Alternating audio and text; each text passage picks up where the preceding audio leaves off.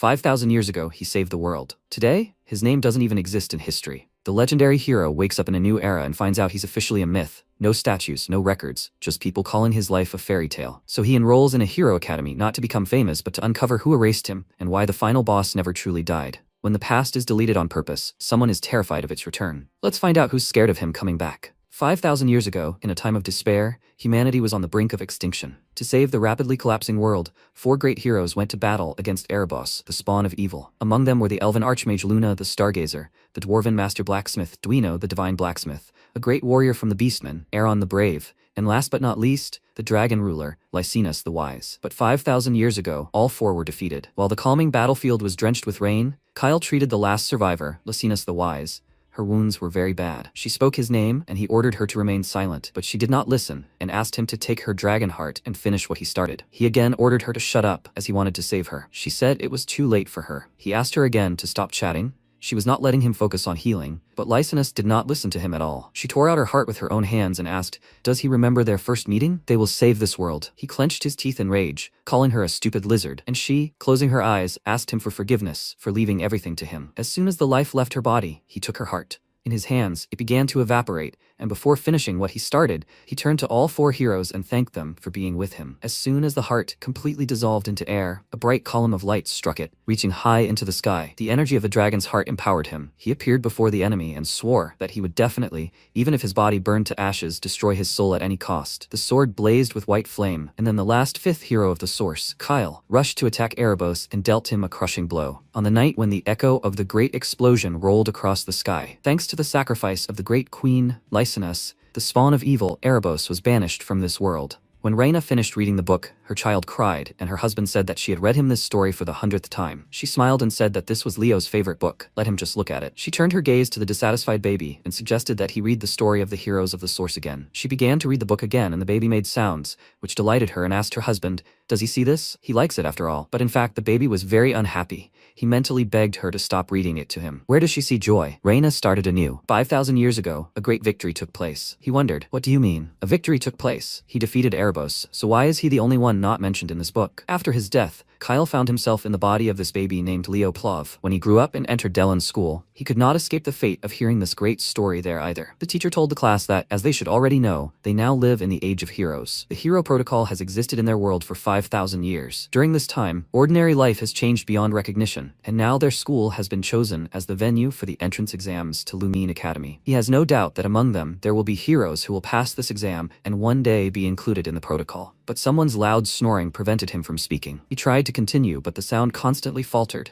and finally exclaimed irritably that they should focus all their attention on the lesson. He called out to Leo in displeasure, which woke him up, and said that since he knew the lecture material so well that it was already putting him to sleep, he wanted to ask something. 5,000 years ago, to become a hero, what ritual did you have to go through? MC stood up and answered him that you just had to do something outstanding, and people would bow before you on their own. The teacher sighed in disappointment and asked if anyone else had any ideas on this matter. The guy next to Leo raised his hand and said that in ancient times, there was no way to earn the recognition of the gods. Therefore, heroes were selected through a sacred ritual, an example being the blood ritual. MC sized him up, and the teacher praised the student for his excellent knowledge, as expected of their greatest magical genius, Gullivan Tratton. He has high hopes for him in the upcoming exam. Gullivan glanced at Leo with a smirk, but he ignored him and opened the book, thinking that meeting the gods back then was a piece of cake. Holy rituals, of course. A miracle sent down by the gods to the underworld to celebrate the great hero's victory over Erebos. Heroic protocol. He slammed the book shut and looked out the window, wondering why only he had been passed over for such honors. They forgot to mention him, the reincarnated great hero Kyle. When the lesson ended, all his classmates crowded by the window into the hallway and began excitedly exclaiming that they were here, wearing the Zerdinger family emblem on their robes. MC remained where he was, uninterested in the sword princess, Celia Zerdinger, who had decided to come to their school. After that, all the students were asked over the loudspeakers to gather in the assembly hall. Some distinguished guests had arrived at the school today. Leo stood up from his seat, and Gullivan asked if he was going to do anything to attract Zerdinger's attention.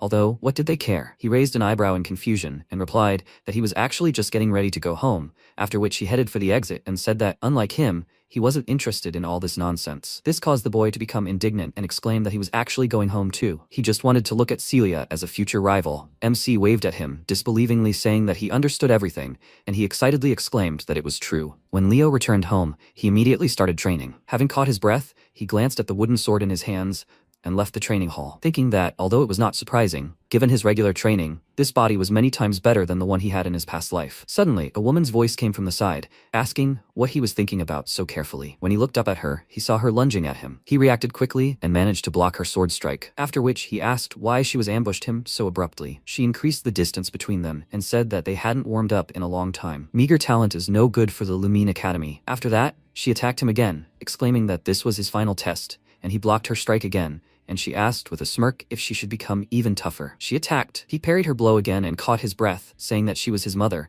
and that her expression of love for him was too rude. She grinned, and raising her sword above her head, noted that even though he said so, he blocked every single one of her blows. After that, she pounced on him, but this time she applied more force, and when she realized this, she became nervous. She was afraid for her son. What if he couldn't block it? But he managed to step aside. Her blade only grazed a tuft of his hair, and then he made a sharp lunge forward, and she stared in confusion at the tip of the sword and even fell. He asked if everything was okay, and she wondered in surprise how great was this child's talent. After that, she stood up and asked, does he still want to get into Lumine, the Human Hero Academy, Lumine? Of all the hero academies for the 4 races included in the Hero Protocol, this was the one with the highest chance of finding records of his past. That's why he wanted to go there so much. He told his mother with a confident smile that he really wanted to go, and she said that members of the Zerdinger clan who had visited his school would soon arrive here. They would stay at their estate. She, of course, didn't particularly want this, but she would ask Zeiss for a favor, since he was the first deputy head of the family. Maybe he would agree to teach him the Zerdinger clan's aura techniques. She patted his head and said with a smile that with this, he would definitely have enough strength to enter the academy next year. He thought about her offer, and then, smiling in his mind, told her that he intended to enroll there this year. The next day, a Zerdinger carriage arrived at the estate. Celia went outside discontentedly,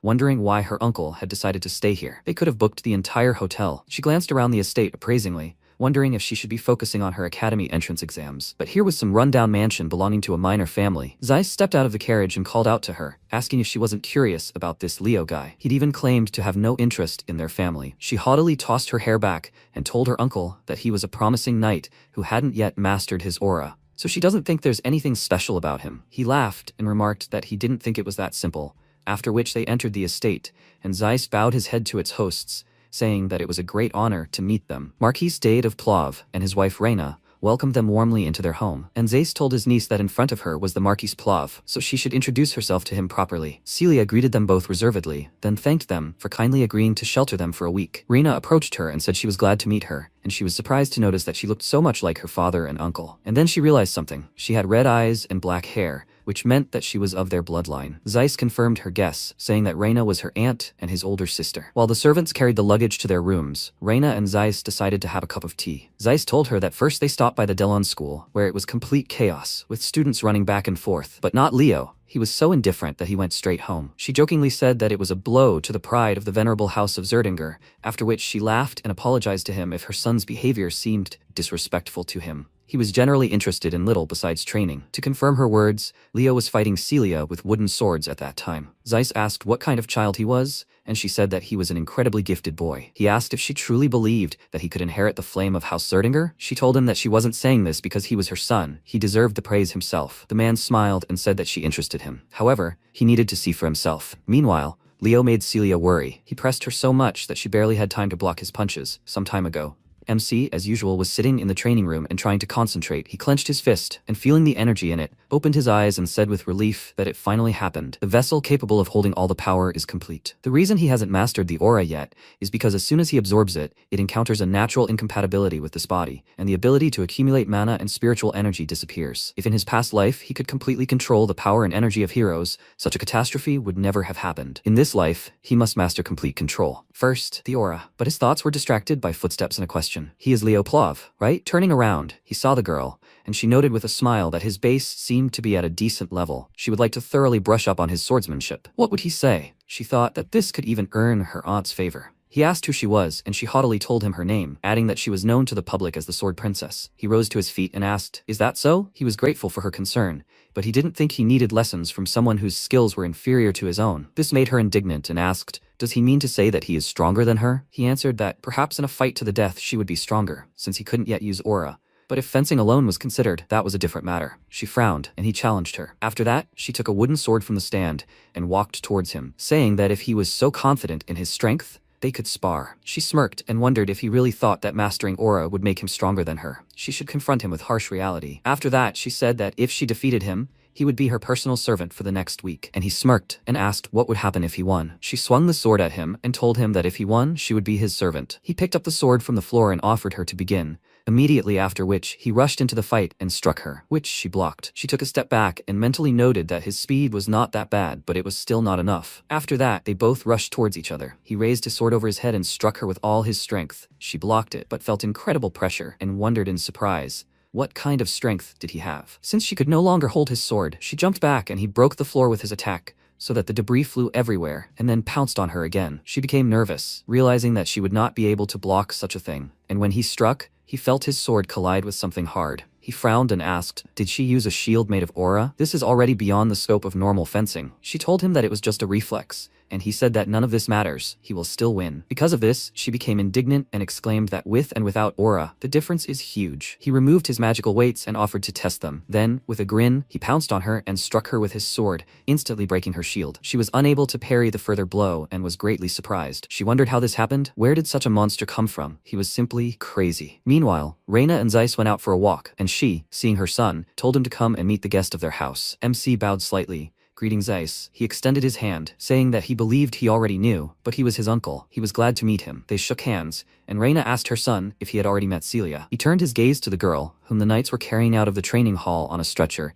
and did not even know what to answer her. Seeing his niece in such a state, Zeiss immediately approached the knights and inquired about what had happened. They told him everything, and he looked at his nephew and thought, could he really defeat her without an aura? After that, he approached him and said that he was already able to defeat Celia, which was quite impressive. He replied that she had underestimated him, and he asked what their bet was. He answered with a smile that the loser would serve the winner, so she would be his maid for the next week. Zeiss laughed at first, but then his face became serious and he said that keeping his word was important, but she was still the heiress of the Zerdinger house. She could not do housework. He hoped he would reconsider this deal. In return, he was ready to offer him another reward. He was about to list several options, but Leo turned him down. She herself offered him this bet, so let her be punished if she valued the name of her house. Zeiss asked, even if he offered to teach him the Zerdinger family breathing technique for controlling his aura? He smiled and told him that he believed that a breathing technique offered in order to avoid humiliating his niece was of no use to him. Zeiss was very dissatisfied with his answer.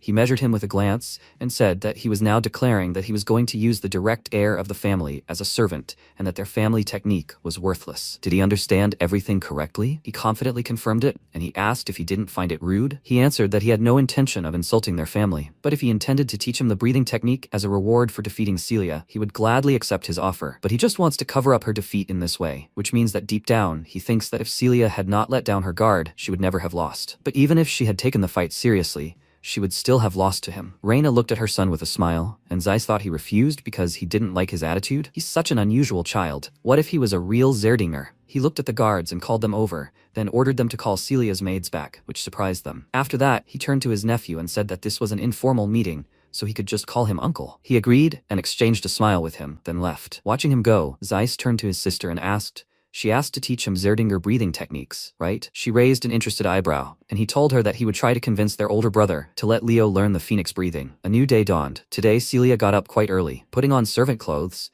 she entered Leo's room and shamefully said that she was the maid who would serve him for the next week. He smiled and remarked that the outfit suited her. Who would have known that her daring style would fit so well into a simple maid's outfit? She nervously clenched her fist and said that she knew that all clothes suited her, but such compliments were too much. He apologized to her, saying that he didn't mean to anger her. He had one friend who valued beauty too much. It seemed that he infected him with this. He smiled and remembered Dueno's words. He said that the beauty of eternity is incomparable. If peace returns to their lands, he will spend the rest of his life spreading beauty everywhere. Celia sighed wearily and noted that he had a good friend who understood and appreciated beauty, and he silently told her that, in fact, his problem was excessive honesty. He once said that Lysinus was perfection, albeit aggressive, like Luna. So, in the name of art, he asked them to pose for him naked. He even took a sketchbook with him. The women were taken aback for a second by this, after which they set his mind straight with a couple of kicks. Noticing the book in Leo's hands, Celia thought it was something for training and asked what he was reading. He told her that he often read this book as a child, called Great Heroes at the Source. She immediately remembered reading something like this when she was 5 and thought, is it a history book? She frowned suspiciously, then walked over to the bookshelf and remarked that he seemed to especially like books like this. The average researcher of great heroes couldn't compare to him. He told her that he just started collecting them, and that's how it turned out. She reached up to the top shelf and noticed that there were a lot of books about Kyle. He said that among all the deeds of great heroes, there are some that are difficult to attribute to any one of them. He thinks that these achievements achievements belonged specifically to Kyle. She looked at him in bewilderment and said that he was just a liar who was trying to appropriate other people's achievements.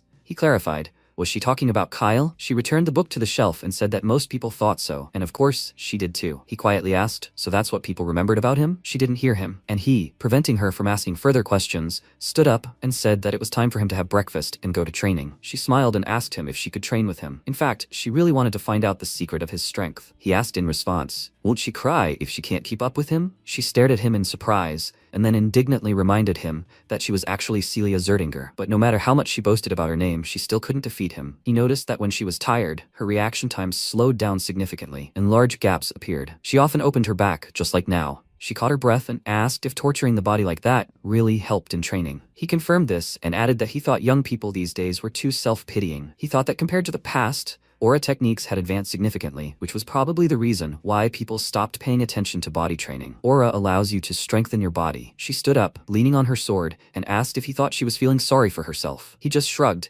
and thought that if she trained her body, the effectiveness of aura would only increase. As soon as she stood up to her full height, she felt sick. She staggered, but managed to stay on her feet, and then pounced on him, shouting at him not to underestimate her. He was just a blonde puppy. He quickly parried her blow, knocking the sword out of her hands, after which she fell and exclaimed, why can't she defeat him? He approached her and asked, is it hard for her, right? He gave her the bracelet and she thanked him, after which her hands immediately pinned to the floor. It was so heavy. Leo said they were magical weights, and from that day on, she would wear them during training. The days passed like that. They trained constantly, and Zeiss watched them. He glanced at his niece and thought that this would be a good experience for her. Before entering the academy, it would be nice to pinch her pride a little. When she fell exhausted to the ground, he called his nephew and said that he was thinking of asking the head to allow him to pass on the phoenix breathing technique. He was intrigued by what he heard. Phoenix breathing was originally a breathing technique of the Zerdinger family. He had heard that only recognized family members could learn it. Celia said that her father would not give his consent so easily, and Zeiss replied that he had conditions. Leo must successfully pass the entrance exam to the academy. His niece approached them and exclaimed that the entrance exam was a real fight. This runt can't even use aura. It would be too dangerous for him. He chuckled and quietly said that he had no real battle behind him. In this life, at least. His uncle asked his opinion on the matter, and he wondered what his father and mother thought. When he answered that they were fine with it, he said with a smile that he agreed then. Zeiss smiled. That was exactly the answer he was expecting, and that's how he realized that he himself was planning to take the exam. Since the break was over, MC suggested that Celia continue training, and she ran after him, asking if he thought she wouldn't be able to keep up with him. A week passed, and the day of the entrance exams to Lumine Academy arrived. The students, of course, recognized such a celebrity as Celia, and they became curious about the guy standing next to her. From all the attention, she smirked and glanced at her cousin. Out of habit, calling him young master, she asked if he was nervous. He answered her indifferently that this was not true at all. How long would she continue to call him that? Realizing what she had said, she felt awkward, and suddenly someone called out to her. She turned around and saw Gullivan, who was very surprised to see Leo next to her. He said discontentedly that he didn't yet have an aura. What was he doing here? After that, he immediately greeted Celia kindly and asked how she was doing, but they both ignored him, which made him feel awkward. Realizing that she might not remember him, he introduced himself to her and said that they had met the last time she visited their school. He was considered a talent there. She replied that she didn't remember him at all, after which she took Leo's hand and stepped aside, saying goodbye to him. But the meetings with old acquaintances didn't end there. She was called out again, and when she turned around, they were slightly surprised. In front of her were Abad Llewellyn and his younger sister Chelsea. They told her that they hadn't seen each other for a long time, and as they approached them, MC asked her who they were. She clenched her fist and nervously answered him that they were the Llewellyn siblings. They were from the League of Heroes of the Lordran Empire. If they stood in their way, they must not lose to them under any circumstances. The Zerdingers would not lose to the Llewellyns. He reminded her that he was actually from the Plav family, after which the siblings came closer to them and greeted her. She noted that they hadn't seen each other for a long time, and Abad asked who was next to her. She answered him that it was Leo from the Plav house, a famous aristocratic family in the kingdom of Dilan. Abad frowned slightly, noting that he was small fry, to which MC remained silent. He then left with his sister and told Celia that first place would be his. She was very unhappy with his arrogance and, crossing her arms over her chest, irritably said that she really wanted to crush them. After that, Professor Albijaran's voice was heard. He said that it seemed like everyone had finally gathered. They both looked up at him, and he introduced himself to the students. Hearing his name, Celia was very surprised and said that this couldn't be true, that this was the sorcerer Mon. He asked her who he was, and she asked in bewilderment, "Is he serious? How can you not know him? He is a hero, listed in the hero protocol. He raised one eyebrow with interest and thought,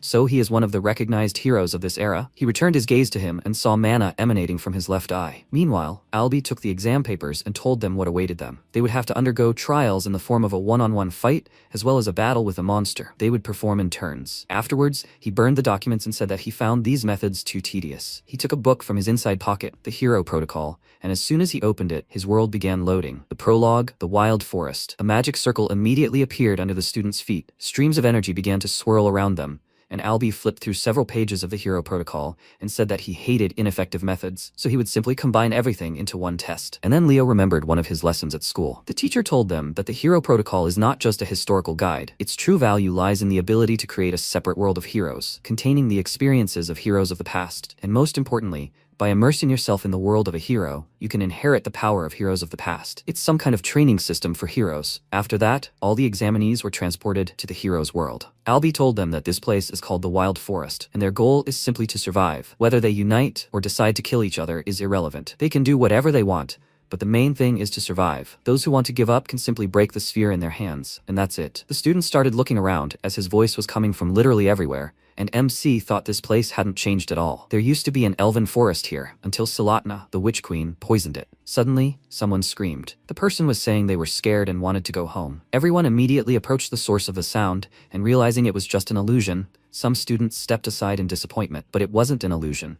Even though this world was created from the examiner's memories, everything that happened here was absolutely real. Any threat to life could actually kill someone. At that moment, Leo noticed something. Something was rushing toward him at high speed, but he managed to jump aside in time. An arrow pierced the ground next to him, after which he turned and saw someone's silhouette among the trees. The attacker stepped out of the shadows and asked, "They've met before, right?" She would be only too happy to get rid of the Zerdinger clan's henchmen. It turns out that Chelsea was the one shooting at him. He told her that he belonged to the Plav clan, and she, using wind magic, exclaimed, "Then why did he stick to Celia?" After that, a magical weapon, a wind sickle, appeared in her hand, and he mentally noted that such a spell had not existed in the past, although the basic principles remained unchanged. He drew his sword, and she smirked at his indifference, after which she exclaimed that in fact, she was his opponent, and he didn't even bother to strain himself. He remained silent, concentrating on the upcoming fight, and she, spinning the sickle over her head, threw it straight at him. He swung his sword, blocking her blow, and the sickle bounced aside. She pursed her lips in displeasure and thought that she hadn't even felt how he emitted an aura. Does he have an aura of an elusive attribute? Meanwhile, he noted that she had such an obvious attack. Maybe they should join forces? The one who lasts the longest here will score more points. He managed to pass at least one test. That's good. The girl laughed. She started using magic again, and said that, unfortunately, she was a battle mage. He said that her attack was too simple for him. He smiled and asked, did he say that out loud? He meant that, for wind magic,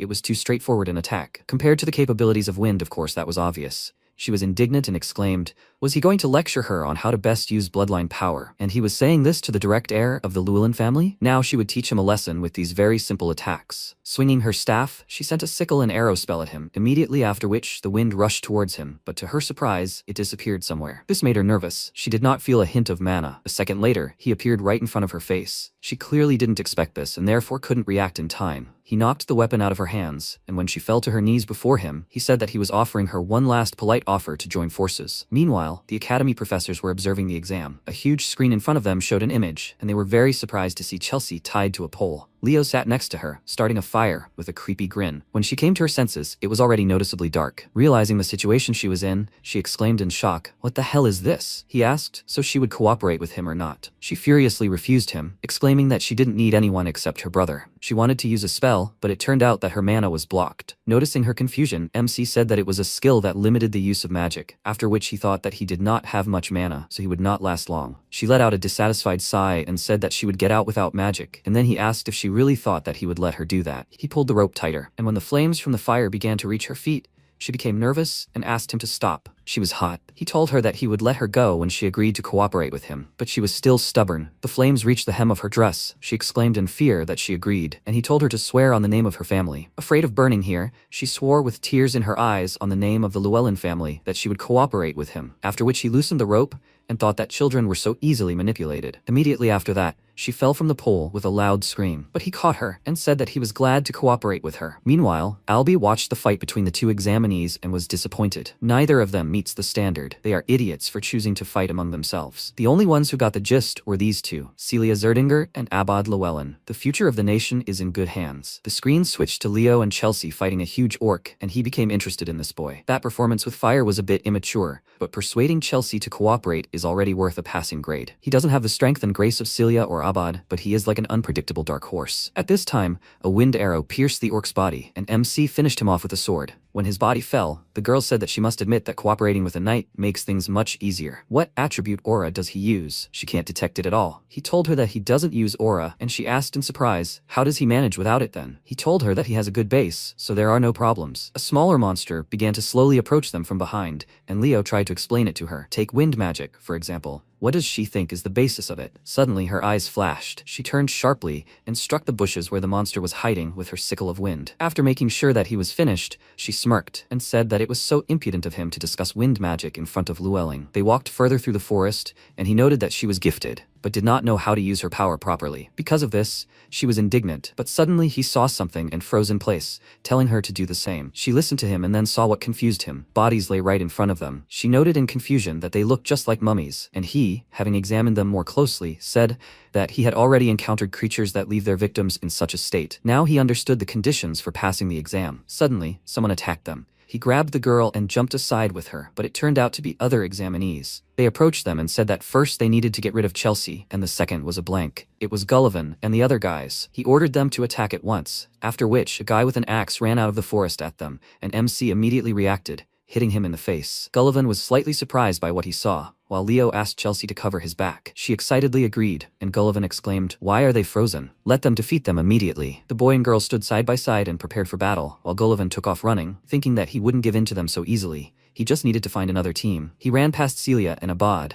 and she, noticing him, suggested that her ally go in the direction he was running. When they arrived, they were quite surprised. There were a bunch of beaten students and monsters around Chelsea and Leo. Seeing her brother, Chelsea was overjoyed and immediately threw herself into his arms, and Celia approached her cousin and asked why they were together. He replied that he had offered to cooperate, but the stubborn girl didn't want to agree at all. But he was very convincing. Noticing his unkind grin, she suspiciously asked what he had done, but he didn't answer her. He helped the wounded students get up, and Chelsea indignantly called out to him, asking why he was helping them. He answered her that they didn't need to fight each other. That's what this world was for. They asked in confusion, so that means he's going to fight this world? Since they still didn't understand anything, he decided to explain everything to them, and said that there was an anomaly in the wild forest. Do they see those bodies? He showed them how they were quickly falling apart, and said that it seemed like all the juices had been squeezed out of them. And that's not all. Where are all the monsters? Realizing this, Celia noted with surprise that he was right. The monsters seemed to be hiding in fear of something else. It seemed like a high-ranking monster had settled here, displacing the other inhabitants of the forest. Abad said that he understood everything. So, the hero Albie wants them to kill this monster? He nodded in response, and suddenly, they all felt a terrifying pressure emanating from the depths of the forest, causing them to freeze in place. Meanwhile, Gullivan found himself in such a dark place that he had to turn on a light. He caught his breath and swore that he would make Leo fail this exam at any cost, after which, he noticed something dark under his feet.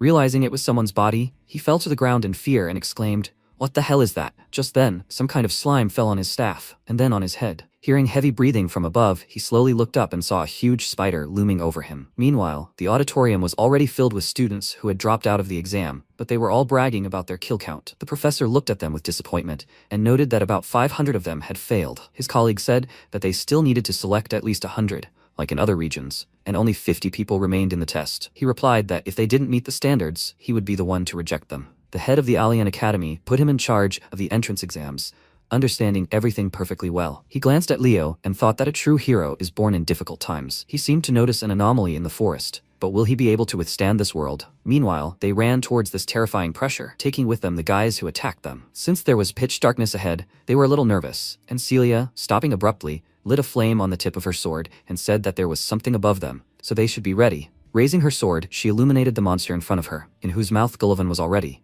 This sight made them all nervous. Abad was about to attack the spider, but MC stopped him, since he could hit the guy. He told Gullivan to break his sphere, and since there was nowhere to go, he had to do it. After that, a bright flash appeared in the spider's mouth, and the guy disappeared. Now Abad could attack. He threw several wind spells at the monster, but they only inflicted minor wounds. Seeing this, he exclaimed with displeasure that this was not enough, and then the monster towered above them and a bright flash appeared behind it. Now Leo could see it fully, and as he'd expected, it was the spider princess, Tarantula. A boy attacked her without thinking, but was immediately struck and thrown aside. Celia said she would finish her with one blow, then used flamines, and a bright flame ignited at the tip of her sword. She fired a beam of energy at the spider princess, but it only left minor bruises. She exclaimed in surprise that this couldn't be true, and Abad rose into the air, saying that the difference between the destructive power of a knight and a mage was like the difference between day and night. He cast a spell with a confident smile, and streams of wind began to thicken above him, then unleashed their full force on Tarantula, inflicting minor cuts. Abad measured the monster with his gaze, waiting to see what would happen next,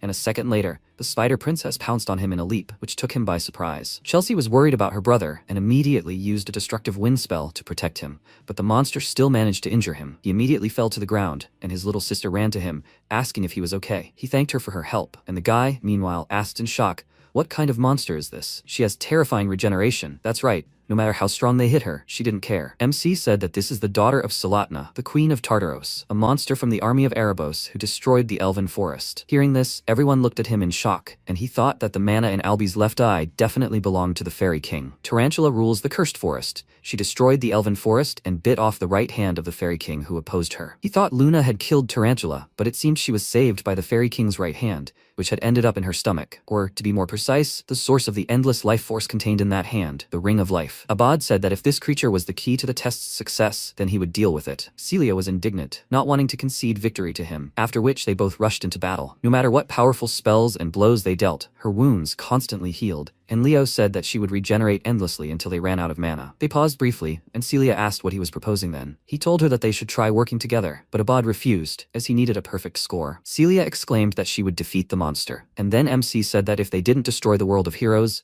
they would all fail the test together. They both immediately fell silent and realized that there was no point in competing. Abad said that even if they worked together, they would need time to develop a way to kill the creature in one blow, and no one but the two of them could hold off the monster. Celia remained silent, pondering a solution to the situation, and then Leo stepped forward, confidently declaring that he could do it. His cousin objected. It was dangerous. After all, he couldn't even use aura. He told her that he knew he would buy them 5 minutes at most. Abad became nervous and asked what if they didn't succeed. He looked at him with a smile, then picked up the weapon of another examinee and said that everything would be fine. Wind and fire have always been a great pair, so they would work together perfectly. They both looked at each other in confusion, after which MC approached the monster, and when she growled, spraying drool, he sighed heavily and thought with a smile that this reminded him of the old days. Seeing the accumulation of mana in the folds of this monster's legs, he began to chop at them, thinking that he had already forgotten this feeling. Everyone was surprised by the sight of its abilities. Meanwhile, he finished with the legs and switched to the monster's face, clearly enjoying this fight. In the past, when Tarantula began devastating the forest,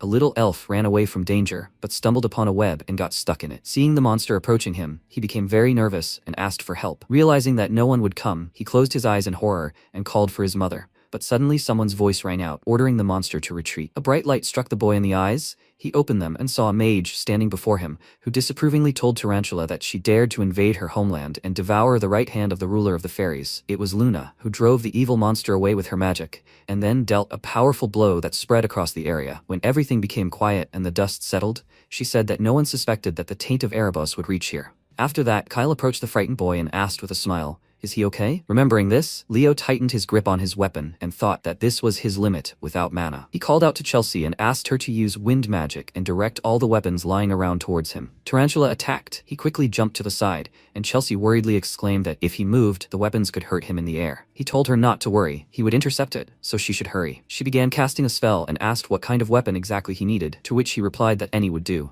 While fending off Tarantula's attacks, he simultaneously listened to his surroundings. When the wind picked up the weapons, he realized, by the sound, that she had decided to give him a scimitar and a longsword. Immediately after, he leaped high into the air, deftly grabbed the weapons, and pounced on the monster, striking all of its legs. Tarantula's skin was tough, causing his weapons to break, requiring a new one. Chelsea waved her arms, throwing several weapons to him, and he caught them and immediately began attacking. Watching him, she thought with admiration that he was their peer, but this spectacle resembled a god of battle, no less. Celia frowned, and Abad noted with surprise that he was far from small fry. Meanwhile, a cut appeared on MC's cheek. Feeling it, he grinned and thought that he could still do something. His friends from his past life would laugh at him if he couldn't crush this bug. He gripped his weapon tighter and rushed into battle, but it broke again, and he asked the girl to throw him something else. She told him there was nothing else, and this made him confused. Just in time, Celia and Abad finished preparing the spell.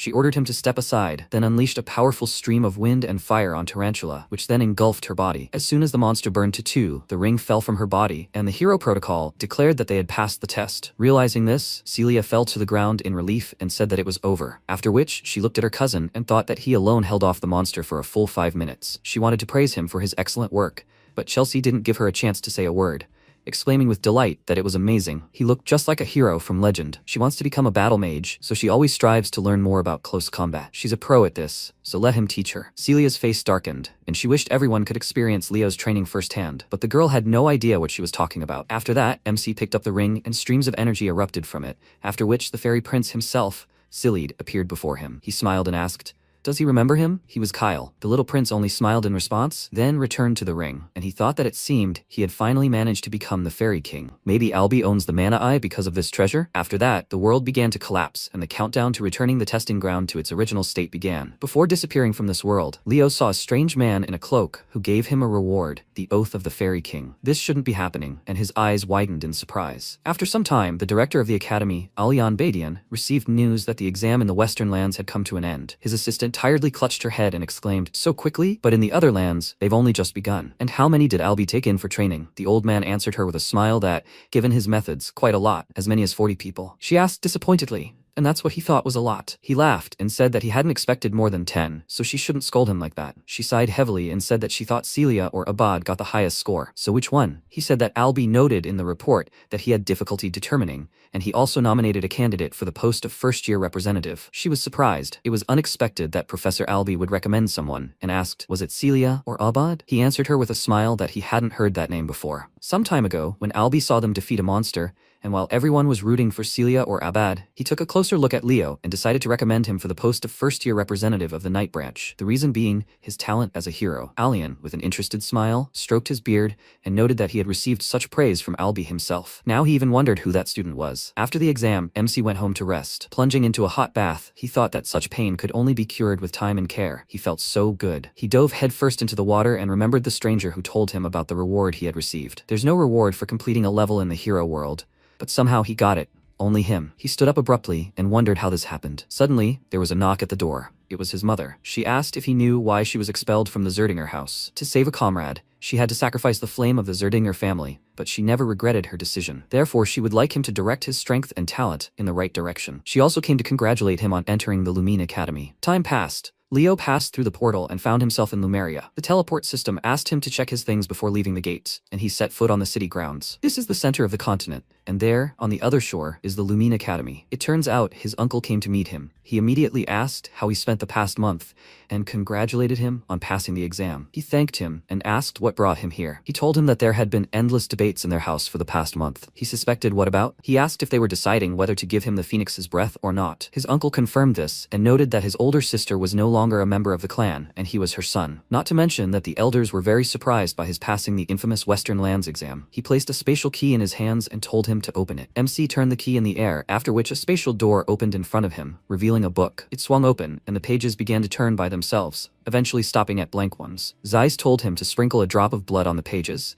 and as soon as he did, the book burst into flames, revealing hidden inscriptions. His uncle said that now only he can read this book. Learning the secret technique of the Zerdinger family won't be easy, but he's confident he'll master it in no time. He patted him on the shoulder and congratulated him on successfully joining the Zerdinger family, after which Leo went to meet Celia. He looked around for her. After all, she herself had suggested meeting him somewhere here, and at that moment, he collided with a girl who was carrying a pile of books. They both fell and she looked up at him, after which she quickly gathered the books and apologized to him, not noticing where she was going. After that, she awkwardly ran away, but he noticed that she left her student card. Her name was Chloe Mueller, and she had also just entered the academy. Not finding Celia on the street, MC entered the nearest clothing store and immediately found her. She exclaimed discontentedly, "What took you so long? Uniforms, books, and everything else. They need to buy all of it." He apologized to her, saying that his uncle kept him late, and she exclaimed with delight in her eyes, "So they finally made a decision? How did it go?" He demonstrated his new technique to her, and fiery phoenix wings flared behind him, and he asked if he was using it correctly. This sight amazed her. She dropped all her shopping bags and thought that it had taken her 3 weeks just to familiarize herself with the technique, and he mastered it in just a day. Who is he anyway? Having bought everything they needed for training, they went to the port with the other students. The ship docked, and they looked at it with delight, noticing how huge it was,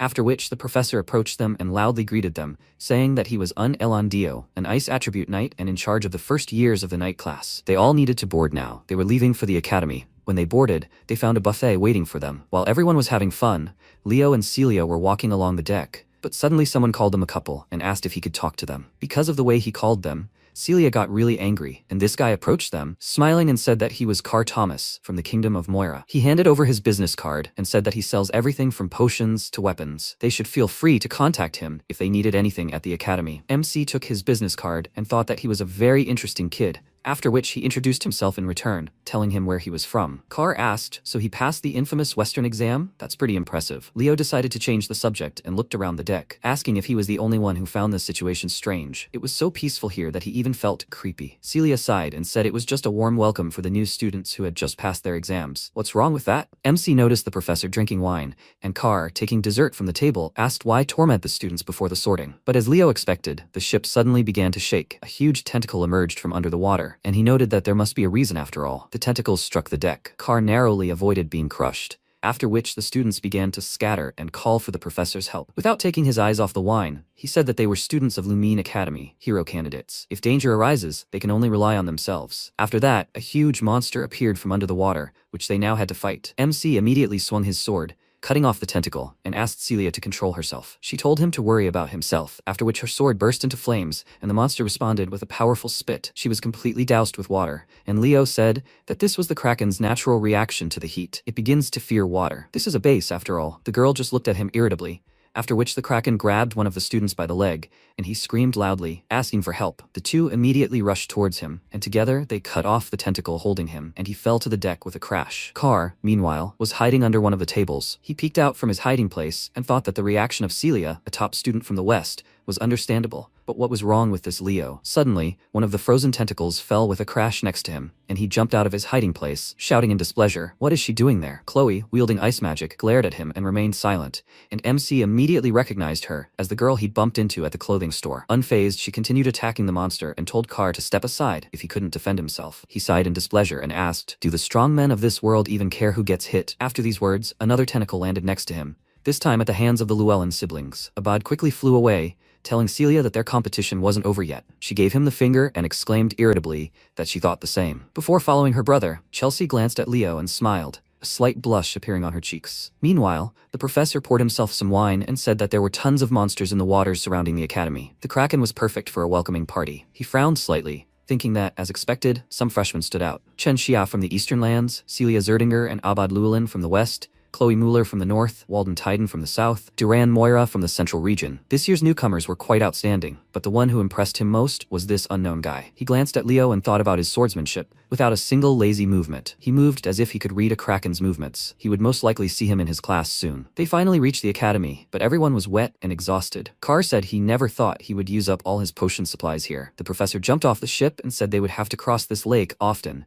so let them get used to it, and now they would go to the entrance. He led them to the Electra training grounds, where the senior students had already gathered to watch the entrance ceremony. Ain asked the students to line up by region, and those who had scored the highest scores should stand in front. The director was about to give a speech. Alian Badian took his place at the podium and said that this year, as always, their ranks were replenished with new future heroes. He only has a few words for them. If they dream of becoming a hero, then they must give it their all. They must overcome their limits, and those who can't do that have no place here. Having spoken these words energetically, he punched the podium and destroyed it. Noticing how they all stared at him in shock, he smiled awkwardly and asked, "Was that too much?" Finally, there was a reaction to his speech. The students shouted with delight, and he joyfully exclaimed that he couldn't hear them. The professors, meanwhile, were very uncomfortable. They thought that the longer they taught here, the more the image of the great swordsman faded. After this, the professor took the director's seat and asked the first-year representative to deliver his speech.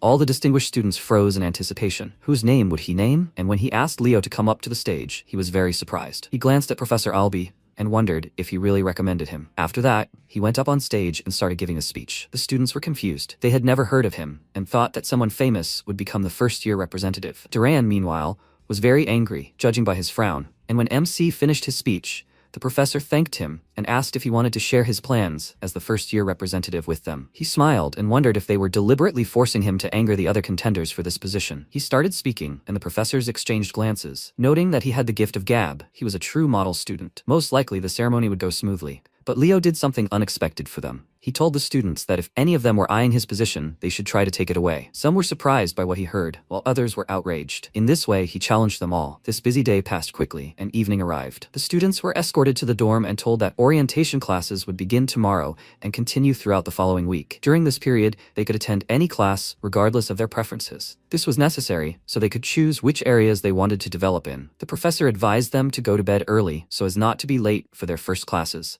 and they all dispersed throughout the dorm. Leo had room 302, right next to Car. This guy was very happy that they would be roommates and said that he was looking forward to it starting tomorrow. After saying goodbye to each other, they went to their rooms. The first thing MC did was lie down on his bed and think about his goal. He joined the academy for the extensive library. Here he hoped to find a hero's protocol with records about him. A new day dawned. He went to the dining hall for breakfast, and Car wanted to join him. He didn't mind, but as soon as the guys sat down at the table, someone angrily put down their tray in front of them and called out to Leo. It was Duran, sullen and angry as always. He asked if he was serious about what he said in his welcoming speech. He asked indifferently in response. It seemed his words came out rather provocative. Now all sorts of strangers will start pestering him, asking for a fight. The guy frowned and asked, "Doesn't he know him? He's the best in the central region." They both ignored him because they were eating, and this really angered him. He began to emit his aura, and then something flashed before their eyes, which surprised Car quite a bit. This impulsive guy knocked over the table and all the food started flying in all directions, but MC deftly caught everything and returned it to its place, for which Car was grateful. During all this, Leo even somehow managed to assemble himself a burger,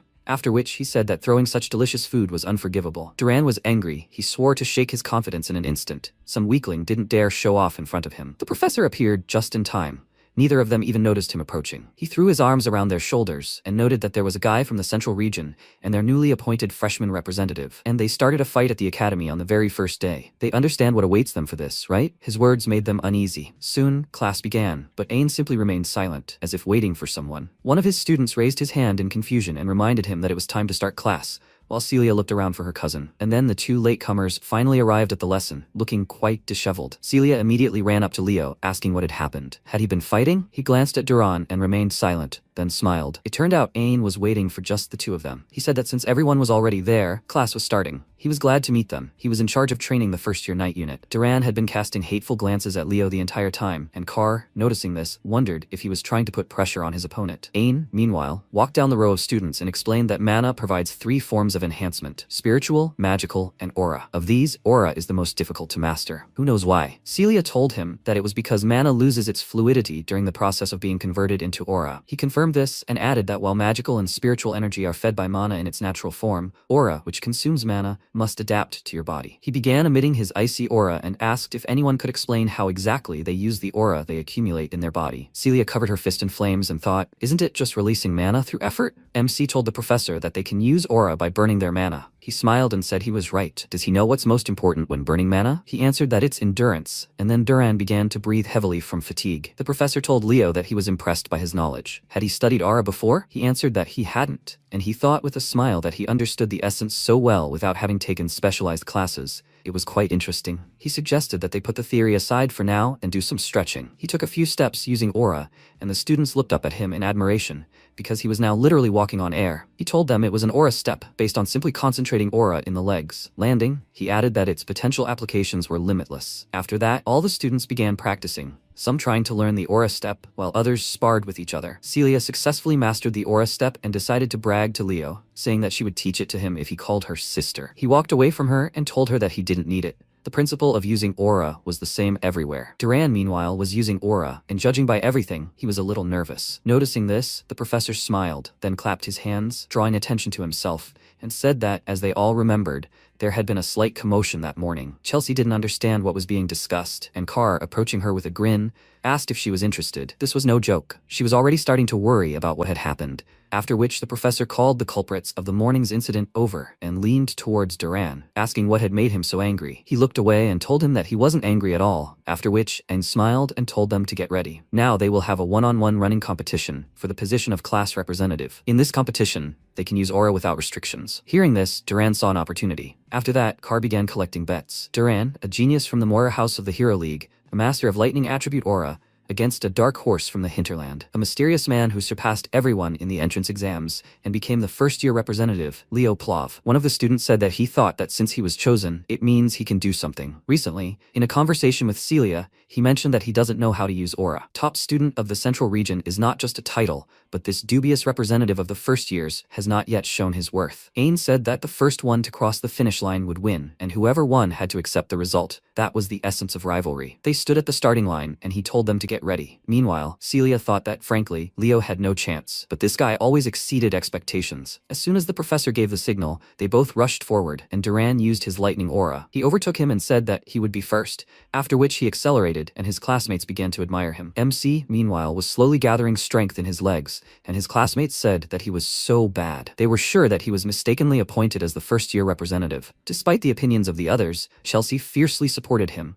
shouting that he was the best. Meanwhile, Duran did not slow down. Carr noted with surprise that he had already run halfway, and Leo was still behind. Meanwhile, he waited for his opponent to run past him, then suddenly stopped and ran towards the wall, which made Celia very surprised and exclaimed, "What is this idiot up to?" He used the power he had been accumulating all this time, and rose higher, from where he could see the entire stadium. He aimed at his opponent, gathered all the strength in his legs, causing the floor to crack and an explosion. Hearing this, Duran turned around to check what was going on, and at that moment, MC rushed towards him at high speed. He flew past him and mockingly said that he would be first, and then crossed the finish line and immediately stopped. Duran slowed down, not taking his surprised gaze off him, and he turned to him with a smile. The other students were shocked at what they saw. Duran was the fastest among the first years. How did he manage to overtake him? They definitely heard that he did not learn the aura step. Celia told them in her mind that this wasn't an aura step but a phoenix step. His friends, meanwhile, were overjoyed that he had won, and the professor thought that Duran had used his attribute to accelerate. He had expected it, but this speed was simply astounding. However, although Leo was slower, he had much better control of his attribute. He managed to gather and focus the maximum amount of fiery aura in his feet to form a giant aura step, an amazing use of capabilities. At this time, MC approached Duran and extended his hand,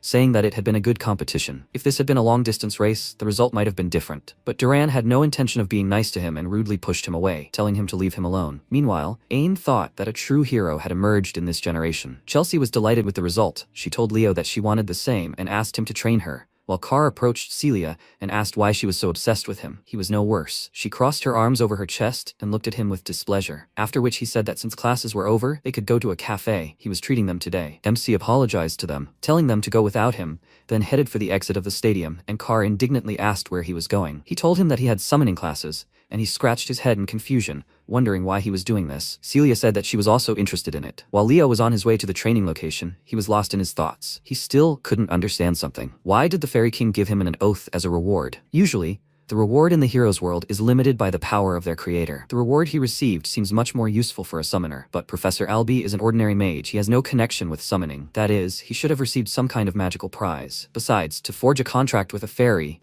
he needs to travel to the fairylands, so this prize is completely useless. He arrived at the training venue, near a tall tree, and immediately a girl's voice rang out from behind him, asking if he too had come to the training by summoning. He turned around and saw a top student from the east, Chen Xia. She greeted him warmly, and he did the same in return. She said that he could communicate with her informally. She was sure that he would choose the night division. She hadn't thought that he was interested in summoning. He told her that he was more interested in spiritualism, and she noted with a smile that then they would see each other often. He asked what spirit she had made a contract with, and she showed him a water spirit and asked him to tell her what choice he had made. He told her that he hadn't made a magical contract yet, and she said that then, if he needed help, he could safely contact her. She would give him a couple of useful tips for summoning. He responded that he would count on her then, after which he asked how old she was. She told him that she was 17, and he, I think, was 15. She accidentally overheard his age in a conversation with Celia. MC was slightly surprised. She looked younger, even younger than Chelsea. Noticing how he was staring at her, she suspiciously approached him and asked what he was thinking about. He told her that he was thinking about nothing, and she said that in any case, she was very impressed by his match with Duran today. She was watching him from the crowd. After that, she said with a serious face that she hoped he would accept her challenge one day, to which he replied with a smile that he would. She was very pleased with his answer, and soon, the introductory summoning class began. The students crowded around a huge tree, among them the already familiar Walden and Elsa Georgina, a representative of a famous family of summoners from the north. Leo looked at them and asked, "Are these all the students?" Chenxia said that summoning isn't very popular, especially in introductory class. He said that he found it strange to hold classes right like this, in the open air, and at that moment, the wind picked up, and a huge shadow appeared above them. A black wyvern landed right in front of them, startling them, and when it reached out to sniff one of the students, he fell over in fear and told it to leave. The wyvern rider smirked and called him a jerk, saying that it was actually being polite. She dismounted her wyvern and told the first years that she was glad to meet them. Her name was Yura Marine. She was the summoning professor who would be teaching them for the next year. The boys were in awe of her beauty, and MC thought, if Dueno were here, he would go crazy. He would probably say now that this woman's appearance was completely different from Luna and Lycinus, but she was so inspiring. Leaving her wyvern in the shade of a tree, the professor approached the newbies and asked that since they were all here, that meant they had a talent for summoning, right? They loudly confirmed this, and she noted that they were cheerful, which was good. So, they would immediately move on to practice. She called Carlo, her assistant, and he brought several griffins to them. Yura said that they would learn to ride griffins and would work in pairs. One of the students objected, saying it was their first time interacting with griffins. She suddenly became angry and asked if he had any complaints about her teaching methods. She then mounted her wyvern and ordered him to leave if he wasn't confident in his abilities. The wyvern sensed her mood. It spread its wings and roared loudly, making everyone nervous, and Kara said he'd better follow the teacher's instructions. After that, they got down to business. Some successfully managed to mount the griffin, while others suffered. Chenxia approached Leo and asked if she could control the griffin. He agreed, and after the students finished their preparations, the professor took off with them. They flew over the surface of the lake. Everyone was delighted with the experience. They never thought they'd be mounted on griffins so quickly. Those working in pairs constantly asked each other to switch places, as everyone wanted to control the beast. Chenxia excitedly said that, to be honest, she was a little worried. But the griffin turned out to be so cute. MC said that vigilance still couldn't hurt, as griffins aren't that easy to control, especially for a newbie. She petted the beast and asked, even though it's so gentle, at that moment the professor blew her whistle and the sound caused the griffins to go berserk and stop obeying them. The students became very scared and started asking the teachers for help, and Leo told his partner that the professor had been controlling them the whole time. Yura turned to the students with a smile and said that if they couldn't handle the griffin, it was too early for them to become academy students. They should try to control them themselves. The griffin carrying Leo and Chenxia began spinning, frightening the girl. MC, taking control, said that griffins are proud creatures, and attempting to subdue them by force would only anger them further. She was terrified by what he was doing, after which he loosened the reins and suggested she continue flying like this. She closed her eyes in fear and trusted him, and the griffin truly became more obedient. Yura immediately noticed him and thought it was pretty good. She called out to Carlo and asked if the first-year representative hadn't applied for the night unit. He checked the documents and confirmed it, and she asked if he had a personal griffin at home. Why was he so good at riding? He told her he wasn't from a noble house that could own griffins. And then she touched her chin with a smile and said that perhaps it was an innate gift. It seemed they had found a diamond in the rough. Soon they landed on Summoning Island, a special training ground. The poor students lay down right on the sand from exhaustion. Some even felt sick and started vomiting. Leo, meanwhile, walked along the shore and saw fruit on a tree. He plucked one and discovered someone's feather stuck to it. He removed it, and Chenxia, noticing that he was doing something there, dismounted from the griffin and asked what it was. He told her that there was nothing there, after which he fed the griffin, and Yura gathered all the students. She told them that there would now be a practical test, which they were very surprised at, since today was their first day. One of them warily said that it was just an introductory lesson. Why a test? She answered him that their path was harder than that of other divisions. Or did someone present not know this? For a summoner, simple control over mana is not enough. To forge a contract with a spirit, you need a predisposition, and to command it, the gift of taming is necessary. That is why the number of summoner heroes is always fewer than in the other two classes. However, summoners who have achieved oneness with the summon are capable of performing greater feats than other heroes. Didn't they come here to become exactly such heroes? They enthusiastically confirmed this. After which Elsa stepped forward and asked what the purpose of this test was. Yura said that this island was called the Island of Summoners,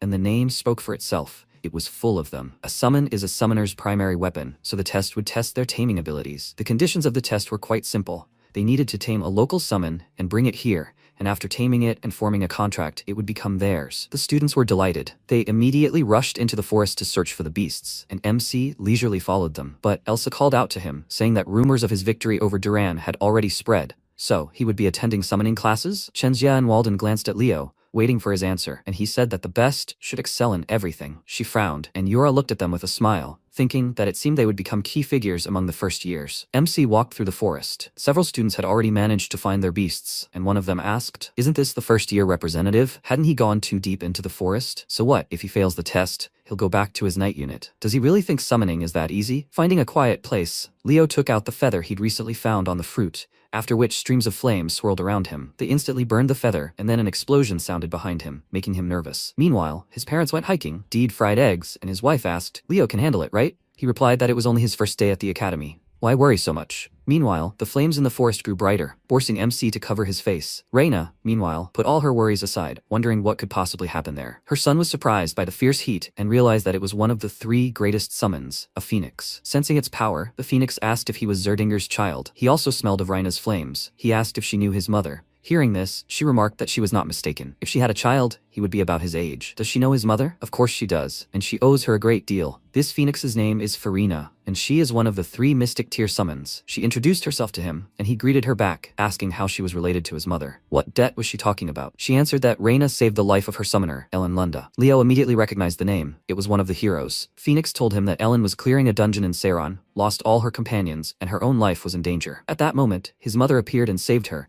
but in the process, she lost her fiery aura. If not for that incident, Reina could have easily become a full-fledged hero. He felt a little sad from this story and said that his mother told him that she never regretted what she did. Farina laughed and noted that she was such a knight. He asked how she ended up at the academy, and she answered that she couldn't say. Let him tell instead. Isn't he a knight? What is he even doing on this island? He told her that he was attending summoning classes, which surprised her greatly, after which she saw through his essence. Seeing a hero in him, she chuckled and said that it was interesting. It seemed like fate. Finally, she could repay her debt to his mother. She flapped her wings and told him to reach out and take it, after which a golden egg appeared in his hand, and she said that it was her child. One day, he would become a great summoner, and then, she hoped, he would make a contract with her child. It was a pity that for now, this was all she could give him. He asked if it was possible to make a contract now. She looked at him in surprise, and, seeing how he released his power, excitedly exclaimed that it was too early, he could lose his life. Seeing his eyes, devoid of shine, she realized it was too late and said that his determination to challenge the impossible reminded her so much of Reina, and therefore she wished him luck. Meanwhile, he found himself in another dimension. Seeing a bright flame in front of him, he reached out his hand to it,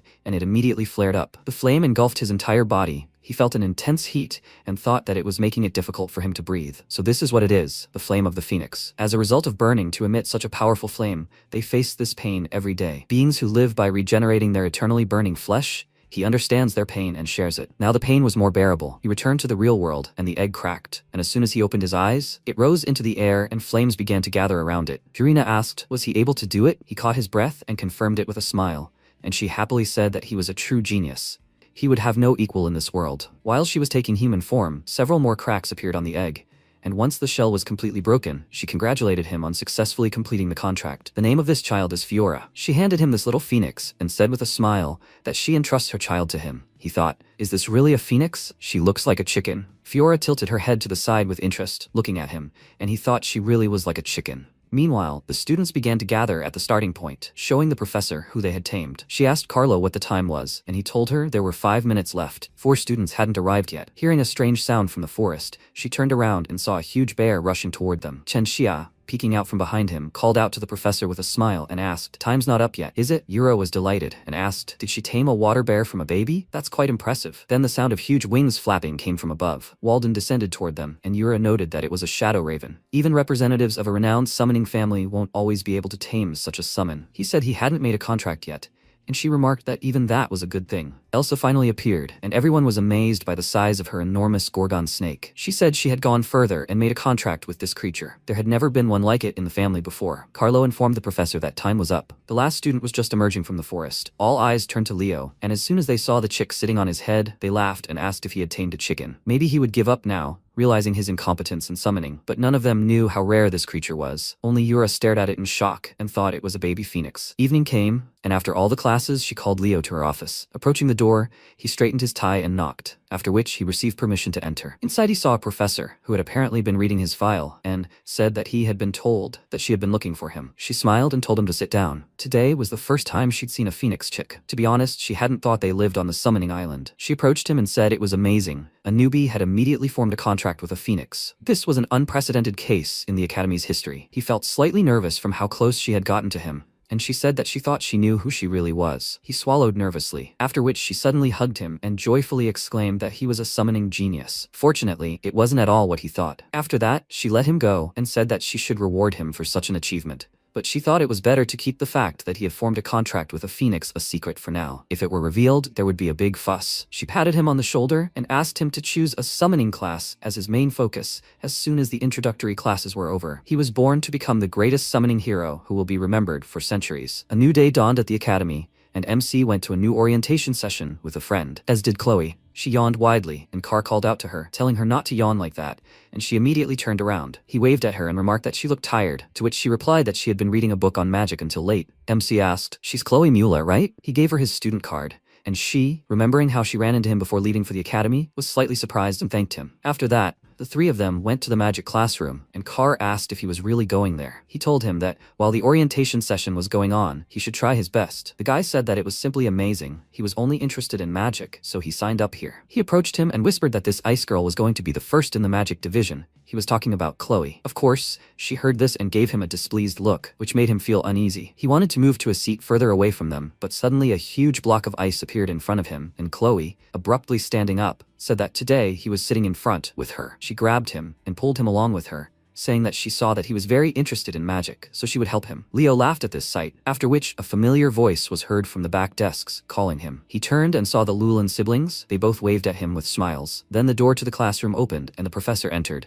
saying that he was glad to welcome them all to magic class. The girls' faces immediately blushed because the professor was such a handsome man. He walked to his seat and said that he would be teaching them magic for the next year, and his name was Len Horse. Before the start of today's classes, there would be a short written test. He snapped his fingers and the papers he had brought with him scattered throughout the classroom, one sheet for each student. MC glanced at this, and the other students were surprised that they would have a test in the first class, and Len said that students who do not meet his standards cannot study with him. They were confused because they did not expect this, and he timed the time with an hourglass and said that a student of the Lumine Academy should be able to solve such tests with ease. Once they finished, they should give their answers to his assistant Anna. She waved at them, and Leo, meanwhile, smiled nervously and thought, "So this is what the current magical trends are? Why is the formula so confusing?" After that, the students began to solve the test in silence, and when the time was up, they began to discuss it. MC felt uneasy, as he had only been able to solve one problem, and when he handed his test to the professor's assistant, he thought he should have become more familiar with modern magical theory before coming here. He left the classroom, disappointed, thinking that it seemed he would have to study magic on his own. The professor, meanwhile, said that magic had evolved greatly over the past 100 years. Magic that once required a perfect understanding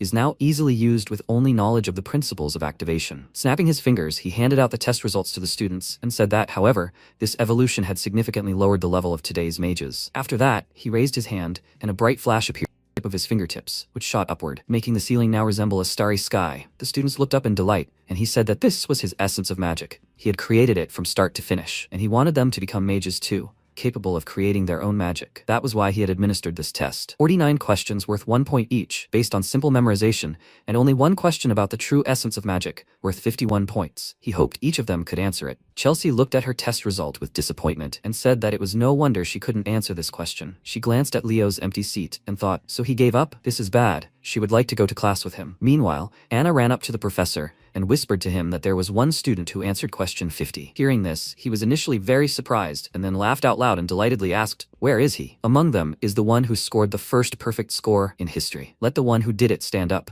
Anna noted that it was far from a perfect score, and he said that there was nothing wrong with that. A few missed answers were nothing compared to the answer to the last question. It was neither good nor bad. His assistant said that wasn't the issue, only the last question had the correct answer. This surprised him greatly and asked what his name was. She said Leo's name, and he asked him to stand up, while his friends started whispering because they hadn't seen him in class. A few seconds later, Chelsea raised her hand and said that Leo left after taking the test. This surprised the professor greatly. MC, meanwhile, was eating with Celia, and when he told her what had happened, she laughed and asked, "So he left because he could only answer one question? Chicken in a summoning class, only one correct answer on a magic test." In her opinion, he was heading in the wrong direction. Let him just focus on fencing since he was aiming for the knightly division. He asked, "So she wanted to train together?" She looked away, not knowing what to say, and suddenly the professor's displeased voice was heard behind him, asking, "So he preferred the knightly division? He decided to make fun of the magic lessons? Why did he leave right after taking the test? It seemed so easy to him that he didn't even wait for the results." Leo told him that it wasn't a misunderstanding. He thought he had failed the test. All the questions except the last one were too difficult, so he only answered it. Len stared at him in surprise, and he explained that he had studied magic on his own, reading outdated literature, so such advanced questions stumped him. Len was shocked and happy at the same time. He couldn't contain his emotions and joyfully picked him up, then put him back on the ground,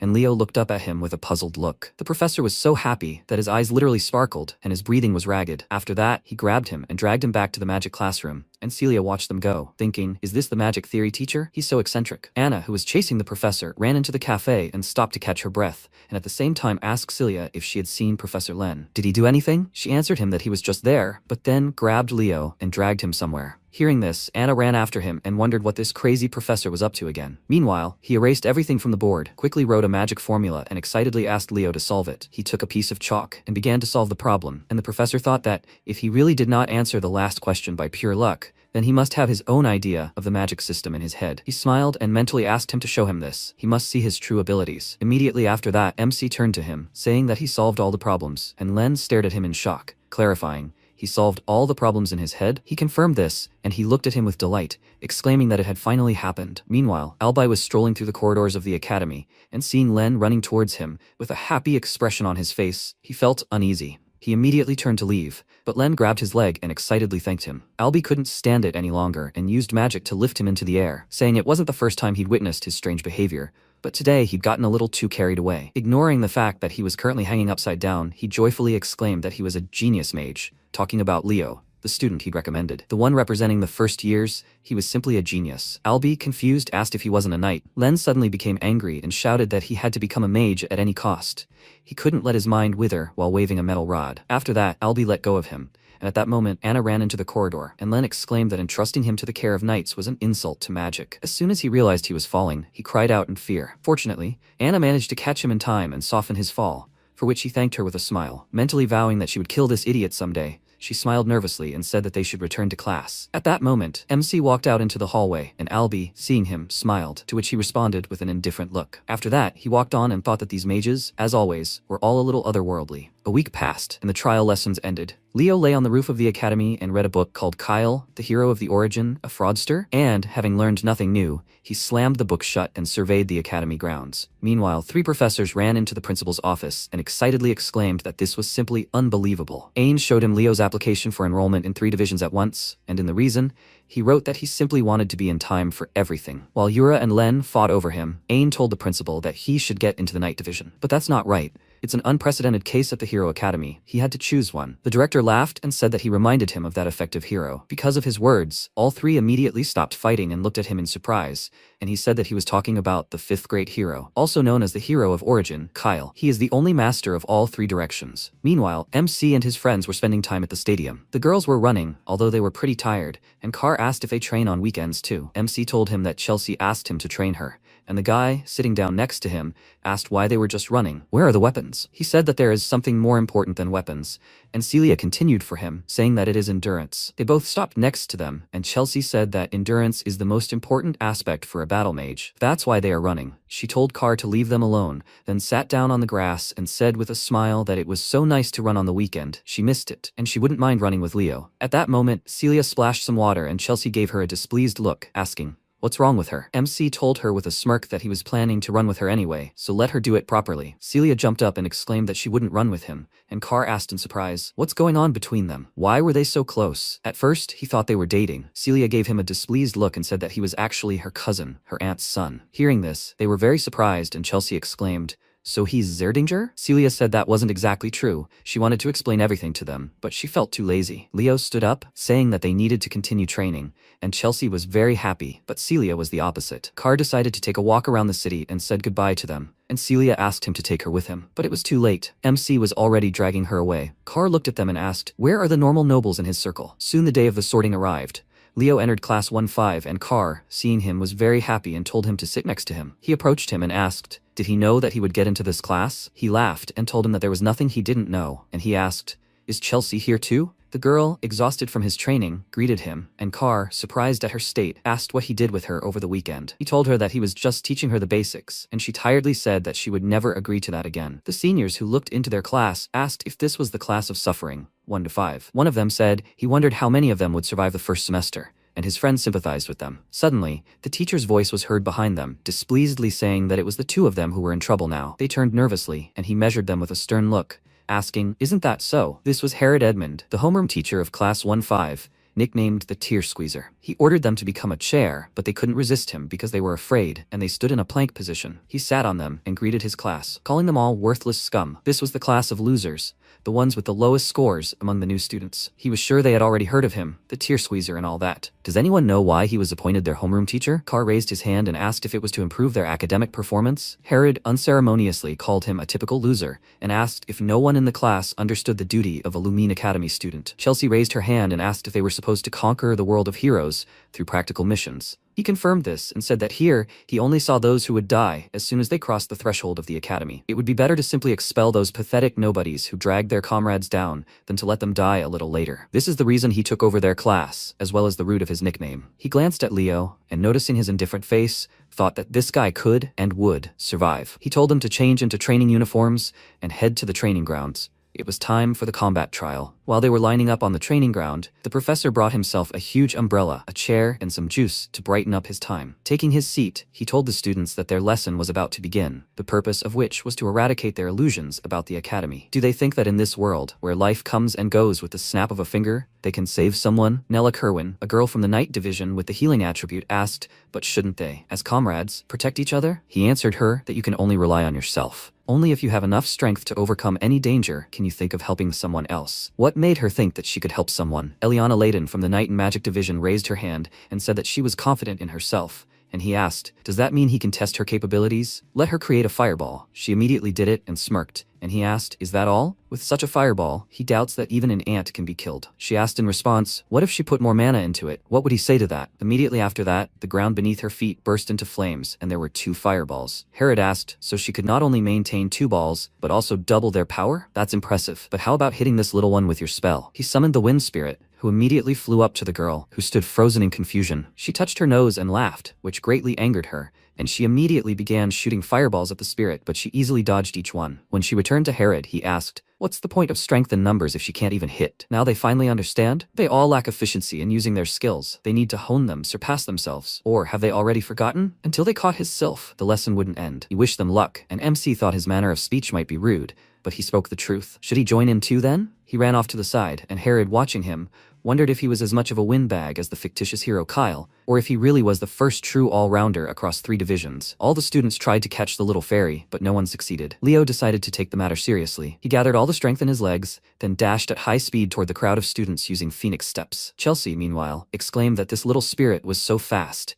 and Carr, next to her, caught his breath, asking how they were even supposed to catch her. Meanwhile, MC was rapidly approaching. He took a few steps up, entering the sylph's blind spot, and snuck up on her from behind. She noticed him in time and jumped aside, but it was as if he had been expecting it. He smirked at her and moved his fingers slightly, directing a stream of energy to her feet, which made her nervous, but suddenly a bright flash flashed past them. Duran grabbed the sylph and landed, then looked at his opponent. His teacher, Sejin, second in the alumni performance evaluation, applauded him and mockingly said that they seemed to have a lot to learn from class 1-1. Herod asked indifferently, is that so? So he'll teach them instead of him? He gave him a displeased look. After all, he was first in the alumni performance evaluation. Sejin's smirk immediately disappeared, and Carr asked excitedly, is this a fight between the pillars of Lumine Academy? These two have been working for the good of the academy for 20 years. And as far as he knows, Professor Ain, Yura, and Len value them highly. Nella looked at him with admiration and asked where he got such information. He answered with a shy smile that he was an expert in this, and Chelsea almost threw up from his behavior. Sejin, meanwhile, laughed and said that he didn't know what he was thinking when he took on a class of losers, but he would find out soon. A ball appeared in his hand, and he requested a competition between their classes. How about the oldest ball sport, Bastera? Herod had an idea, suddenly jumped up from his seat, and exclaimed that he was a genius. After all, the best learning is direct confrontation. Sejin was slightly confused and said that his class would win, and Herod, leaning back in his chair, said that he didn't care, as long as he continued the lesson for him. The man nervously clenched his teeth, wondering how he could lose to such an idiot in grades, and the students mentally noted that he looked pathetic. After that, he left with his student, and Herod addressed his class, saying that he was giving them a rare opportunity to practice their skills. They would have a Bastera match with Class 1. He stood up and menacingly added that if they lost, they would be expelled. Velodia, perplexed, asked, Is he serious? It was only the first lesson. Class 1 had 3 top students. The teacher replied that that was their problem. They should try their best. Besides, what did they have to worry about when the class president was with them? Let Leo assemble a team of 6 people to play busters with. MC thought he was essentially testing him, but he wasn't doing this because he didn't like him. At Lumine, many students lose their spirit after the first week, and that's no surprise. The professor apparently wanted him to give the losers in classes 1 to 5 some confidence, so he needed to make a breakthrough in the busters match to boost the spirits of the entire class. After a while, Class 1-1 and Class 1-5 of Lumine Academy met on the playing field. The protagonist looked at Chelsea and asked why they were so shy. She excitedly replied that she thought he hadn't heard of this game before. It was a combat sport, a unique academy tradition. He asked if it wasn't just a regular ball game. Car approached him and replied that no, it was a very dangerous ball game. At that moment, Celia mockingly called out to her and asked why she was so scared. Had she already resigned herself to her inevitable defeat? Chelsea exclaimed furiously, "Who's scared? Does she think she can afford to lose to someone like her?" The protagonist hugged them and told her not to be afraid. They wouldn't lose. Celia nervously noted that he was the same way. She would show him the fruits of her training. Chloe stood next to her and said with a serious face that this time she wouldn't lose. After that, Sejin ordered participants from each class to go to the arena. MC asked who was going with him. 2 girls came out to him. Chelsea, with a serious face, said that she wanted to put those upstarts in their place. Eliana added with a smile that since they were facing expulsion, she would channel all her anger into winning. They needed to show the professor what they were made of. Meanwhile, Carr hid behind one of the students. Chloe called out to him and asked, "He knows he's playing too, right?" After that, the protagonist approached the professor and said that Class 5 was ready. Sejin threw the ball into the air and shouted that the game was starting. Duran leaped for the ball and grabbed it. MC approached Tide and asked him to explain the rules. He replied that the rules of busters were simpler than they looked. They needed to fill the ball with aura and throw it into the hoop without touching it with their hands or feet. The first one to reach a 2-point lead wins. At that moment, Duran approached their goal and threw the ball with incredible force straight at the protagonist. He quickly dodged, causing the ball to ricochet straight into the goal. The students in their class began shouting at him for his performance. Tide remarked that he thought Professor Herod would really expel them all. The protagonist asked how else they could get a point. He explained there were 3 ways: if the ball went out of bounds during an opponent's throw, if they intercepted the ball, and so on. Suddenly, an ally called out to them and warned them to be careful. Together, they dodged the fast-moving ball, causing it to hit Eliana. Celia, with a sly smile, asked what they were whispering about. Shouldn't they be concentrating on the match? Tide grabbed the girl and said that it was forbidden to personally hit or block a player. So, the third way to score a point is to knock out a player with the ball. Attacks can only be made with the ball. MC took the ball and, smiling, thanked him for the clarification. Now it was his turn. The match status updated, and the table showed that Eliana had been knocked out. Sejin, watching this, nervously reflected that a team of players with a high destructive fire attribute possessed the greatest potential in busters. And among the famous families, the flames of Zerdinger were the most powerful. He turned to the second professor and noted that he had agreed, even though Celia was in their class. He didn't know what he was trying to achieve, but it would be incredibly difficult for his class to defeat. The man remained silent in response. Sejin nervously asked if he had forgotten how to speak like a human being. Herod asked if he remembered his first student, that child from the Zerdinger family. He replied that of course he remembered. How could he forget her? She was the Empress in this game. The professor noticed that the Empress's son was in Class 5. Meanwhile, the students of Class 5 began to fret, saying they were doomed. How did they even get into Lumine? Could it really be that soon? Suddenly, Celia looked at the protagonist with a mischievous smile and noted that he seemed to have finally collected his thoughts. He swung his arm with lightning speed and threw the ball very quickly. Chloe arrived at the goal, created an ice wall, and stopped the ball. Then, with a mischievous smile, said that as long as she was in goal, a goal would be impossible to score. The protagonist, in response, instantly appeared behind her, jumped up to the stuck ball, and delivered a powerful kick that pierced the wall and landed in the goal. Sejin, watching this, was shocked to think that his sense of combat was simply incredible. After such a goal, all the 5th grade students were inspired and began to celebrate. The professor chuckled and noted that the real game had begun. A thrilling game ensued between the teams, with everyone trying to keep up. At one point, Duran aimed straight at the goal and quickly threw the ball. Carr somehow caught it and landed safely, then noted that his mana was running low anyway. The rest would be Leo's. After that, the girls led the tired boy away. The professor announced the score was 10-10, and it was match point, but the opponent still had 3 top students left. Chelsea said they only had Leo. The enemy had a huge advantage. Left alone, the protagonist took the ball. Chloe created several clones of herself and said that she might not have enough knowledge of magical theory, but she would not lose in this game. He took a running stance and got ready. Everyone became wary and waited for him to move. MC vanished in a flash and began running toward the goal, creating several clones. As he passed Celia, she exclaimed that he intended to score. She mustn't let him. Chloe wondered if it was an illusion spell. It was rather petty. Where was the real one? Suddenly, he used his star magic skill and, blinding her, abruptly threw the ball into the goal. She fell to her knees, perplexed, wondering how a person could use an elven spell. Then the professor exclaimed that Class 5 was the winner. All the students joyfully began shouting his name, and even said that they wouldn't be expelled. Sejin, perplexed, asked if they really lost. How did this happen? Herod replied that it was probably motivation. He approached Chloe and, extending his hand, asked if they were upset about the defeat. Now that the match is over, they need to bow to their opponents regardless of the outcome. They worked hard to snatch victory for Class 1-1. For those who cheered for their friends, and for those who gave it their all in the arena. They must stand with their heads held high. Herod walked up to them and shouted for the losers to come and finish it off properly. After that, both classes formed a line. Sejin exclaimed that both classes worked hard. Class 1-1 showed off their talents well, and Class 1-5 managed to hold on until the very end, giving it their all. They made excellent use of their opportunities to get out of the situation. He hoped they would continue to work hard and compete with each other. Now, let them shake hands. All the students began to follow his instructions. Celia, shaking Chelsea's hand, noted with a smile that she had held on longer than she thought. She replied that those were his words. She was as nimble as that squid. Carr happily shook Duran's hand and remarked that victory was theirs. He continued to stare silently into his eyes. Chloe lowered her head and burst into tears. The protagonist extended his hand and remarked that it was cool. With a little more experience, she would definitely become an outstanding sorceress. The girl asked if he was making fun of her. In response, he continued to smile silently. She shook his hand and thought that one day she would definitely defeat him. A month later, the students of classes 1-5 sat down to lunch in the cafeteria. While eating, Carr asked what club they wanted to join. MC replied that he planned to start one. Chelsea, smiling, said that if Leo created a club, she would definitely join it. The guy asked in surprise, what kind of club? He replied that it would be a hero research society. He would like to thoroughly investigate the truth about the hero of origin, Kyle. Carr, perplexed, noted that this was simply a relic of the past, and a fake one at that. He had a feeling no one would join this club. Chelsea considered this, thinking, would she be left alone with Leo? She raised her hand and exclaimed that she would join. Suddenly, the other student sitting in the cafe approached the window and joyfully exclaimed that they were back. Carr ran there and noted that yes, it was today. Chelsea, perplexed, asked, what's there? He replied that today was the day the 5th years returned from clearing the dungeon. MC mused that fragments of the hero protocol were scattered all over the world. From time to time, they spilled out into the world and formed dungeons. These places were called hero dungeons. The upper years of Lumine Academy cleared these dungeons, returning fragments of the hero protocol. Their journeys could last anywhere from a week to a month. His mother had been through all of this too. Chelsea exclaimed in delight.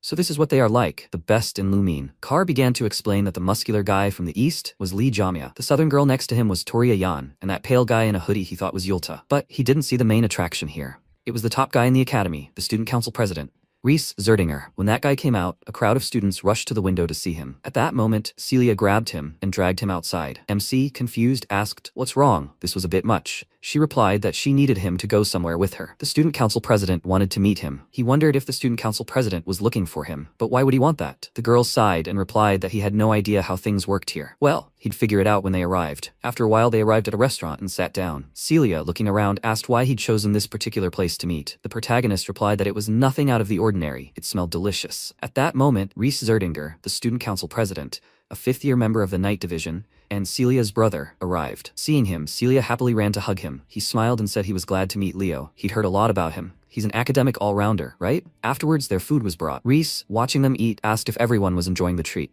The protagonist agreed and continued eating. Celia hesitated and said it was her first time trying this dish. She tried it and exclaimed delightedly that it was delicious. The guy chuckled and remarked that he'd always wanted to take her to this restaurant. By the way, he's his aunt's son, right? The protagonist asked if he knew his mother. Reese replied that he'd seen her a couple of times when he was little. She was also quite a famous person at the academy, with many heroic deeds to her credit. For example, she openly declared that the desserts in the dorm cafeteria were disgusting. She gathered the students and stormed into the principal's office to protest. Celia exclaimed in disbelief, so she was behind that famous event? Reese agreed with a smile, and they continued chatting. The protagonist, watching them, thought that, as he'd thought, there was a reason he was called the strongest in Lumine. His becoming a hero was only a matter of time. The boy asked with a smile, so is it time for dessert? The girl happily agreed and waited. After a while, they finished eating. Reese said he'd go pay for the food, and they should go ahead. He took out the magic item and, seeing something wrong, asked in shock why it had cracked. Sometime later, Eliana, sitting in class, exclaimed that she had a question for the professor. He replied that she should ask her next stupid question. The girl asked why they didn't elect a class representative. All the other classes had already chosen them. Herod said he'd forgotten about it. Let Leo be the representative. Eliana, upset, asked, why him? Tide asked, isn't the election done by vote? The girl remembered how much paperwork a class representative had to do and immediately sat down silently. At that moment,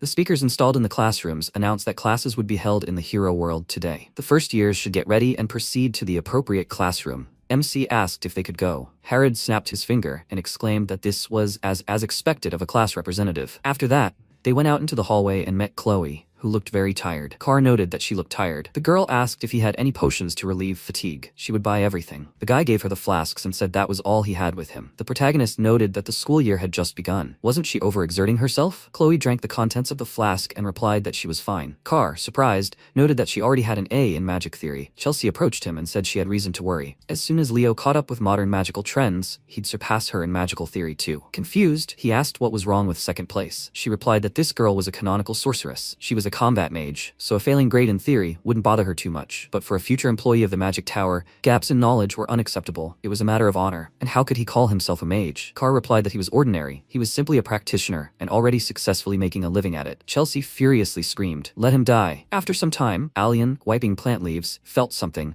and asked if the damaged protocol page was responding. Sometime later, Reese came to him with his artifact. The director asked if it was true that the hero protocol page had responded. He agreed and added that the page was so damaged that it shouldn't have responded at all, but he'd clearly observed it and there were no relics nearby. Alien asked if there had been a reaction after those events. Reese replied that there hadn't been one. He looked at the page of the hero protocol and said they needed to sort this all out. He'd just returned, so he was probably tired. He'd done an excellent job and could rest. The director called Erina and instructed her to take it to the Hall of Origin with the other exhibits. Joint classes for first years would begin soon. Afterward, he mused that sometimes even such tiny fragments could react. The reaction most often occurred when the hero mentioned in the protocol was nearby. Sometime later, in the Lumine Academy auditorium, Altian Nair, homeroom teacher for classes 1 to 8 and the first-year teacher, stood on stage and ordered everyone to calm down. The students ignored her and continued talking. She, with a powerful aura, said she'd warned them. If they value their own skins, they should shut their mouths, or are they too eager to die? These idiots never listen. After this, all the students immediately fell silent. The girl calmed down and noted with a smile that there was finally silence. The protagonist, watching her, wondered if this was a spiritualist. Even in his past life, they were hard to find. Altian said they would continue their studies in the first-year hero class. After the emergence of the hero protocol, reasons arose for the creation of entire clans of heroes. To open the world of a hero, an item with a deep connection to that hero is necessary. Therefore, the world opens most easily to the descendants of such heroes, and Lumine Academy, which preserves the hero protocol, maintains contact with the families of heroes. She would say it's a relationship like that of a chest and a key. Now everyone understands the significance of classes in the world of heroes? All the students agreed in unison. Altian added that hero studies are essential because they help them learn more about both the hero world and the heroes themselves. In their senior years, they must choose a favorite hero whose power they wish to inherit and clear a page from their world. At that moment, Erina approached her with a small box. The teacher took it with a smile and said it was a fragment of the hero protocol that the 5th-year Lumine students had retrieved for them during a recent cleansing mission. So now, before they experience it, would they like to share their thoughts on what kind of hero they would like to become? Celia raised her hand and said she would like to become a knight who surpasses all previous generations of heroes in her family. Chloe raised her hand and said she would like to write a book containing her personal spells. Carr stood up and said he would like to support the heroes in their battle in any way he could. Altian remarked that she thought he wanted to become a pillar of the hero world. That was wonderful. The protagonist stood up and declared his goal to completely eliminate Erebos. Everyone present was greatly surprised. The professor, perplexed, declared it astonishing. Who would be next? After that, the students began to mutter among themselves, wondering if his dreams were too big. Sejin called out to the second professor and asked what he thought about it. Herod responded, his skin crawling. He wasn't one to mince words. He reflected that hundreds of years had passed since Erebos was broken into several pieces and sealed. But there had been cases of its resurrection. Even a single fragment had caused a catastrophe, and he said he wanted to completely eliminate it. After a while, Altian announced that they would begin reading the fragment of the hero protocol retrieved from the dungeon. After this, each class must guess who these records are about, and then they will move on to a training cleanup in the hero world. She will speak separately. In case of unforeseen circumstances, the professors will be observing the lesson,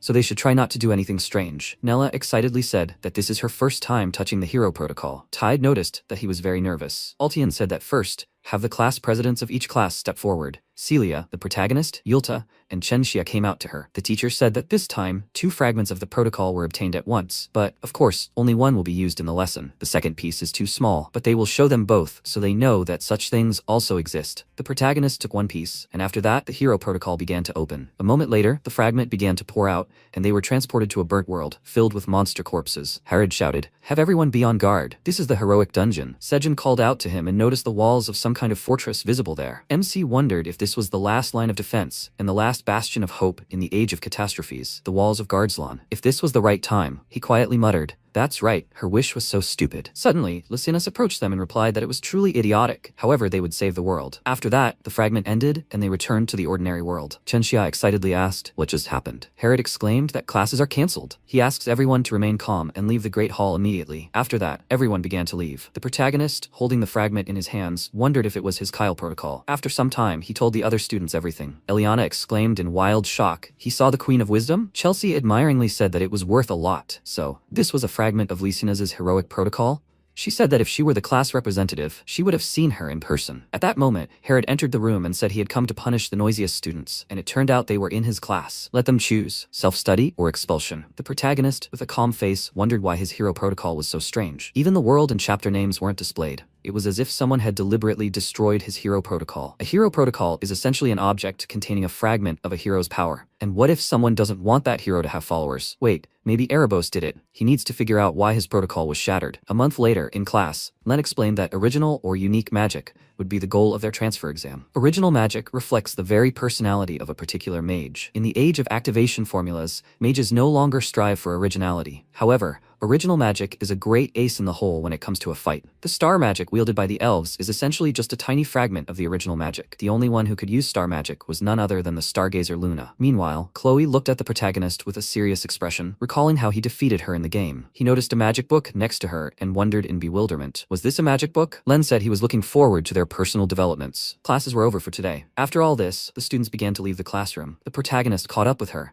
grabbed her hand, and told her to wait. Would she like to have lunch together? He wondered if she had hidden the book on purpose. The girl pulled her hand back and replied that she didn't have time for that if she wanted to defeat him in the upcoming exam. Suddenly, Carr ran up to him and called him a scoundrel. He dared to set his sights on the position of Ice Queen. Chloe said she'd lost to Leo before, but when it came to formulas, she had to be the best. This time, she was absolutely certain to win. MC smiled and asked if slacking off would be rude to her, right? She nodded silently in agreement. He extended his hand and said that they should prepare well then. She remained silent, perplexed, and shook his hand. Carr, watching this, wondered if this was how they shook hands. Sometime later, the protagonist arrived at the Hero Tower and wondered if the forbidden archives of Lumine Academy must be somewhere here. If he found them, he'd find a clue about his missing hero protocol. He started climbing the stairs and encountered some older students who began to comment, he's a first year. What's he doing here? Suddenly, Yan called out to him and remarked that she'd heard about him from Professor Len. She was glad to finally meet him. The protagonist bowed his head and greeted her. She put her foot in front of him and, blocking the entrance, asked what business a first year could have had with the Tower of Heroes. He replied that he was there to speak with the student council president. The girl said that if he chose the magic division, she would let him pass. The main character said that he already regularly attends magic classes. She removed her foot and let him pass, then said that she hoped he would permanently transfer to their division before the end of the semester. The MC approached the elevator and pressed the call button,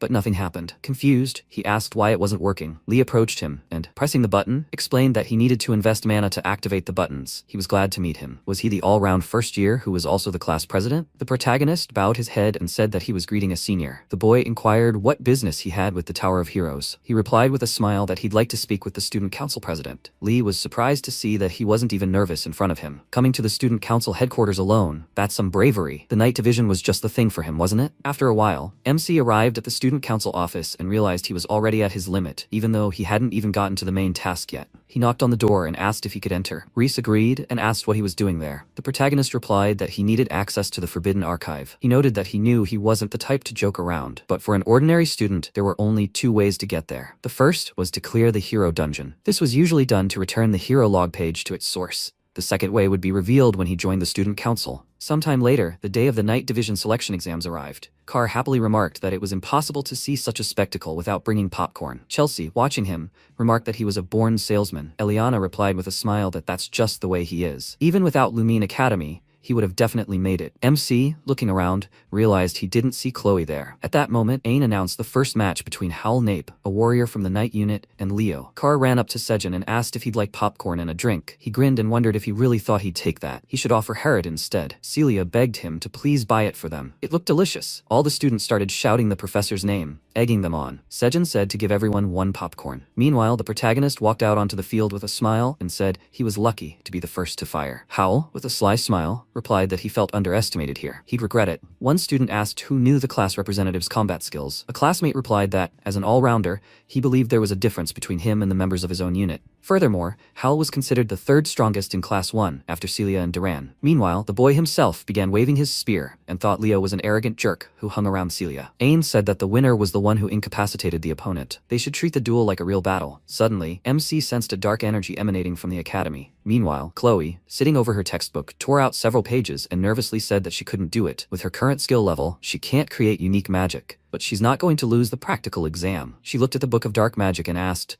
"Will that be enough for victory?" She really wants to win. At that moment, Howl, taking advantage of his distraction, began to attack, shouting at him for being careless. The protagonist dodged and, grabbing his spear, pulled it toward him, causing the boy to approach him. He struck him in the face and asked with a smile, was he careless? Howl unleashed a poisonous mist aura and replied with a sly smile, "Don't act all powerful. The game has only just begun." He thought about how he didn't know how to control his aura. Such a flaw couldn't be overcome with strength alone. The protagonist used his flame aura and remarked that it was interesting. Howl smiled and said that only Celia's flames could block such an attack so far. He covered his entire body in flame aura and replied that he felt like he was missing something. Celia, watching this, was shocked and wondered when he had managed to increase the power of his flame aura. Howl wondered in horror, did his flames match Celia's? This idiot who pretended to be a generalist was capable of such a thing? He chuckled and said that he was actually planning to use it on Celia. Who would have thought he'd have to waste it on him? The guy began to attack and used the skill Snake Shackles. Instantly, MC was bound by a poisonous snake. Howl looked at the girl and smiled, wondering how she could do that. He had specifically prepared this technique to catch her flames. Celia, watching this, pointed a finger at the protagonist. At that moment, he used his fiery aura to burn away his bonds and free himself. Howl, horrified, thought it was impossible. He tried to strike with his spear, but the protagonist counterattacked with lightning speed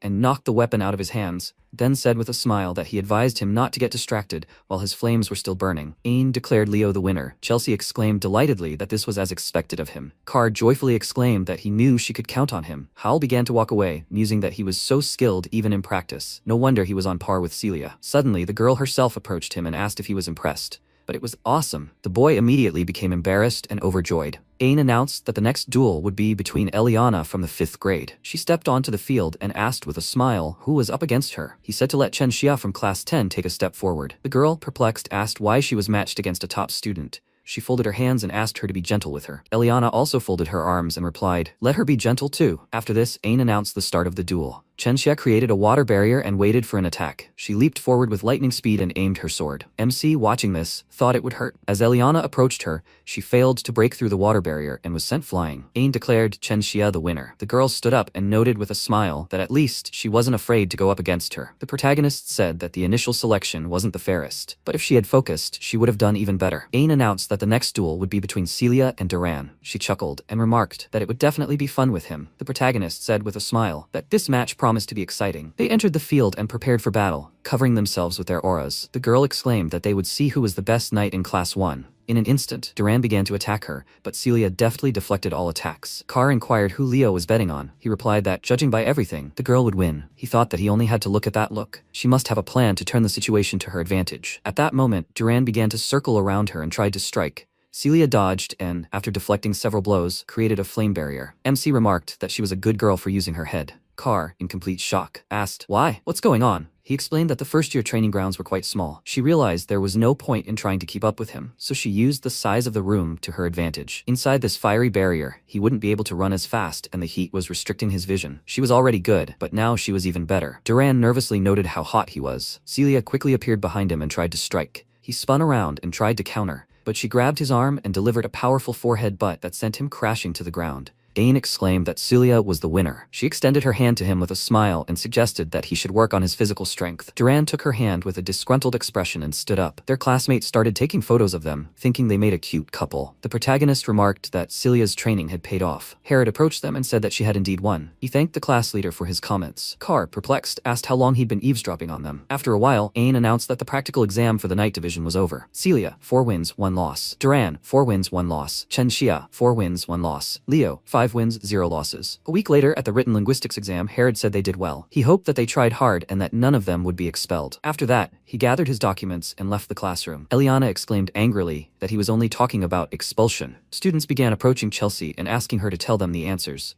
She asked with a smile, who should go first. The boys began arguing among themselves. Meanwhile, the protagonist lay down on his desk and began to rest. Nellie approached him and asked how the test went. He replied that he thought it was not bad. She smiled and asked what the headman, who always seems to be in control, could have such a face. If he was in pain, he should just tell her. She would heal him with her magic. Carr approached her and said his back and shoulders were hurting so much, she should help him too. Chelsea hit him and asked, how was he doing? Was he okay now? How were the summoning practicals going? Tide said he rarely showed up for practicals. The protagonist replied that he was just practicing where no one could see him. Chelsea remarked that that was just him. What rank did he think he'd be awarded at the summoning unit selections? He replied that, of course, the highest rank. Sometime later, the day of the summoning unit selections arrived. Runba Tess from the summoning unit announced into the microphone that he welcomed everyone. The day had finally arrived. The biggest event of the first semester for freshmen is the summon race. Celia asked her brother if that was the exam. Reese replied that summon races are a real tradition for the summoning division. They're super popular. Plus, it's the highlight of the qualifying trials. Everyone loves it. The stands were bustling with excitement as everyone prepared to watch the competition. Tide nervously said that all the noise was ruining his spirits. Elsa approached the protagonist and said she heard he showed outstanding skills at the night division qualifying trials. Had he even prepared for the summoning division qualifying trials? He agreed. Warming up, the girl remarked that she'd never seen him at practical training. Was he looking down on the summoning division?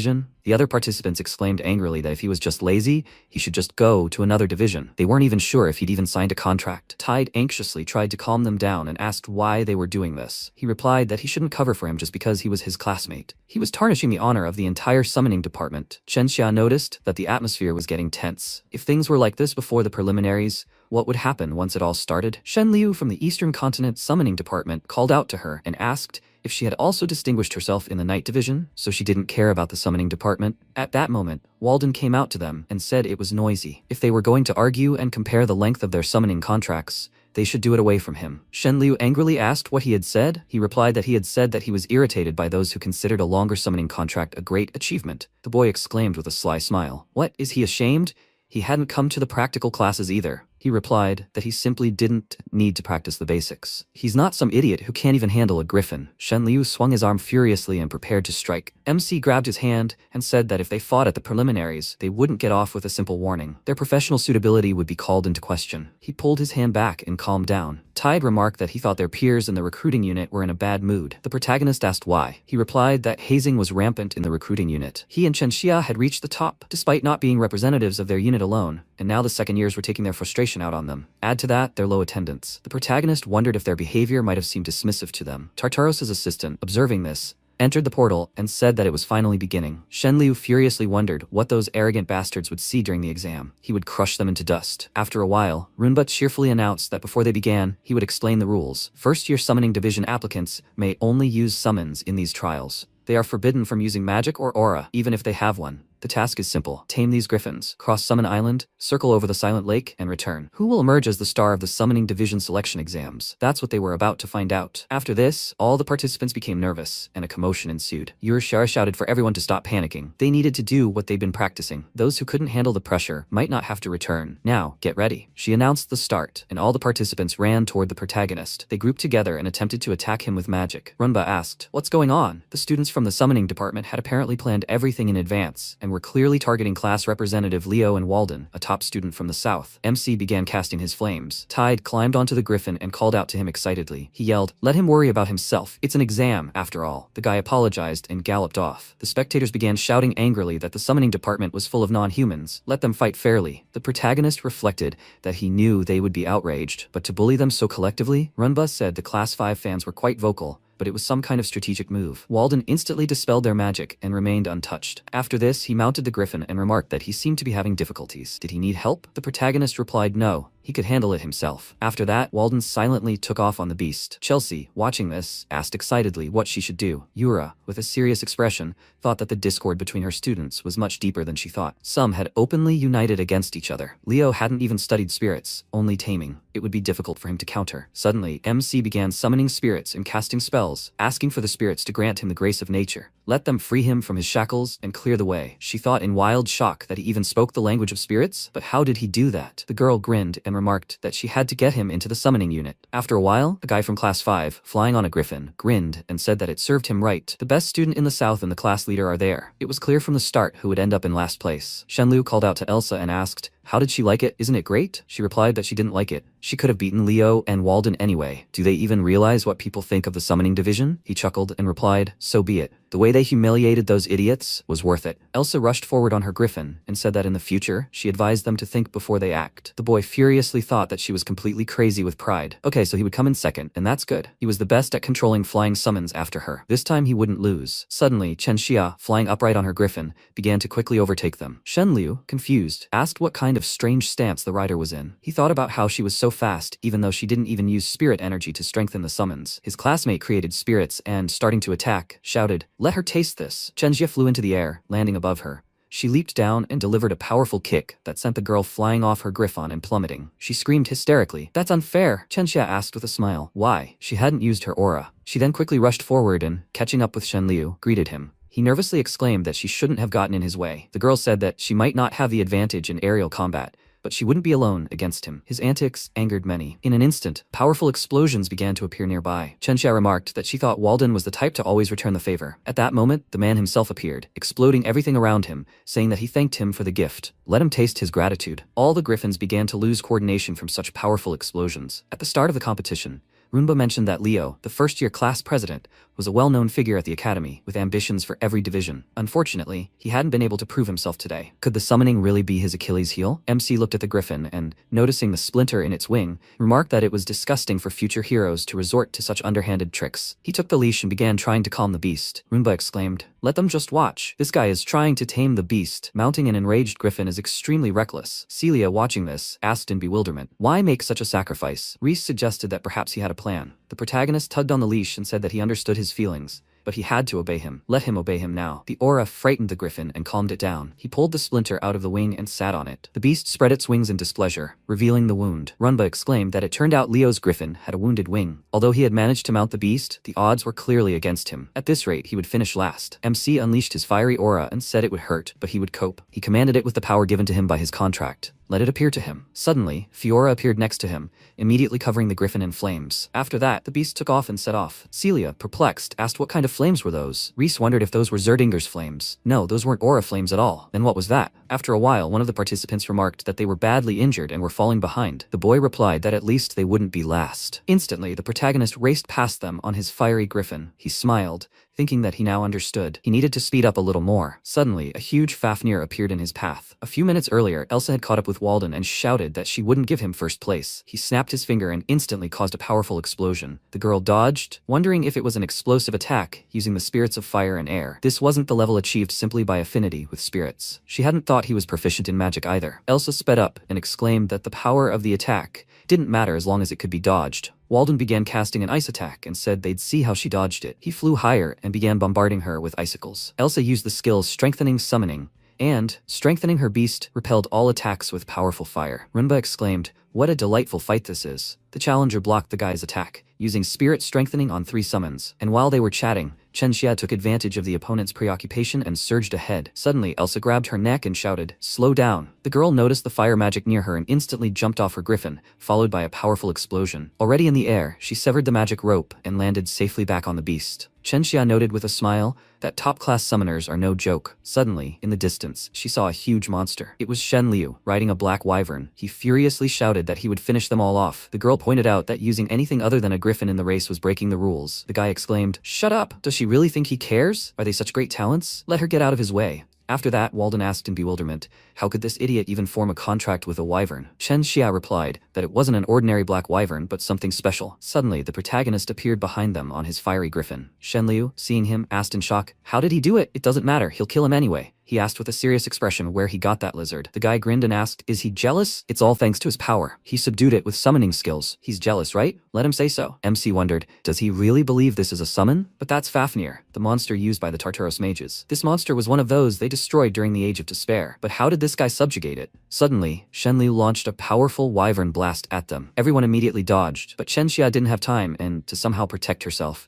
created a magical barrier. The powerful blow shattered the barrier, and she fell from the griffin, losing consciousness. The protagonist caught her and realized she was unconscious. He needed to save her first. He flew down and shouted that he would bring her down. Shen Liu flew up and asked with a wild grin, "So this is what it's like to look down on pathetic humans? And he likes it." Runba shouted into the microphone that the participants had left the track and were now out of their sight. Too much had happened. Participant Shen Liu had summoned a black wyvern and was attacking the race leaders. Suddenly, Yura came up to him and shouted furiously, "Does he really think there's any point in continuing this speech?" She grabbed the microphone and said, "Have the summoning unit prepare flying summons. The race is suspended." Sejin approached her and asked what was going on. The girl replied that Shenliu had apparently contracted not with a regular summon, but with a demonic beast. The beast's influence would soon drive him mad. The professor, perplexed, asked, "How could a student subjugate a demonic beast on his own?" Herod approached them and said he meant, "Did someone help him?" Yura replied that she wasn't sure, but it was a possibility. He indicated that she would lead the summoning unit to capture this guy and destroy the demonic beast. The remaining professors will split up and protect the students. Let Sejin follow him. At this point, the protagonist landed on the ground and put the girl down. By this time, the others had also flown to him. Walden looked up at the sky and noticed him flying this way. Shen Liu asked, "Were they trying to escape? Then they should have been hiding, not hanging around in the open field." He landed nearby and smirked. The protagonist replied that he wasn't running. He wasn't in charge of summoning, by the way. The guy chuckled and asked if he really thought he, a specialized student in the summoning division, couldn't tell the difference. MC explained that it was the demonic beast, Fafnir. He would destroy this vile monster. Shen Liu laughed and asked, what kind of nonsense was he talking about? Did he still think he was weak? Let him die right now. After that, the guy started attacking him with the monster's power. Walden summoned a golem and began to hold back the attack. The protagonist remarked that he was clearly out of his mind. He replied that he agreed with him. They needed to destroy that vile creature. Shen Yu nervously wondered if this was a magical technique for creating a golem. Elsa, with a serious face, said that he had no need to pretend he was someone else. She would help them too. First, they needed to somehow separate this idiot from the monster. Walden remarked that he thought the golem would soon fall apart. Let them be ready. The girl said that he couldn't do anything normal at all. Shen Liu furiously shouted that these golems were no obstacle to them. Have they seen how cool his summon was? Where are those little rats? He destroyed the golem and began to rejoice. Suddenly, Elsa tried to grab him with a magical rope. The guy furiously shouted, "They still dare resist?" He tried to attack with the monster again, but Walden instantly began creating explosions around him and said that now is the time. MC leaped with lightning speed, grabbed him by the head, and delivered a powerful kick. Shenliu said they had worked hard to get rid of the boy, but that was all. Suddenly, the wyvern took off and began to move away from the ground. He asked with a smirk, "Is he scared?" He was a hero candidate. MC noted that he was the Tartaros mage controlling the beast. Where was his main body? It couldn't be far away. The mage, controlling Shenliu's body, asked, "Does he know who he really is?" This was quite interesting. He remained calm in this situation. He was the very embodiment of the ideal hero. In that case, it would be better to finish him off. He instantly attacked him and, taking the opportunity, pushed him straight off the wyvern. The protagonist called on Fiora to catch him. He reflected that he was good at everything, but never excelled in anything in particular. Dueno and Aaron were better at aura, Luna at magic, and Lucina's at summoning. So he chose to fuse abilities. Aura with magic, magic with spiritual power with magic. MC smiled as he enhanced Fiora, noting that she now looked much more like a phoenix. Immediately after, Fafnir roared ferociously. He wondered if it reacted to the phoenix's aura, which was especially hostile to monsters. Tartaros asked if he was seriously a phoenix contractor. The protagonist replied that if he told him where he got this monster, it would answer his question. He said he knew too much about the Age of Despair. He couldn't let it go alive. The wyvern then prepared to attack. The protagonist shouted that he was advancing. He used Zerdenger's secret art, Phoenix Breath, the Fluminance technique, and sent an incredibly powerful volley of fire in its direction. Suddenly, the monster staggered and began to lose control. MC wondered if the main body had been attacked. His spiritual connection was weakening. He seized the opportunity and unleashed a powerful fire attack, burning everything in its path. The force of the attack tore the monster apart, along with Shen Liu. The protagonist praised the phoenix and then told it to return. In an instant, the bird transformed into a fledgling, and they began to fall together. A little earlier, Tartaros had been sitting on a tree stump, controlling Shenliu's body. Suddenly, Sejin appeared and shackled him. Herod approached them, saying they had a question for him. He chuckled and noted that the Lumine pillars had arrived. Unfortunately, they would have to postpone their procedure until a better time. In an instant, the mage vanished, leaving behind only fragments of stone. Sejin asked if he had really missed him. Herod replied that he thought he was prepared for this. He picked up the mage's remains, and agreeing, said that Lumine was no longer safe. The protagonist hugged Fiora and told her to return to the spirit world. Suddenly, Yura caught him on her dragon and asked with a smile if he was all right. Thank the gods they arrived in time. Sometime later, Tartaros arrived before his mistress. She remarked that it was shameful. Had he really been defeated by an ordinary student? Even though he was wounded, he said that he was certainly not ordinary. He had managed to form a contract with the Phoenix. Moreover, he immediately recognized Fafnir. The girl smirked and remarked that things were getting more and more interesting. Sometime later, the protagonist, standing in the academy corridor, began to think that the selection for the summoning unit had inevitably been cancelled. Shen Liu had died, and this incident made the newcomers even more acutely aware of the danger of the dungeons. Many were curious about the contract beast that had driven him mad, but all 4 witnesses, including him, decided to remain silent about the incident. Not without Professor Yura's guidance, of course. Afterward, the day of the practical exam for the magic division arrived. At that moment, Chloe, who had dyed her hair blonde, entered the classroom. Carr asked in surprise, "Has she been up all night again?" The girl silently walked to the desk and sat down. Len noticed that the last candidate had arrived, so they were getting to the main point. He believed that each of them had put their utmost effort into creating original charms that reflected their individuality, and since it would be a shame to enjoy such a spectacle alone, he invited 3 people to share the pleasure. All 3 had successfully graduated from Lumine 3 years ago as part of the magic division. Afterward, Lilda Fedni, Edmund Slack, and Sin Huz entered the room. Len said they were the judges for today, the ones who would be giving grades. They all greeted the students and said they were glad to meet them. Carr called out to the protagonist and said he felt they weren't stingy with their grades. He asked if he really thought so. Then Len called Eliana. She stepped forward and said she was greeting her seniors. She was a 5th grader. It was a great honor for her to meet them. The girl used her magic and noted that her main attribute was light. Lilda asked if she had her own personal mana attribute. She replied that if you add the flame flower magic formula to it like this, the result would be quite powerful heat magic. Sin wondered if this was any different from the existing laser type magic. Eliana was confused and didn't answer. They entered their grades and handed them to the professor. He looked at the result and said she had a C-. After that, they began calling on the remaining students, but none of them received a grade higher than a C. At that moment, Carr came out and, after demonstrating his magic, earned a B+, followed by Chelsea, who received an A. Sin thought it was not bad, but boring. Lilda, with a disgruntled expression, thought that Professor Len had said there would be extraordinary candidates this year, but so far, there weren't any. The professor called on Abad as the next participant. The boy went to the board and began writing out formulas, then said that the magic he was about to present was called Storm. The expected danger level upon completion was highest. A little earlier at the Llewellyn estate, he began practicing his technique under the supervision of other mages who had created a protective dome. Abad flew into the air and created a powerful tornado, which began to demolish everything in its path. A passing deer was caught in such a powerful whirlwind. He noticed this and immediately stopped casting the skill, then caught the beast and asked with a smile if it was alright. Abad now created a whirlwind in his hand and explained that this spell maximized the power of the wind. It looks simple, but in reality, it's unique magic, difficult to reproduce due to its structure. The experts gave his skills an A+. Chelsea joyfully exclaimed that this was as expected of her brother. Len called the next student Leo. He came to the board and with a smile, announced that the unique magic he was presenting was a system of formulas for attributeless magic. Edmund, surprised, asked what that was. He had never heard of such a concept before. The protagonist replied that they probably knew that all magic spells are based on an attribute. Sin agreed and noted that this was a necessary condition for the spell. He replied with a smile that his unique magic would significantly simplify the process of casting the spell. Perplexed, Edmund said that he was misunderstanding something. Sin asked if he meant to say that he would create a fundamentally new system of enchantment. The protagonist agreed and began writing the formula. Len, delighted, thought, what a natural-born mage. Edmund said with displeasure that he was disappointed. They hadn't gathered to listen to fairy tales. The professor joyfully exclaimed that he wanted to see. Let him please continue his report. Lilda agreed with him and added that they needed to see. She began to look at his formulas and noted that only one mage used a fundamentally different system of enchantment, unique magic. MC agreed and added that it was the astrologer Luna. Sin asked if he was going to displace her. Did he really believe he had reached her level in terms of magic? He replied that of course not. He wasn't comparing himself to Luna. The girl exclaimed that she was great. The protagonist agreed and added that the great Luna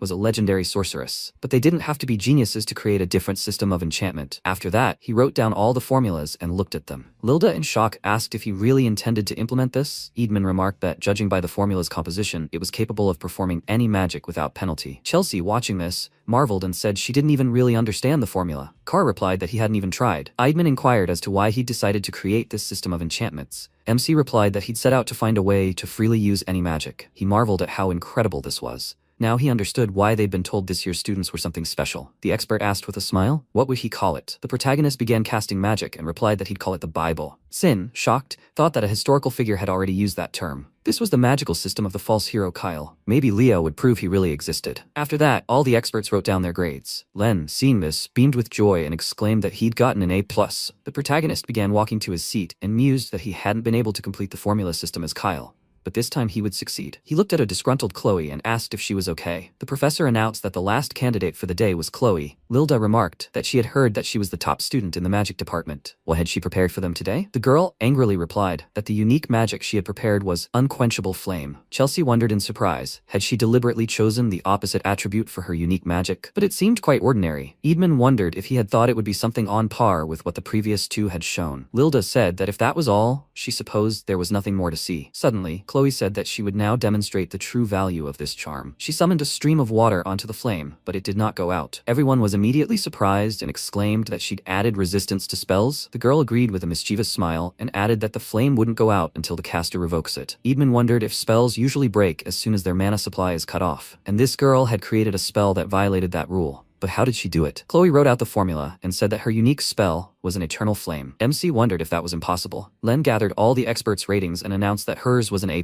He wondered if even Luna had managed to create an unquenchable flame. Only one being could use such a flame, Erebos. After a while, the protagonist approached Celia and asked if she could call Chloe. She replied that she was still asleep. She said she couldn't get a good night's sleep because she was preparing for the selection exams, so she was catching up. He said it was bad. Okay, then he'd go. The girl called out to him and asked if something strange was happening to her. She'd been acting a little strange lately. She'd even gotten into a few fights with the guys from Class A. She'd also heard rumors that she'd started reading forbidden magical literature, even though she wasn't one of those. After that, MC came to class and summoned Fiorina. She appeared next to him and asked why he'd asked Fiora to summon her. He replied that he was curious about why Miss Fiorina was staying in Lumine. The protagonist mused that phoenixes were the complete opposite of demonic monsters, so she had a reason to stay here. The girl replied that the academy had been attacked 5 years ago. As a result, Principal Alian had tasked her with thoroughly searching the area, and since then, she'd been searching for traces of the conspirators. He asked if she'd heard that someone who had tamed a demonic beast had appeared during the summoning division selections. Fiorina replied that yes, that student had also fallen victim. MC asked if she thought Tartaros might be behind all these events. She said she suspected them, but that was all she could tell him. The protagonist asked him to please convey this to the principal for him. Shenliu might not be the only student Tartaros had egged on. Sometime later, the day of the heroic and martial skills practice exam arrived. Herod exclaimed, "Have the first year assembled. Okay, everyone's here. Have the class president brief everyone." The protagonist explained that the heroic and martial skills practice exam would require them to form teams and explore a heroic world, and the world they would be traveling to was the Chedmore incident. Eliana, hearing the name, nervously asked. Nella asked if she knew anything about it. Suddenly, Herod shouted, "Shut up and listen carefully." The protagonist took a piece of paper and explained that 30 years ago,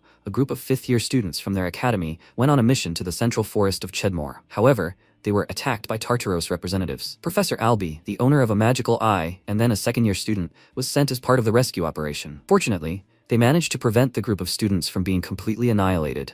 Therefore, the goal of the test is to save the wounded and destroy the demonic monsters. In short, they need to help Professor Albi. Herod noted that this is a difficult exam. It teaches them to be attentive and cautious, so they should always remain on guard. Those who do not demonstrate any performance by the end of the exam will be immediately expelled. All the students immediately became nervous. The professor smiled and said that they should believe in themselves. They are all strong enough. Eliana was amazed by his speech and burst into tears. Altion announced that they would begin by dividing into teams. Please have them come forward, one by one. They'll start with Class 1. Chelsea asked in confusion. Won't they be assembling their teams themselves? Carr asked excitedly. Will they be working with people they barely know? After that, all the students began drawing their numbers. MC drew a ball with 11 written on it and wondered if that was the very last team. After a while, a portal appeared, and Altian said that the teams were assigned. Have the first team line up in front of the portal. After that, 2 girls walked out to the portal. Chelsea, looking at her ally, asked if she was with Princess Zerdinger. That gave her hope. She replied with a smile that they would show them the power of the Laden Empire. After that, Albi opened the hero protocol and opened a portal. A system window appeared, stating that they would be taken to Albi's world. Chapter Prologue, The Incident in Chedmore. After that, the girls teleported. Sejin noted that they had only just begun, but had already advanced quite quickly. Children of hero families are definitely of a different stamp. With Celia, a top score is guaranteed. Herod replied that it depended on the team. He was most impressed with Chelsea so far. Suddenly, the director approached them and said that the first team's speed was truly impressive. No wonder they were considered rising stars of the first year. Sejin, surprised, asked what had brought him here. He replied that he wanted to see how much their first years had grown. He owed Professor Albi an apology for using painful memories in the first year exam. The boy replied that he had sworn he would never forget what happened, so he was grateful for the annual reminder. After some time, Team 1 completed their walkthrough. Alian thought that, as expected, Celia and Chelsea excelled. They worked well together, despite their tense relationship. Perhaps it was because they were from the same country? After this, Team 3 also completed their walkthrough. He reflected that they had put their 2 strongest players at the forefront, with the rest playing support. This led to their success. By this point, Team 4 had completed their walkthrough. Alian reflected that Nella's healing magic was definitely special, and Chen Xia's decisive measures were simply incredible. After this, Team 7 completed their walkthrough. He reflected that there were indeed many amazing students, but the most promising one would only arrive now. After some time, the professor announced that it was time for Team 11. The protagonist emerged into the portal with Chloe. Alian thought that for some reason, looking at it, he felt nostalgic. When they approached the portal, Albi attempted to teleport them to the desired location, but only a pillar of flame appeared. Everyone asked in confusion, "Is it true? Nothing happened?" A moment later, the protagonist and the girl disappeared. Alian called out to him and asked what was wrong. Albie showed him the hero's log, which had a tree with a skull on it, and said they should stop the test. He froze in horror upon seeing it. The professor agreed, adding that it was a manifestation of the heroic dungeon. Meanwhile, the protagonist and Chloe were transported to an unfamiliar forest. A blank system window appeared, displaying the mission objective. He noted that usually, a notification about the start of the quest and the mission objective should immediately appear. Perhaps they had experienced the infamous summons? Chloe pointed out that the professor didn't have a lost page in his diary. She had never even heard of a hero's diary page going crazy like that. MC contacted the professor and noticed he couldn't contact the other group members. What should he do? There was no answer, so he asked, and no one answered. The girl nervously exclaimed that couldn't be happening. If they just waited a little, they would stop the exam and then get them out of here. The protagonist asked that if they had the ability to do that, then why were they still here? He couldn't see any other reasonable explanation. This was a hero dungeon challenge. He assumed they needed to pass it, she exclaimed.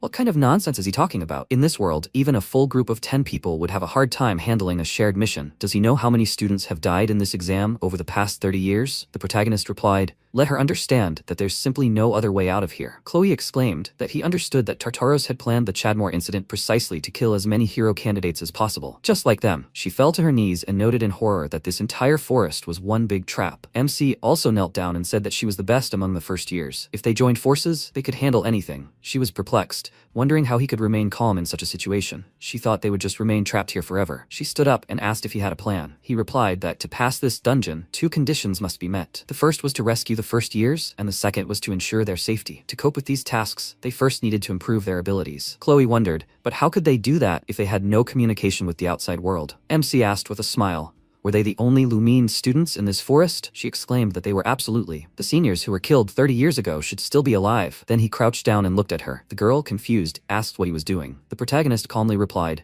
"Let her climb on his back." She exclaimed, embarrassed. "Why should she climb on his back?" he asked. "Does she want their elders to meet Tartaros before they do? Let her wake up. She's a mage, and her movement speed is extremely slow." Meanwhile, Subarn, a demon from the Tartaros clan, observing the students, noticed that everything had begun. He noticed the protagonist and asked if the rescue team had already arrived. His primary target would always be those hero candidates who could harm their clan in the future. As for the rest, he didn't care. Suddenly, the demon noticed the protagonist casting skills and asked in confusion, "Is he a classless one?" It was that same Kyle. Meanwhile, MC, carrying the girl on his back, thought that the further into the forest they went, the darker it got. Maybe he should use Aaron's technique? He needs to slightly alter his aura through subtle manipulation. It's a technique that heightens his senses to the extreme, super perception. He used the skill and told her to get ready. He spotted a group of orcs ahead. After that, they arrived at a clearing where the monsters lived. Chloe began attacking them with her staff. One of the orcs grabbed a horn and brought it to his mouth. She thought that if he blew the horn, all the orcs would come running. At that moment, the protagonist instantly cut it down without much effort. The girl, in shock, wondered if the difference in strength between them was really that vast. Would she even be able to defeat Leo? He looked to the side and said he had found them. Chloe, seeing the monsters, asked if they were demons. The protagonist quickly rushed to attack and told her to help. The girl strengthened him with her staff and began to help. Aliyah shouted, "Don't let them retreat, she's coming." Suddenly, a demon tried to kill the students, but MC killed it instantly. The girl asked in surprise, "Is he from the rescue team?" He calmly agreed. At that moment, another demon appeared behind him and, creating Gorgoroth worms, shouted for him to just die. The protagonist used the fire attribute and instantly cut down all the worms. Aliyah began casting magic and used the directed beam skill, which finished off all the remaining monsters. Chloe, seeing this, was perplexed. Is this special magic? Could this really be the same girl? Afterwards, Aliyah thanked them for their help and said that she was worried when the demons suddenly appeared in front of them. However, their timely arrival was a great help. Chloe apologized and mentioned that she needed to talk to her teammate about something. They stepped aside, and she revealed that it was Aliyah Jaron. She is Professor Avery's younger sister. She died in this forest 30 years ago. MC asked if she remembered that the group of students she'd taken into the forest had never been rescued before. Chloe excitedly explained that they'd run into Aliyah's squad. After all, Subarn is a warrior knight of Tartaros, and as everyone knows, he was the first to attack this squad. After all, Tartaros orchestrated the Chedmore incident to eliminate the genius sorceress Aliyah, an outstanding hero candidate. That's how they'd fallen into the hero protocol. They couldn't protect her with their powers. If they wanted to fulfill the condition,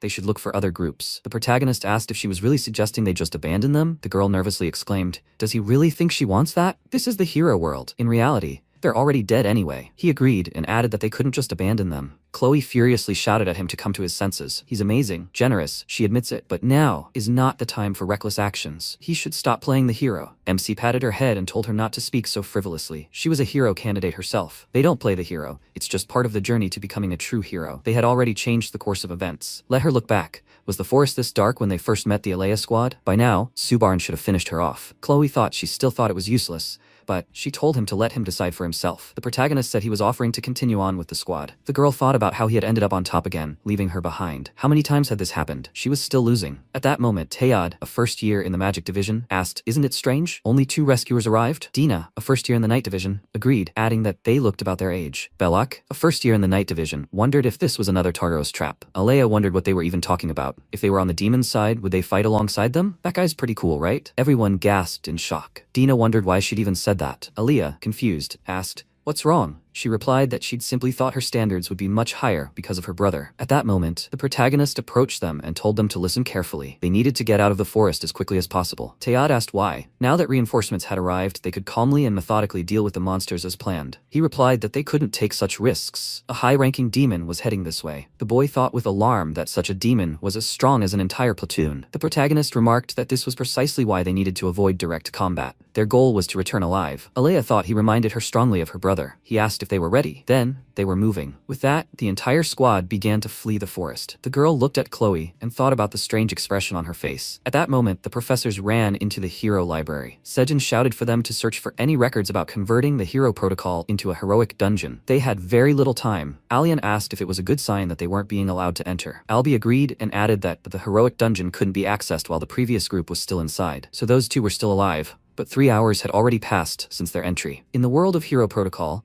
night should have fallen by now. The director asked what time he had defeated Subarn 30 years ago. He replied that it had been around midnight, but was relying on him from the past really all they could do? Suddenly, Arena ran into the room and said that they had found the person who had sold the demonic beast summoning catalyst to student Shen Liu. Albi, seeing her, became very angry. Alian called out to him and told him to calm down. He started to leave, saying that he would cool his head. The girl excitedly noted that this was as expected of someone who had become a great hero. He was filled with hatred for demons. The director replied that he was understandable. During that incident 30 years ago, no body, not even a memento of his sister, was found. Okay, so who sold the demonic beast summoning catalyst to the student? She replied that it was a black market merchant. He had settled on the outskirts of Lumine this year. It was quite a popular spot among first years. Alian took the portfolio and asked if she meant that Tartaros spies had infiltrated Lumine. Arena replied that wasn't quite true. They weren't working directly for Tartaros, but one thing was clear. He was supplying them with artifacts. He wondered what they were trying to achieve with this. Suddenly, Alian noticed a note in the document stating that Chloe had obtained a black spellbook. He instructed her to please call Professor Len. The director looked at his hand and wondered if his instinct, forged in countless brushes with death, was screaming at him that danger was right under his nose. After some time, the protagonist destroyed several orcs and realized that he had been using his heightened senses for too long, and everyone else was at their limit. He said they needed a little rest. After that, they settled down near 2 trees and began to rest. While Chloe was reading a book, Aaliyah approached her and said that she wanted to ask, what is her relationship with Leo? Are they dating by any chance? She exclaimed sheepishly that no. The girl noted that her reaction didn't suggest that. Chloe thought that even if in reality she was 30 years older than her, here she was just a first year. She was no different from her classmates. She wondered why she was asking. Did she really like Leo? Aaliyah answered that, to be honest, he stirred her heart. The girl asked, did she fall for him at first sight? She thought that she was a brilliant sorceress who was not forgotten even 30 years after her death. Leo really is amazing since he caught her attention. Aaliyah said that she doesn't know yet whether it's love or not. He just looks a lot like her brother, especially when he screws up but still succeeds in the end. Chloe asked, confused? He screws up? That's the guy with the magical eye? The girl asked in surprise. What eye? She excitedly replied that she was confused. She was talking about Albi, right? Aaliyah agreed with a smile and added that he constantly challenges the impossible. Chloe remarked that it was similar to Leo. At first they got along, but then she began to envy him a lot. Aaliyah replied that they were similar in that way. She was also very envious of her brother. He seemed like an airhead, but he still won everywhere, and it irritated her to no end. It's a secret, but he also created the basis for her original magic. She's good at mastering existing magic, but coming up with something of her own is difficult. She even failed the entrance exam to Lumine twice. At one point, she actually hated her brother. She had an inferiority complex, but then envy gave way to admiration. At that moment, the protagonist suddenly stood up and shouted, everyone get up now. Plans had changed. Escape was no longer possible. Let them not be afraid and remember who they are at heart, heroes. A moment later, Subarn himself appeared and began to furiously attack him. MC quickly dodged and wondered in disbelief that he'd been ordered to exterminate the young heroes of Chadmore. But the first thing he did was seriously attack him. Just playing through the level? Was he really putting him in the same league as this heroic brat? At that moment, Chloe began casting her magic and created a powerful ice pillar, which blocked the attack. The protagonist quickly coated his sword with flame and delivered a powerful blow to the monster's neck. In an instant, Subarn healed and began using its skill. The protagonist shouted at them to stay focused and get away from him. He was using the Void skill. It was a curse that nullified all attacks. Alea, horrified, said they couldn't defeat such a monster. MC exclaimed that the Void curse wasn't all-powerful. Besides, he didn't create it himself, which meant there was a limit to its use. Subarn grabbed his weapon and asked if they seriously believed they could win. He was just a shadow of the great hero he once was. He replied that he had the same question for him. Was he so afraid of nascent heroes? Then the entire squad began to attack. Alea tried to help them and used the Arc Ray skill. The demon wondered if it was that damned star magic. Lady Salatna was right. They should have been finished off beforehand. He began furiously smashing everything around him, trying to hit them. The force of the attack sent shards flying off the ground, severely wounding Belek and lightly grazing Dina. The protagonist grabbed the boy and led him behind the ice wall. Alea cried out excitedly, asking if they were all right. The girl replied that she was still going strong, but he wasn't feeling well. MC said they shouldn't worry. His internal organs were intact, and the bleeding could be stopped with aura. He needed one powerful blast from Chloe. She agreed and added that he should buy her some time. After that, he charged, and the girl thought that while Leo was distracting them, she needed to prepare something powerful enough to counter the Void Curse. She began studying dark magic skills and said that if she used this spell, they would succeed. A loud noise was heard and everyone froze in anticipation. MC quickly moved towards the monster and began to attack. He swung his sword and cut the demon's hand, and Teyat asked in surprise, will he also someday be able to fight like him? Dina replied that she didn't know, maybe. Alea thought it was definitely some kind of stellar magic. Who is he? Her eyes widened in surprise when she saw Chloe, who was hovering in the air and creating a magic seal. She ordered the vile demon to prepare for death. Leo, let him dodge, he might get hit. MC turned around and saw a stream of magic, thinking, that's it. Chloe screamed, if he burns to ashes, he'll have only himself to blame. She directed a huge stream of mana towards the demon and ordered him to die. Leo thought, fire? Not ice? The mana hit the demon's body and Chloe asked, what about his everlasting flame? Let him die in hellish torment. MC looked at the monster and thought, the flame is coming back. He ordered Chloe to quickly cancel the spell. She gripped her staff even tighter and replied, someone like him deserves much more suffering. MC pushed off the ground and ran towards Chloe, who had already released her mana. He knocked the book from her and swung his sword. After a while, Chloe grabbed her head, and MC asked her to be honest. Is this her everlasting flame really her unique magic? Chloe answered, no. She found this spell in one book. The demon squeezed the staff in his hand and released mana, and MC thought, he knew it. This is the flame of Erebos. He asked Chloe to listen to him carefully. It was black magic. Chloe asked fearfully, what? Black magic? He replied, yes, that grimoire is a demonic artifact. Chloe sighed in fear and asked, she, what did she do? Leo, she doesn't deserve to be called a hero. He ordered her to come to her senses. He told her to listen. There was no mention anywhere of Chubaran using Void, which means he spent all the charges of this spell in the battle with Alia's group. Now she understood? 30 years ago, even though they were gripped by terror, no one gave up. They fought to the end, in a battle where there was no chance of victory. What do they teach them in Lumen? Chloe answered, to surpass themselves. Now she understood. Somewhere deep down she always admired this man. He is too cool to envy him. At that moment, Alia approached her and held out her staff. She asked her to take it. Leo thought, however, Chloe's spell still took away his void charge, so it's time to finish. He heard the spell and looked to the side to see Chloe, who began to cast a spell. He thought he too had surpassed himself, Chloe Mueller, so as not to disgrace himself in front of those who believe in him. He smiled and thought, so strange, really. He clenched his sword and walked forward, remembering himself from his past life. MC thought, the runes of true magic, why do they inspire him so much? He frowned when he saw the demon running towards him. He blocked the attack, and the demon ordered him to die. Leo cried out in tension, blocking the attacks, and the demon clenched his fist and punched him. MC flew to the side, after which the demon said, this is the end, the embodiment of a great hero. Leo looked at the frost magic and said, with demons like him, they deal with the first time. The demon asked, what? MC answered, he's finished, Chubaran. Chloe stood behind and thought, her unique magic. She was able to complete this thanks to him. Leo. Chloe screamed, a world of ice. Ice magic covered everything around and froze Chubaran's body. Leo walked up to it and lightly pushed it with his finger, after which black mana formed a book. He attacked it and thought, a demonic artifact. The system window reported, a new achievement unlocked. Defeat Chubaran completed. MC said, he must admit, her unique magic is impressive. He would never have been able to cast such a large area spell. Chloe looked away, slightly embarrassed, and said, Leo, she wants to confess to the entire academy. She will most likely be expelled. MC interrupted her and said, he finds it hard to believe that a hero candidate like her would be expelled. He is sure that one day she really will become one. Aaliyah screamed with joy. Amazing. They are both simply amazing. Dina said, really, they looked like real heroes. Chloe looked at them in surprise, and Leo said, they all did well. They gave it their all. Chloe approached Aaliyah and said,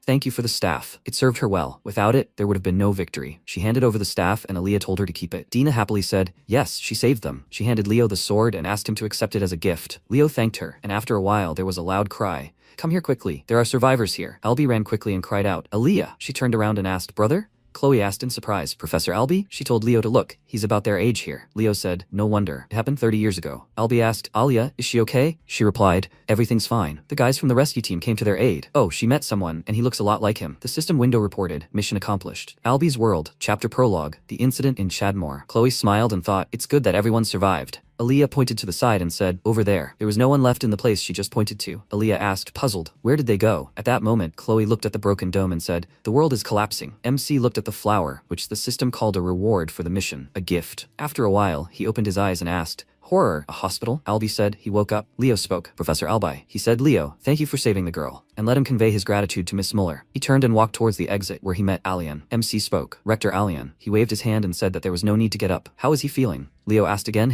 Everything's fine. Alian asked to tell him what happened inside the records. Was the incident somehow connected to Chloe's grimoire? He asked how he found out. Alian replied that they found out where Sen Lu bought the summoning amplifier. Chloe also bought the grimoire there. He knew it. So the grimoire was also a demonic artifact. A demonic artifact, a shard of Erebus. In other words, the physical embodiment of a part of it. MC thought that if a demon got hold of such a shard, it would turn into a powerful weapon in their hands. But anyone else who dared to use such a thing would face only one thing, gradual madness. MC answered that in short, it was like this. He began to tell everything, recalling every fragment. After a while, Alian said, I understand. If what he told was true, then it means the artifact was able to influence the hero's world? MC replied that after they got rid of it, the records returned to their original state. So, he thinks his proposal is correct. Chloe woke up and screamed in surprise. Rector Alian. He waved his hand and told her to relax. He screamed, Arena. She went inside, and Alian said that since they had both come to their senses, he would like to clear something up. Arena opened the things wrapped in cloth, and Chloe screamed, it is Alian's staff. Alian asked to explain where this reward came from. After all, something like this shouldn't happen. How did these items end up in their hands? MC thought, judging by her reaction, Chloe didn't receive anything. Everything is exactly the same as in the introductory one. There are no direct rewards for completing worlds from the hero's personal records. That's the rule. All rewards are strictly tied to their owner. In this, they were both broken. But why?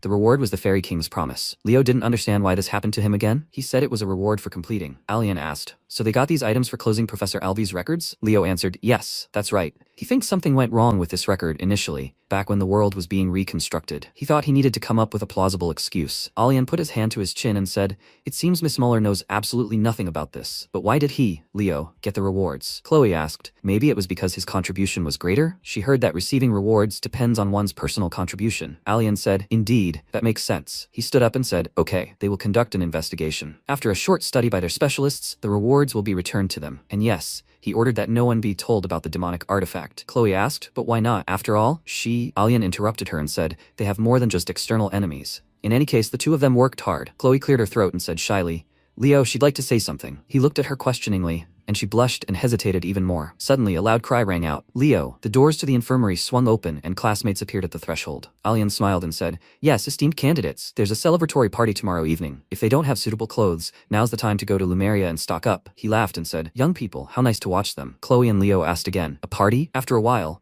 a voice rang out. Here's a party for the first years who survived their placement exams. The first battle of the brave warriors has been successfully completed. The host invited them to look at the distinguished guests who had honored them with their presence. Carr adjusted his hair and asked, is this a reward for all their troubles? Tide said, Lumine Academy. It's a piece of cake. After a while, students were standing near the table and talking among themselves. The girl asked how the interview went. The guy replied, he thinks he'll try himself in a new direction. Carr took a sip from his glass and asked, where are their guys stuck? Tide replied, Lumine doesn't forgive tardiness, apparently. The host said, here comes the next pair of heroes. Let them come out to them. Nella Carvin and Eliana Layden from the 5th grade. Let everyone just look at how beautiful they are. The boys' eyes widened in surprise when they saw them. Carr exclaimed, they look great. The girls approached them and burst into loud laughter. Did they steal their tuxedos from their dads? Carr said, yeah. He even felt ashamed for staring. The host said, next up is the pride of the Lordran Empire, the Lulan brother and sister. Someone cried out, how they wish they were in her place. Carr said, well, she's a real princess. A princess from a fairy tale. Chelsea stuck her tongue out at everyone, and Eliana said something, and the people of the Empire instantly surrounded them. Well, nothing new. After all, they're big fish. The host announced, slightly embarrassed, and finally, another sweet couple, Celia Zerdinger and Leo Plav. Let everyone greet them. Celia asked discontentedly, and why, of all people, was she paired with him? The MC asked, what's wrong? Nella happily stood up and shouted, Headmother. Eliana turned around and asked, Headmother. Leo Plav, they will lead Lumine to a better future. Kyle cried out joyfully, Leo, he's their star. Eliana said, the class president, he's the best. Ariana cleared her throat and asked, so guys, are they enjoying the evening? Carr shouted joyfully, everything's great. The other boys also shouted joyfully and thought, I hope she doesn't lose her temper again. Ariana said she was glad they were enjoying themselves, but please, let them listen carefully now. She'll announce the results of the placement exams. Carr was upset and asked, Does she really think she won't ruin the whole atmosphere with this? Ariana said, as expected, not everyone likes it. So today they'll only announce the top 3 students in each division. But don't worry, the rest of the divisions will find out their results tomorrow. The homeroom teachers will announce everything, and now the division representatives will announce their top students. Ain came onto the stage and said, "The Ice Knight, Ainul and Diu. Each of them had done an excellent job at the sorting exams, and now he would announce the names of the best in the night division, starting with first place." The names of the students appeared on the screen: Celia Zerdinger, Duran Moira, and Chen Xia. Celia looked at MC and thought, what about Leo? Isn't he at the top? The next teacher, Len, came on stage and said, Abad Llewellyn, Chelsea Llewellyn, and Emio Lucian. Chelsea looked at MC and asked why Leo wasn't there. He replied, "It happens." Carr spoke up, "But that's strange. He's not at the top, and neither is Chloe." Celia looked at Chloe, and Len thought, because of that damned book, he was forced to give her a 0 for practical training. But Miss Mueller will still prove herself to be the best mage in the academy, despite this fact. Sejin stood up and cried out, for him personally, Chloe will always be the best student in the magic division. Herod ordered him to sit down, and the teacher nodded. Chloe looked slightly embarrassed, and Celia placed her hand on her shoulder. Yura came onto the stage and said, okay. New recruits from the recruiting unit. She looks forward to seeing their success in the next exams. Someone shouted, he already wants to join her recruiting unit. She named names: Walden Titan, Elsa Georgina, Jordan Lusson. Celia thought for a moment, and again Leo wasn't there. Ariana asked, well, is everyone happy? And now it's time to introduce them to the top student across the board and the class president. The one who performed best in the exams will become the next class president. And that's it. Everyone tensed in anticipation, and Ariana shouted, Leo Plav. She told him to keep working hard. Everyone cheered and began to applaud. Emio Lucian stood up from the table and cried out, he objects. Why on earth was Leo Plav appointed class president if he's not in any of the top classes? Emio Lucian from the Magic Division, top 3 in the Magic Division based on exam results. MC folded his arms and thought, that's true. Why him? Ariana sounded slightly frightened. Actually, there was a good reason for that. She became very agitated and screamed, they're scoundrels. She won't repeat it, so let them remember this information, idiots. Do they understand? Was he raised in a barn or something? Herod asked. Is she possessed by a demon or something? It's funny to watch. Sejin agreed with him. Ariana continued shouting. Firstly, generalist students aren't included in the top lists of a specific division. They can't be lumped together with representatives of just one division. Let's take night mages, for example. Their aura abilities are weaker than those of a pure knight, and their magical abilities are also inferior to those of a pure mage. However, the combination of the best traits of both gives them considerable power. And also, Leo's practical skills score in combat skills and heroic traits is the highest among first-year students. Amio asked fearfully, but didn't the top participants also get the highest score in the practical part of the exam? Ariana screamed, idiot. Leo's achievements are incomparable. He cleared the heroic dungeon. He defeated Chubaran himself. Everyone around widened their eyes in surprise upon hearing this. Eliana asked, did he really defeat Chubaran? Carr asked, with only Chloe? MC nodded, and Ariana returned to her normal state and said, guys, Leo Plav took first place in the exams because, Sejin said, that's enough, Professor Ariana. He thinks she's already convinced the students. That's all the announcements. They can enjoy the party. Everyone around started chatting. Yura turned to Len and asked, what would the results be if the all-rounders were also included in the final ranking? Len replied, well, in the Magic Division, the results would have changed dramatically. One person would have simply pushed everyone aside. Yura said something like, so he should have been first in the Magic Division. Len interrupted her and said, yes, Leo has the highest results. She cried out in surprise. What? And in the Summoning Division too? Ain sipped from his glass and said, just like in the Night Division, Leo Plav is first in everything. Yura said, my god, so his desire to become the best all-rounder. Len replied, yes, it turned out to be quite real. Len said, but his place is still in the Magic Division. It's his calling. Yura slammed her hand on the table and ordered not to make her laugh. Does he think such talent in summoning is just lying around? Ain called out to the two of them and said, Leo is most suited to be a swordsman. Isn't that obvious? They shouted loudly, and assistants Caro and Anna looked around in confusion. The next day, Carr laid his head on his desk and said he thought he'd had too much to drink yesterday. Chelsea folded her arms and said discontentedly, yeah, that's the first time she's seen someone down 2 liters of orange juice. Herod entered the room and hung a map on the board. He said, silence. He has an announcement regarding a field trip. They're heading to the lands of the elves. Eliana screamed. Yes, they know, and they also know that the class can choose a specific location. Tide said yes, they're thinking about the Duin Forest, which is also called the Warm Forest. There are so many different types of fruits there. Herod pointed at the map and said they're going to El Salbekia. Eliana asked fearfully, El Salbekia? Carr said, El Salbekia, it's a small cold town. Eliana asked, what are they even doing in such a remote place? Tide asked, let it be a joke. Herod reached into his ear and said, all complaints go to the class leader. He was the one who chose it.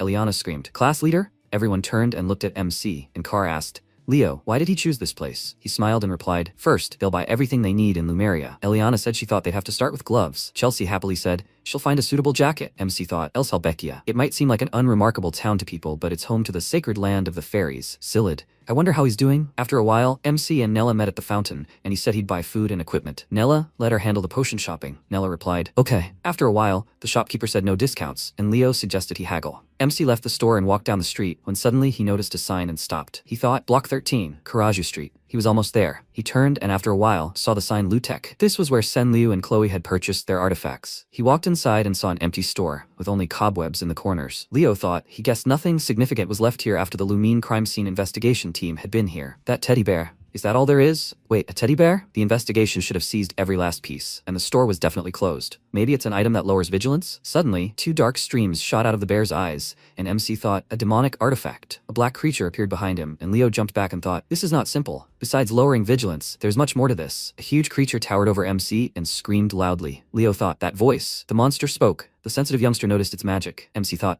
Salatna, this is the Witch Queen. She's one of the 3 Legion commanders who were destroyed 500 years ago. This can't be the real body. It's definitely a clone made from a piece of flesh. Salatna asked, aura and magical power. Is he a magic knight? What an exceptional talent. Let him allow it, she will reward him. However, he can blame his keen senses, kid. Salatna began to attack and struck Leo's arm. He screamed and thought, in this state, he is no match for her. He needs to get out of here. He grabbed his hand and Salatna thanked him for the food. A promising hero. She opened her mouth but Leo only smirked in response. Albi appeared behind him and used a spear of light.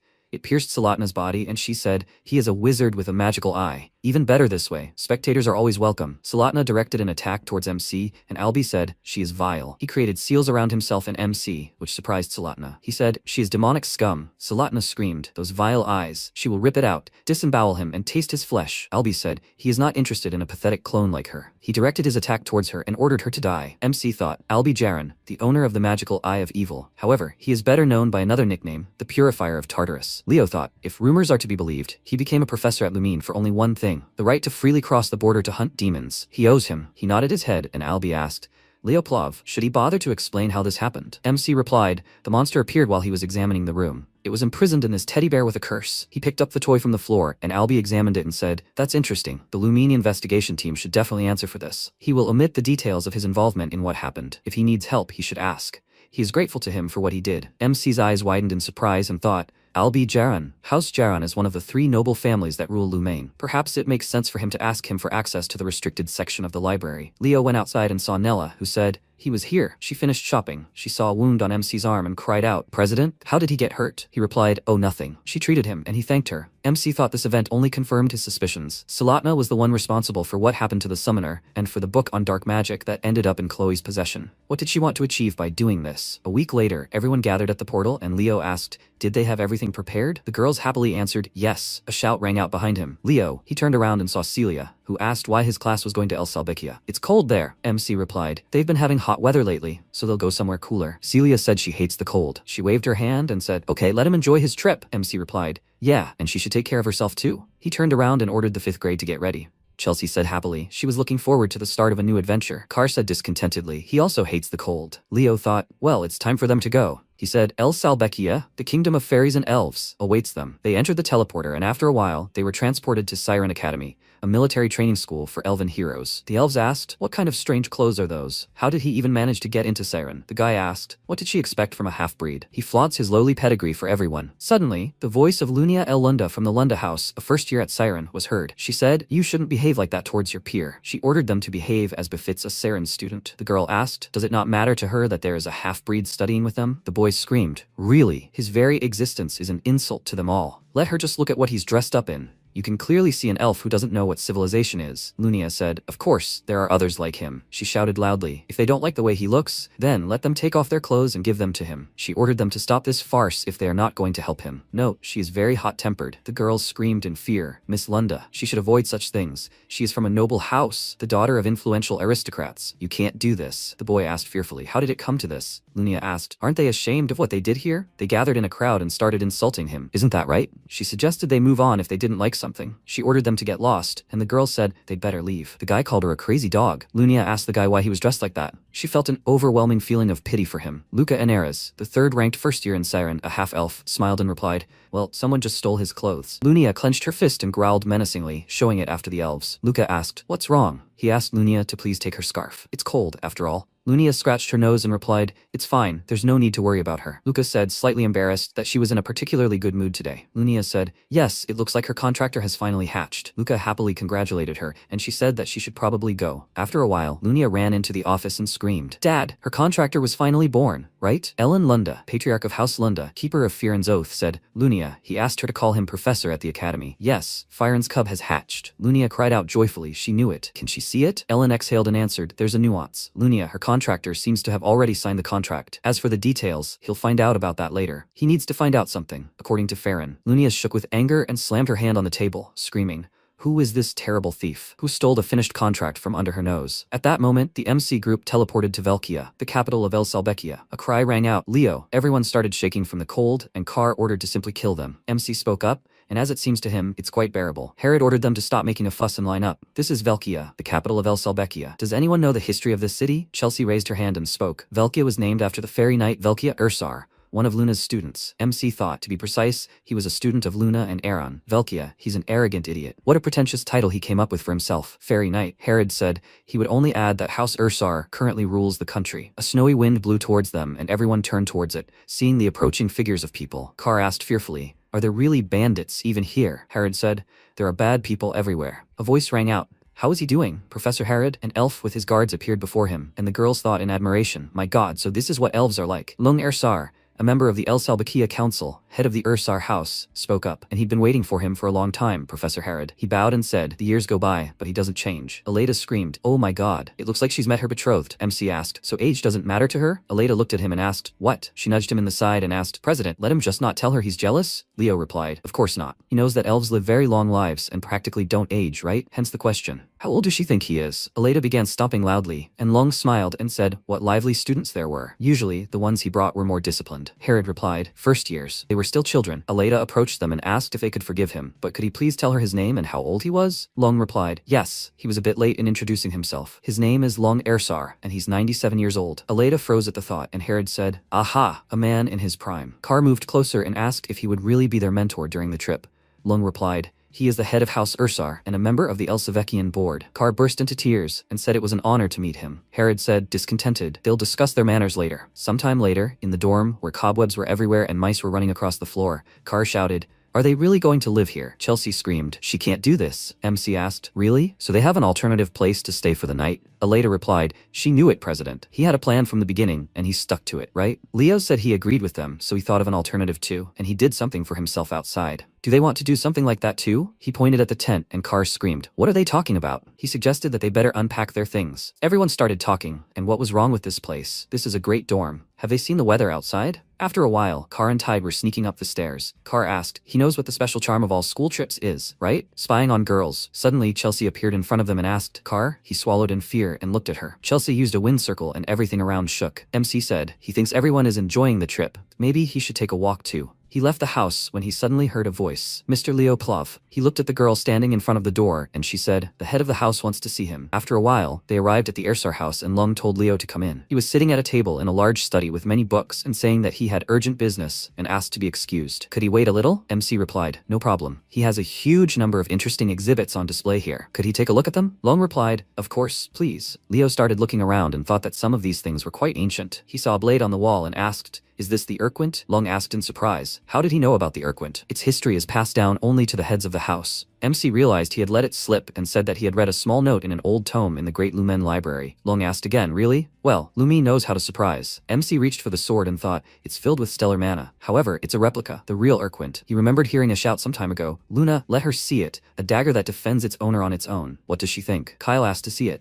Luna waved it and asked, "Well, how does he like it?" MC replied, "She looks like a goblin who decided to rob travelers." Luna screamed obscenities at him. Leo thought, originally, it belonged to Luna. However, she gave the blade to her apprentice, Velkia. And just before the final campaign in the war against Tartarus, Velkia lost it. Lung said, "The Urquint is a reward received by their ancestor after completing the Velkia Heroic Chronicles. Unfortunately, weapons obtained in the Heroic Chronicles cannot be used by anyone except the owner." MC thought, that's why it looks like a replica. Lung told him to sit down. Herod told him that he was studying in all areas simultaneously and was the representative from from Lumine this year, is that correct? Leo answered, yes. Lung said that he knew that such a request on his part might seem rude. After all, they had just met. MC looked at him questioningly, and Lung asked if he could meet his granddaughter. His granddaughter, she is a first year named Siren. She is a talented girl who entered with honors. However, she lost her motivation to study after entering the academy. He thought that meeting someone like him, an outstanding student of a different race, could rekindle her thirst for knowledge. After a while, MC left the office and walked down the hallway. He approached the door and asked if he was sure he should have given him the key to her bedroom. He took it out, opened the door, and went inside. The room was a terrible mess. Leo looked around and said, God, so much dust. Yes, she's a fan of great heroes. No.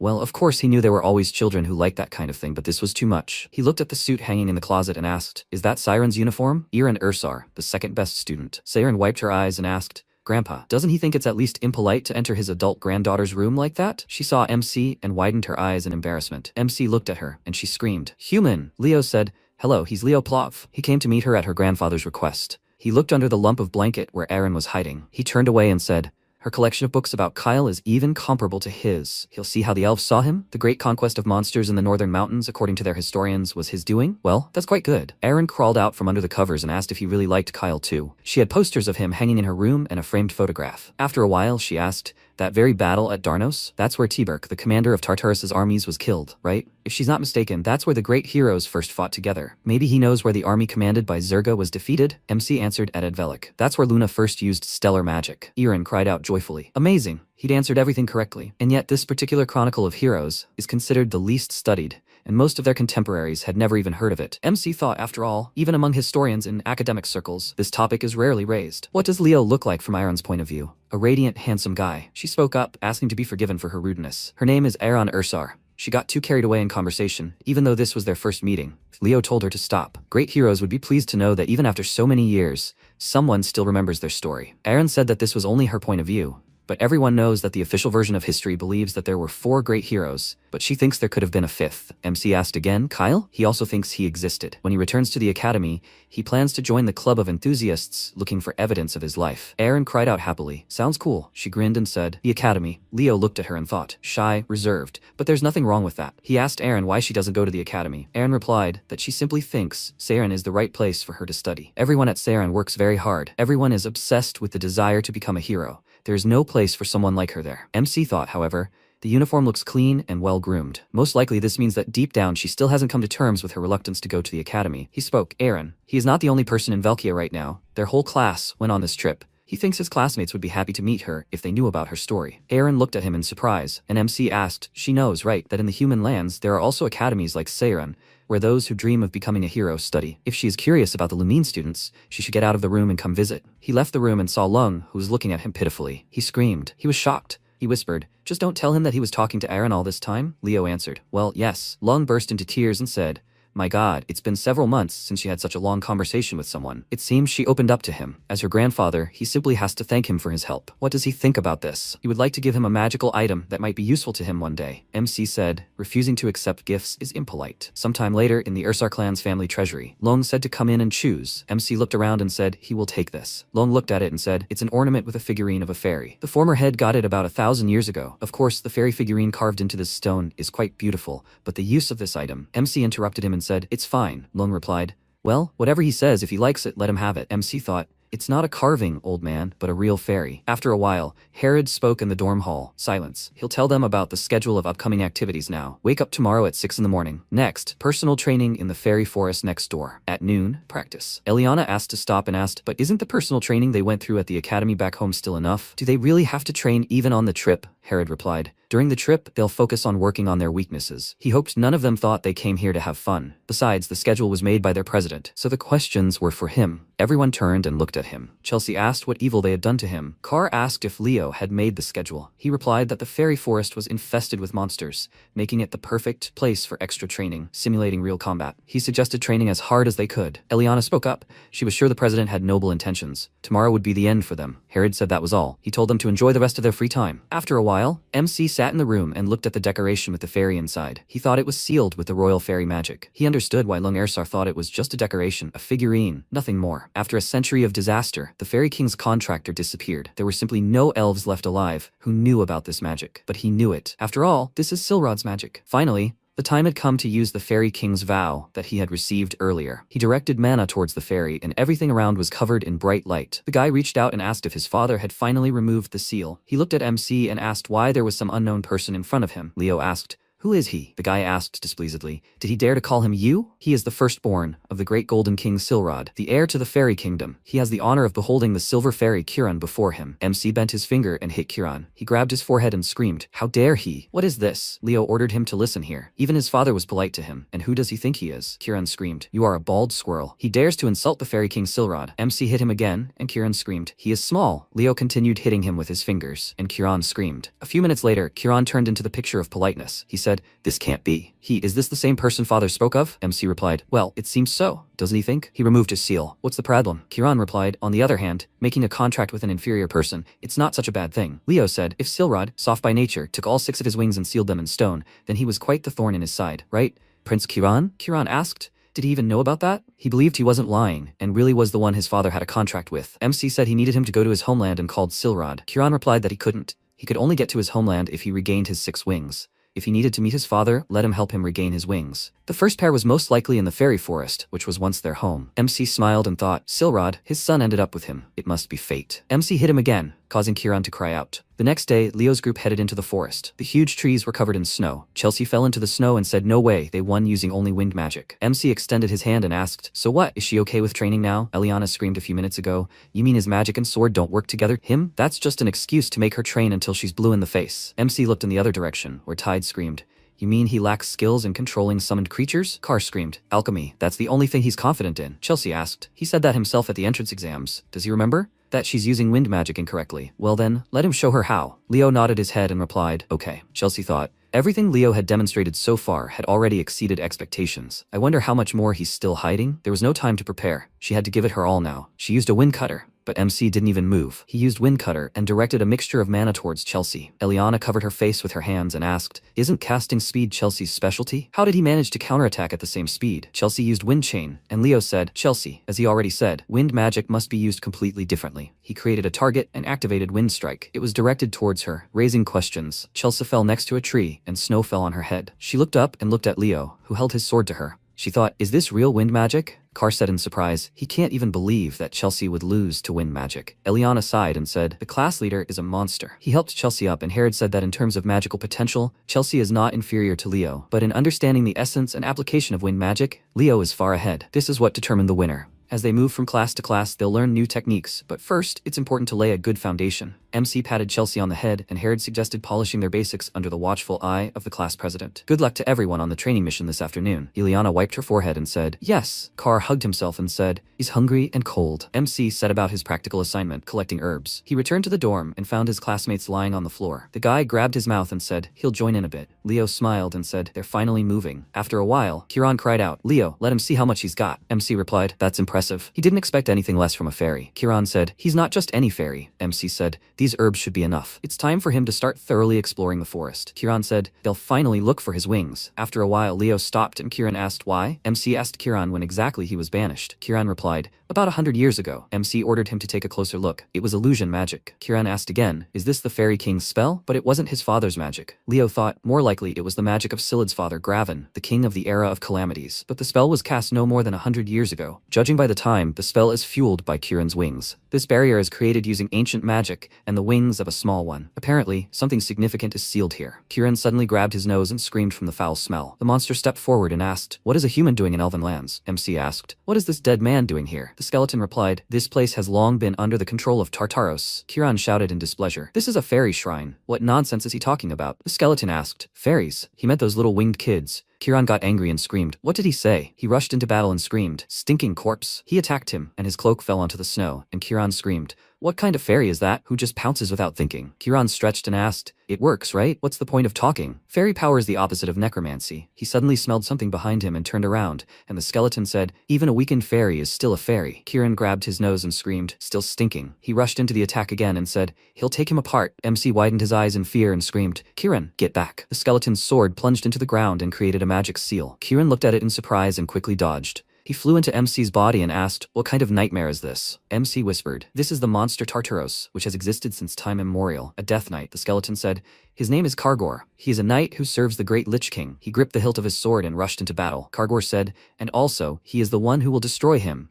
This is his death. MC thought, spectral form. He placed a barrier in front of himself when Kargor began to attack. He walked towards him and asked, did he create an aura shield in such a short time? This is not bad. He released his mana and tried to attack Leo, but he quickly blocked the blow. Kargor screamed, his fight is pointless, human. Kiran screamed, Leo, he will help. He hit the monster's shoulder and fell to the ground. Kiran grabbed his head and asked, has he run out of strength? If only he had wings. MC said, in the name of the contractor he calls upon him. Wings appeared behind him and he took off, spreading his mana. Kargor spoke in confusion. Wings. Kiran smiled and asked, what? He has another contract with someone other than him. Leo swung his sword and cried out, Phoenix. The mana dragon headed towards the skeleton and then returned to MC's shoulder in the form of a small bird. Kiran jumped onto his shoulder and cried out, Phoenix. He waved his hand and laughed awkwardly, causing the bird to become displeased. Kargon asked, Phoenix and fairies? He can't let them leave alive. He clenched his sword and thrust it into the ground, commanding the undead army to devour the living. The land of death. MC thought it was a curse that endlessly summoned the undead. Kiran asked, has he given up? Leo smiled and said, if only. He thought it was Kyle's mana. He hadn't used that in a while. He used Earthquake, which affected the skeletons and made them question it. MC rushed towards the creatures and swinging his sword, began to attack. He quickly dealt with the creatures, when suddenly Kargor ordered him to stop. He said, if he calls himself a knight, then let him fight him with honor. MC asked, is this the idiot who summoned the lesser undead telling him this? What was he even talking about? He turned and started to run and Kargor screamed, he's leaving. MC ordered the phoenix and the fairy to fly back. They won't fight. After a while, Leo thought it should be safe here. A death knight in the fairy forest? So there's something here that Tartarus is hunting for? He folded his arms across his chest and heard a growl. He looked to the side and saw a skeleton walking towards him. Leo thought,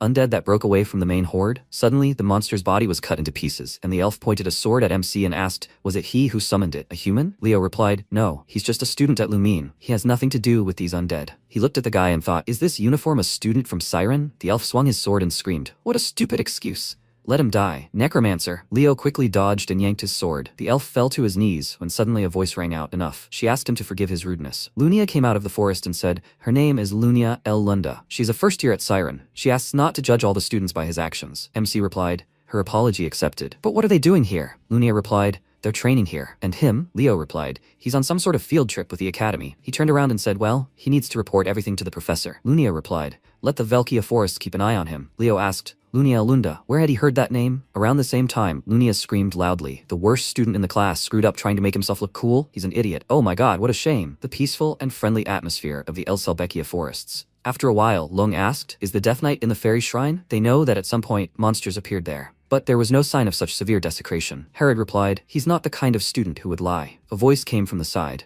Misunderstandings born of ignorance also carry lies. An elf emerged from the hallway and said, a first-year candidate, who was only recently born, claims to have encountered a Death Knight. Gerdium Vintel, a teacher at Siren Academy, entered the hall, and Long said, this is Professor Gerdium Vintel. He teaches the first years. Please let him continue. Gerdium said he most likely saw a skeleton knight and was scared of it. He doesn't believe he could escape if faced with a Death Knight. He's only a first year. Professor Herod, does he believe his story? Herod replied, of course. He may be a first year, but he's the top student in his class, and he also represents the academy in all areas. Gerdium frowned and thought, if what he said was true, it would help expand the horizons of Saren students. And the story about the Death Knight was obvious nonsense. He asked, if he represents the academy in all areas, does that mean he's good at magic too? He offered to teach a joint lesson with their students. After a while, the students gathered in the hall, chatting with each other. Carr looked around and said, they've set everything up really well here. Siren, this is a rich academy. Chelsea said, yes, it's like being received by an emperor. Eliana said she heard they would have classes tomorrow taught by Siren's teachers. She was curious about how they taught. He was excited. Nellie said she was too. The teachers were sitting at the table, talking, and MC looked at them, thinking, he decided to make this big deal out of nothing. So, he's the type of person who won't believe anything until he sees it with his own eyes. Lunia approached Leo and asked, they've met before, right? Does he dance? She offered him her hand, and after a while they were already twirling in a dance. Lunia asked, does he know elven dances? MC replied, he once learned, a long time ago. Lunia said, that's interesting. And by the way, she doesn't even know his name. How should she address him? MC replied, his name is Leo Plov. She can just call him Leo. Lunia grabbed his tie and asked, so it's him? He's the thief who stole someone else's contract? MC looked at her, puzzled, and she said that she would kill him. MC remembered being told that Reyna saved the life of her summoner, Ellen Lunda. She asked him to forgive her, the child who was supposed to become Fiora's contractor. MC's eyes widened and thought, so this is the original holder of the contract? Lunia clutched MC's shirt and said, shameless thief. Leo replied, Fiora is fine. Lunia got even angrier and said, he is. She pounced on him and ordered him to die. After a while, Lunia apologized to Leo Plov. She was rude. MC smiled and replied, okay. He thought it must be hard for her to pretend. Leo and Herod started to leave, and Gertius turned to the student Lunia and ordered her to stop thinking about doing such things. She is, after all, the representative of the first years of Siren. Lunia replied, she understood. Gertius said, she will make up for it tomorrow during joint classes. He ordered her to prove that Siren is better than Lumine. No. What are they? This is the best hero academy in the whole world. What stupid commoners. Gertius thought, maybe he overdid it. He cleared his throat and said, so that's it. Lunia screamed, she will never lose to this idiot. She will crush him no matter what. No need to worry. For the honor of Siren, Gertius said fearfully. Lunia. After a while, Lumine and Siren's joint classes began. Herod walked to the center of the hall and said he was glad to welcome them, the students of Siren Academy. He is Professor Herod, a teacher at Lumine Academy. Today, they will take part in the traditional Lumine lesson. Kar, Eliana, and Tide have them come up. Today, they will represent the class. They cried out in surprise. What? Herod said. They are model students of Lumine Academy. Let them show what they are made of. The student said, slightly embarrassed, Professor. Chelsea said, I see, one student from each division. MC thought he didn't seem to care at all who was nominated. After a while, Eliana released mana on the sword, and the boys activated their magic. The elves watched this happily and wrote down in their notebooks. Gertius, exchanging experiences with representatives of other races, helps refresh knowledge. He stood to the side, arms folded across his chest, grinning. He thought, but it was a little strange that the class monitor stayed to the side. Chelsea shouted joyfully, unbelievable. The students bowed, and Gertius said, that was a truly informative lesson, Lumine students. He felt the depth of knowledge he gained in each department. He took the chalk in his hands and said, in Siren they use slightly different methods. All their students study magic as a main discipline, so in the future, they can afford not to focus on magic, but strive for balance. MC thought it was ironic to hear about balance from them. All their training is built around magic, and everything else is just in passing, complete show. Elven arrogance in its repertoire. Gertius said, so that's how they got to the main point. He looked at MC, who yawned, his mouth wide open. He thought, what kind of behavior is this? And this is a student who defeated a Death Knight. Nonsense. He said, well, enough theory. He will show them the essence of Siren. By nature, they are a magical race. He released his mana and began to spread it in different directions. Stars appeared on the ceiling,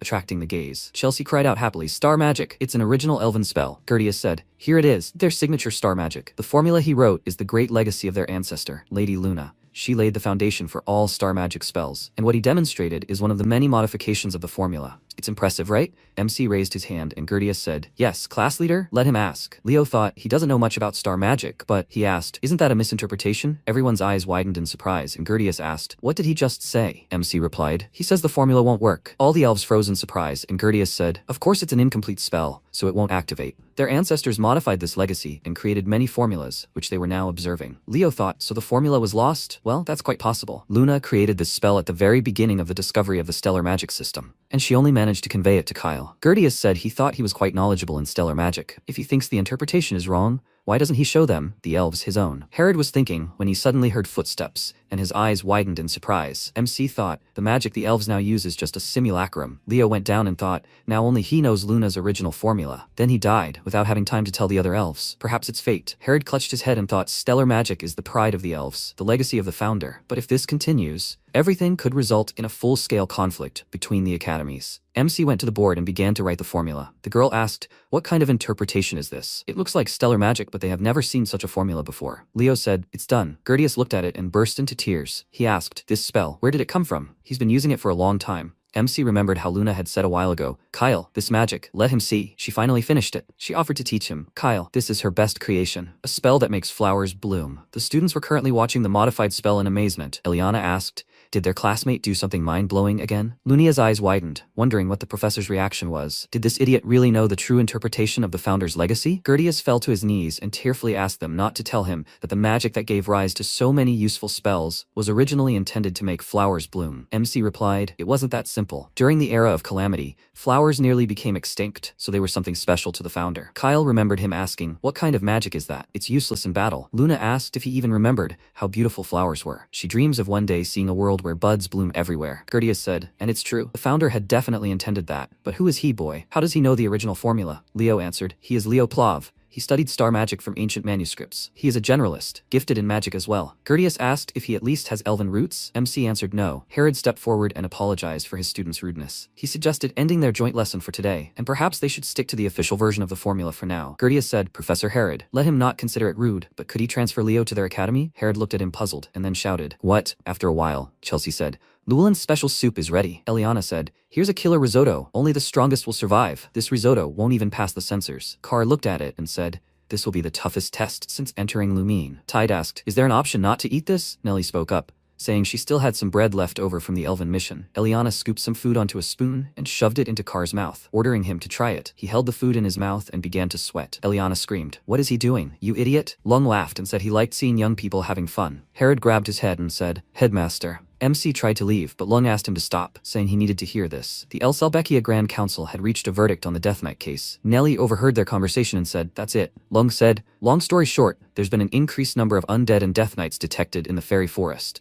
So they formally requested Lumine and Siren to investigate the anomalies. But these Greenhorn first years alone won't be enough, so Siren will help them. From the start of the mission, the seniors will also investigate the anomaly. MC asked if the head of the council really came all this way just to give an assignment. Lung shook his head and said he wanted to come himself. Because of him, Leo, his granddaughter, wants to see him. Aaron, she peeked out from behind the door and asked, Brother Leo, how is he? She was told she could come, so she came. Leo thanked her for coming. He will introduce her to the guys. Chelsea saw her and shouted happily, Cutie, what's her name? Why didn't she come to the joint activity? Eliana asked, how does he know her? Nelly looked at her and said, she's cute. Iron blushed and said fearfully, well, she apologized and ran up the stairs. Chelsea asked, did they do something wrong? Eliana asked, is she that shy? Lung said, Leo, he's counting on him. They walked down the hallway and talked. After a while, MC saw Iron sitting on the balcony floor. He threw a jacket over her and she said, Leo, he'll catch such a cold. He asked her not to worry about him. So why did she run away from Siren? Aaron looked around and said, because she's not fit to be a hero. He asked, is she at it again? Aaron replied, student life was too much for her. And then she met a girl. She was shining like the sun. Leo asked again, who was it? Aaron answered, slightly embarrassed, Miss Lunia. Miss Lunia is truly incredible. She's smart, confident, kind to everyone, a true heroine.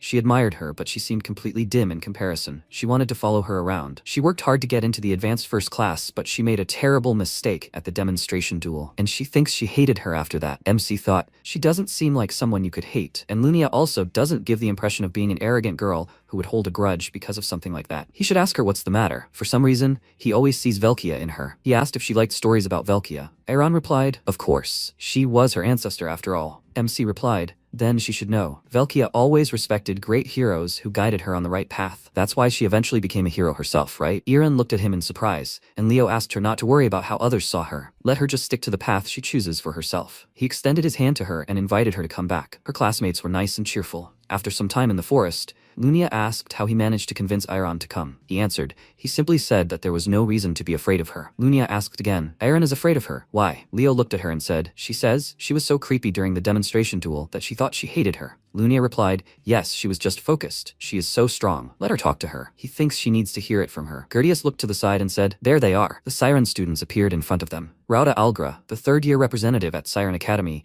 approached them and with a smile on his face said, Professor Gertius. He shook his hand and said, Rauta, his recent thesis was quite impressive. MC looked at his hand and asked, Lunia, who is this guy? Lunia asked again, Rauta? He is the third-year representative. Back in his second year, he didn't stand out in any way, but then he dramatically improved his skills and became the most talked-about figure of the semester. MC thought, Ryoko has gotten stronger then? Herod said, well, since everyone is here, it's time for them to split into teams. Gertius said they'll split it up like this. One third year will take 1 or 2 first years with him. He announced the first team. Leo Plav, Lunia Elunda, and Rauta Algra. MC wondered if he was joking. After a while, Lunia said, oh my god, this is so annoying. She remembered Gertius's words. He hopes the two of them take this opportunity to become closer. She asked, why should she even go on a mission with a thief? MC asked, is she still not over this story about the thief? Lunia replied, of course. She still doesn't accept him as Fiora's contractor. Leo said, it's time for her to calm down. Their current location is the fairy forest. Deep in the forest is the MC team. In the boxwood grove is Chelsea. In the medicine field is Ilana. In the pine forest are Car and Nelly. And at the entrance to the forest is Tide, with a group of seniors. Lunia looked around and asked, by the way, where did the senior Rauta go? They were supposed to be moving in groups. MC crouched down and remembered Rauta's words, who suggested splitting up. He suggested meeting in the center of the forest. MC said it seemed he needed to do something without witnesses. Lunia looked around and said that she was still worried that they had come so far, but they still hadn't encountered the undead. After all, in theory, they should have encountered them by now. Leo thought everything looks the same as last time, but still, he remembered how he asked Kiran to watch. This is an illusion spell, Kiran asked. Isn't this the Fairy King's magic? But at the same time, it doesn't look like his father's magic. There is a curse on this land that wasn't there before. The curse of the dead. Something like this can only be recognized by someone who has survived this calamity. Only he could do this. Erebus's most loyal servant, Commander Tartarus, who survived the Age of Calamity. Death King Kaiser. MC thought it was unlikely the Death King had acted on his own. Most likely, this was the work of his servant, the Death Knight Kargor. Leo rose from the ground and thought, besides, there was something hidden here that Silrod really wanted to protect. Lunia asked, what's the matter? Did he sense something? MC said, someone's coming. Loud footsteps were heard and they armed themselves with weapons. Rada exhaled and asked, well, how's the investigation going? Respected representatives of the first year. Lunia shouted, Senior Rata? He asked, did they encounter any undead on their way? Lunia replied, no, they didn't see any undead. Rata smiled and asked, he saw the Death Knight first, right? MC extended his hand and said, right. He looked at his hand and thought,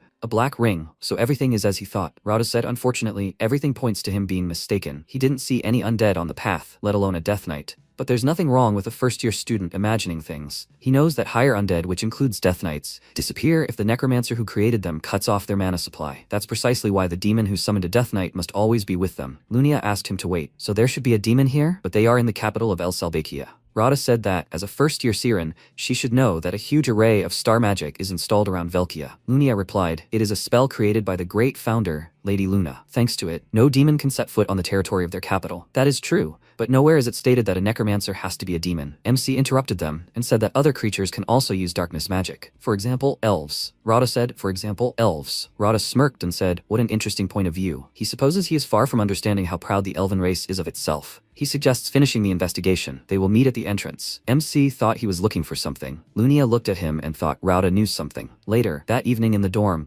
Chelsea asked Carr, did his team not find the Death Knight either? Carr screamed, what Death Knight? They didn't meet any undead at all. Chelsea screamed, and this raises even more questions. The principal said that the undead were definitely there. How did it happen that they all disappeared as soon as they went out into the forest to investigate? Carr said he wanted to sleep. Chelsea said not so fast. Leo at that moment landed on the ground near the Seiren Academy dormitory. He climbed into Rada's room and thought, he escaped from the dormitory. He looked at the table and thought, this is the entry point to the fairy forest. At that moment, Lunia appeared in the window behind him and asked, what is he doing here? He covered her mouth and ordered her to be quiet. Lunia said, he acted strangely in the forest, and now he climbed into his room. MC answered, he was looking for him, but he managed to escape. He is sure that he went to the fairy forest. He looked to the side and asked, did he escape? He hears a conversation in that direction. Lunia whispered, but why the elder Rauda at all? Leo picked her up and jumped out the window. At that moment, Aaron got out of bed and went to the window. She saw MC and said, Leo and Lady Lunia? This is simply incredibly romantic. She imagined the picture from the book and blushed, thinking, this is a secret romantic encounter. After some time in the forest, Leo asked, so how much longer does she plan to follow him? Let her go back to the dorm. Lunia asked, does he really think the elder Rauda is involved in this? He only returned this morning, and he saw the Death Knight a few days ago. Suddenly a scream was heard, stop! The two of them, enough. Lunia asked in fear, how did she get here? MC said she had been following them all this time. Iron screamed, students are forbidden from inappropriate relationships. Boys and girls must live separately from the age of 7. Lunia asked, puzzled. What? MC asked again. What is she talking about? Aaron screamed, she saw everything. Even how they left the dorm together. It looked so strange. Of course she understands that Lunia is very beautiful, and he, Leo, is also handsome. MC grabbed his head and said, Aaron, she got it all wrong. Lunia, let her tell her. Lunia said that. Everything is not as she thought, that is. She was very embarrassed and turned away when suddenly Leo noticed an undead hand emerging from the ground. He screamed, it's the undead. He grabbed his sword. Welcome to the fairy forest, MC said, and all high-ranking skeleton knights. Lunia asked, where do they even come from? He asked, Lunia, is she ready? She released her mana and screamed,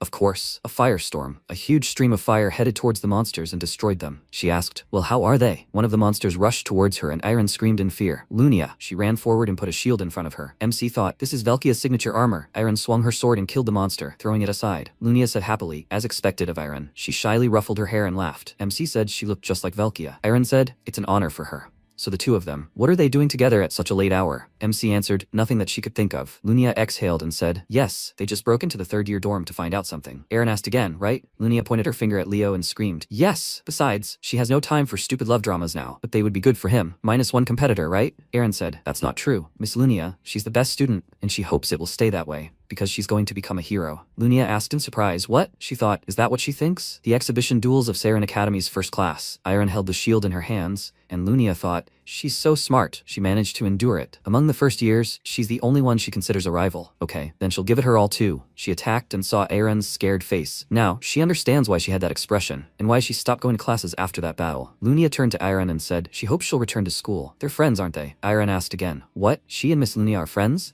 Doesn't she find her disgusting? Lunia happily said, "They're friends and rivals. She'd like to continue competing with her." Iron happily repeated, "Friends and rivals. But aren't the two of them really dating?" Lunia cried out in embarrassment. No. MC thought children butt heads often. That's just how they are. At that moment, a raven cawed loudly and the Death Knight said, "I think he's been caught, mage. There are outsiders here." Rauda asked, "What? Isn't this an oversight of his knights?" Death Knight Kargor. He removed his hood and Kargor called him an idiot. "They are knights of the Great Lich King. How dare he speak to him in such a tone?" Rauda showed him his hand and asked if he had forgotten that the ring of the Great Lich King chose him as its master. Once they complete the summoning circle, they will no longer need his Tartaros, and until then, he is counting on him. Kargor laughed and said, "Of course." At that moment, Aaron asked, "So Rauda is behind the anomalies in the fairy forest?" Lunia replied, "These are just his guesses. There is no need to take it seriously." Aaron said, "But she feels like it's gotten colder here. Velkia is a cold city by itself, but this frost feels different to her." Lunia agreed with her, and MC thought he felt like he felt a curse. He suggested they prepare a little before they continue on their way. Kiran appeared in front of him and said, "There it is." A phoenix appeared next to him, and Lunia screamed loudly, "Fiora!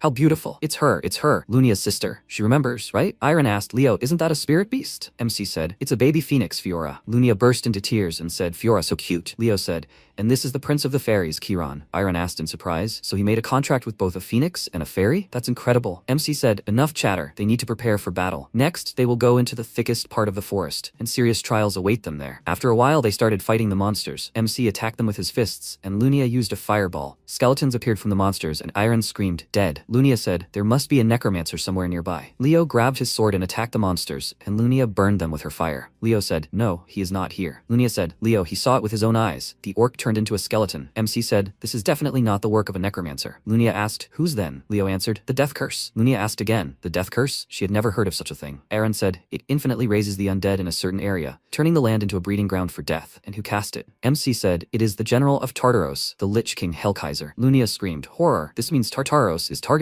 El Salbekia. They need to report this to the professors immediately." Aaron narrowed her eyes and said, "Suddenly, Kargor appeared before them and said, 'Welcome, hero candidates, to the land of the dead.' He laughed loudly and said, 'He's not leaving today. They will know true despair and fear. He will make them regret daring to come to this forest." MC said, "Ladies, he is taking on the Death Knight. Iron, she needs to hold back the undead. Lunia, please let her prepare her strongest magic." The girls answered. They understood. "Okay." Kargor asked, "Has he decided to fight this time?" MC answered, "Yes, his opponent is him." Kargor said irritably, "Stupid brat. Does he really think he will let him fight according to his plan? He will suffocate in the impenetrable darkness." Leo used Zerdinger's secret sword technique, Prominence. He created a stream of fire and attacked the enemy. Kargor asked, "Phoenix flames?" MC pushed off the ground and rushed to attack. He said, "It's not just phoenix flames, but one's mixed with Zerdinger's aura." Kargor looked at the sword and wondered if it had melted. He had much more experience in battle than he did. How could a first-year child be capable of something like that? And that look of his, what was that? A large cloud of flame gathered over the undead, and Lunia commanded it to burn. She loudly commanded him to die. The bony idiot. She adjusted her hair and said, "This is what happens to those who dare to stand in her way." Iron said in fear, "But the forest." Kiran asked to listen. "Is she really an elf? Her habits are more like those of an orc. She knows how to be convincing." MC said,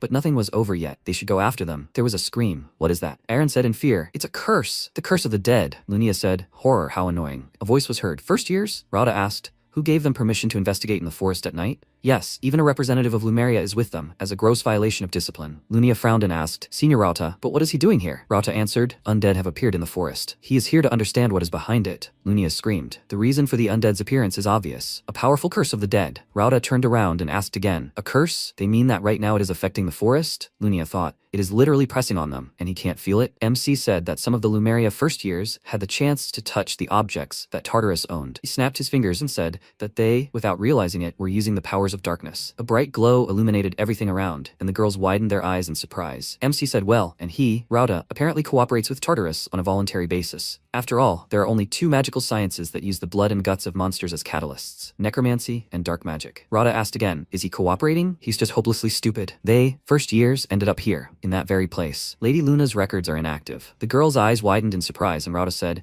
"And the bewildered El Salbekia Council doesn't even know they exist. Is it really wrong to use Tartarus to reclaim their legacy?" Aaron screamed, "This is an insult to the memory of a great hero, and he only wants to take her legacy, appropriating it for himself." Lunia suggested that Leo beat him up, how she wants to punch him in that sweet little face and then drag him to the teachers. MC told Lunia and Iron to fight him as if they wanted to kill him. The girls screamed, "What?" Rauta released his mana and cried out, "Reasurnia." MC repeated after him, "Reasurnia." There was a bright explosion and Leo ordered the lady to pull herself together. This is what real battles with the servants of Tartarus are like. Rauta spoke up, "A man who uses true stellar magic. Who is he? He frowned and wondered, did he really cast a spell so quickly? His ability to clearly assess the situation, understanding the enemy's strength, and fight accordingly is at a very high level, and if those two interfere, it could be a problem. In that case, he released his mana and Leo ordered him to lie down. Rada screamed, Ria Terha! Eren fell to the ground along with Lunia, activating her shield. Lunia asked, did he really just use Raya Terha? Eren asked, how can a basic spell be so powerful? Lunia looked towards MC and screamed, horror, he needs help. Eren screamed, yes. Kargor rushed towards them and said, this is where their path ends, hero candidates. Lunia screamed in fear, what a nightmare. She ordered Eren to buy her some time. Eren said she would try. Rada asked, his last word before death? MC answered, overly confident. Kiran headed towards Rada and screamed loudly, and Rada fell to the ground. He thought, damn it, leg. This idiot, is he seriously going to do this? He asked to wait a second, but MC swung his sword and attacked. Kiran cried out joyfully, great. They took out the crazy elf. Now they need to deal with this skeleton. He heard the spell, Reacernia, and turned around. Bright mana pierced his body, and Leo screamed in fear.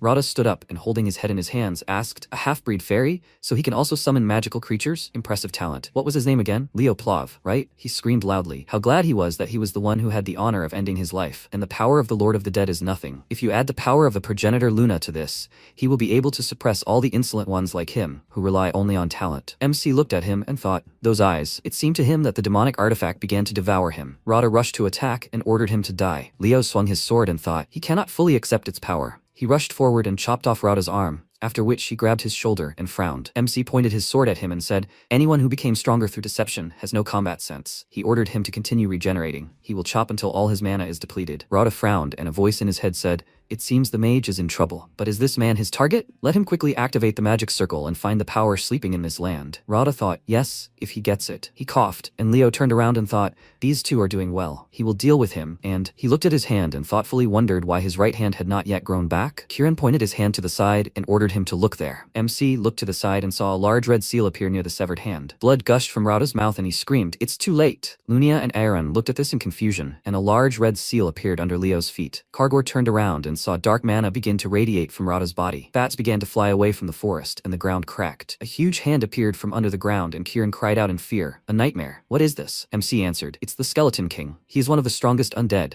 Rada laughed loudly and said, he was overflowing with power. Is this the power of the progenitor? His hand began to regenerate, and Leo thought, having completed the circle, did he fully embrace black magic? He pushed off the ground and screamed, this abomination cannot have the power of Luna. Rada asked, is it? The dead man's hand moved towards MC and pushed him away. He landed on his feet and clutched the hilt of the sword. Rada said, he didn't care even if it was the power of the Lord of the Dead. It was his now. Kiran asked, Leo, should they retreat? The skeleton is too strong. MC replied, no, let him see. He wasn't summoned in a normal way. Kiran cried out, what? MC replied, he made a contract with Hellkaiser and hastily summoned the Skeleton King. But once he fulfilled the conditions, he wouldn't be able to maintain it for long. He thought he must constantly nourish the summoned creature. He rushed forward and said, they need to hold out until he runs out of mana. Kiran replied, okay, they will try. Leo said, Kiran, he needs his help. He covered his body with mana, and Kiran asked him to trust him. He stretched his hands forward and shouted, a beam of light. A large bright stream quickly shot up, and the Skeleton King swung his sword and tried to attack. MC thought the difference in power is still great, but he needs to buy time. Then, Rada smirked and shouted, Li Aaron. An electric stream directed along the ground, and Leo thought, the horror. Suddenly, Lunia appeared in front of him and used Phoenix Shield. Leo looked at her and said, Lunia. She turned around and told Leo to focus on the Skeleton King. She will deal with this madman. MC replied,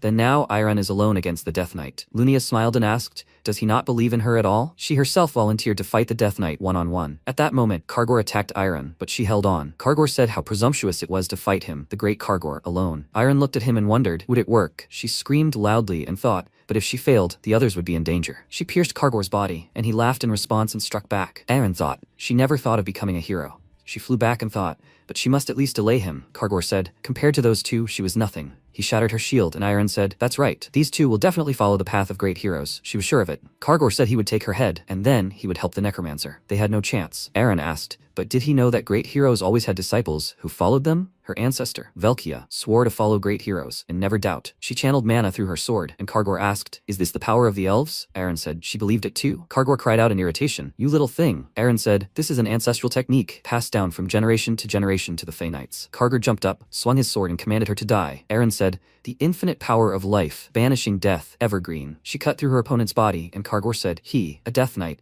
lost to this little thing. Aaron's legs buckled and she said, she must help them. She must help. At that moment, Rada created a seal and asked, is she still breathing? First class representative? Okay, it's time to finish her. He directed his mana towards her, and Lunia screamed, flame turtle. She created a barrier, and Rauta thought in surprise, did she reflect it? Bright mana pierced his body, and Lunia smiled and asked, did he think she would just stand and wait? Flame Turtle, a fiery defensive creature. Lunia ordered him to try to endure this too. She created a bright seal under her feet and directed it towards Rauta. He exploded and fell to the ground, and Lunia said, nothing special. She turned around and saw that Rauta had already directed an attack towards her, lying on the ground. He struck her and MC screamed, Lunia. He tried to rush forward, but a huge hand appeared behind him and hit him. After a while, Kiran screamed, Leo, is he okay? He looked at him and said fearfully, his hand. MC said, he won't die from this. No need to panic. The Skeleton King used Dead Man's Scream, after which Leo thought, this is the worst curse in this situation. Okay then. He summoned Fiora and commanded her to sing. Lunia and Iron woke up and thought, their strength is being restored. Leo said to continue Fiora. Summoning Embodiment. Fire mana spread along the tip of the sword and MC jumped high to attack. A voice rang out, Leo. Lunia looked at him and thought, he is not afraid of death at all, just like real heroes. She stood up and said, Flame Turtle. She stroked the creature and said, it did a good job, let it rest. She gathered mana in her palm and directed it towards Rauta, who looked at it thoughtfully and said,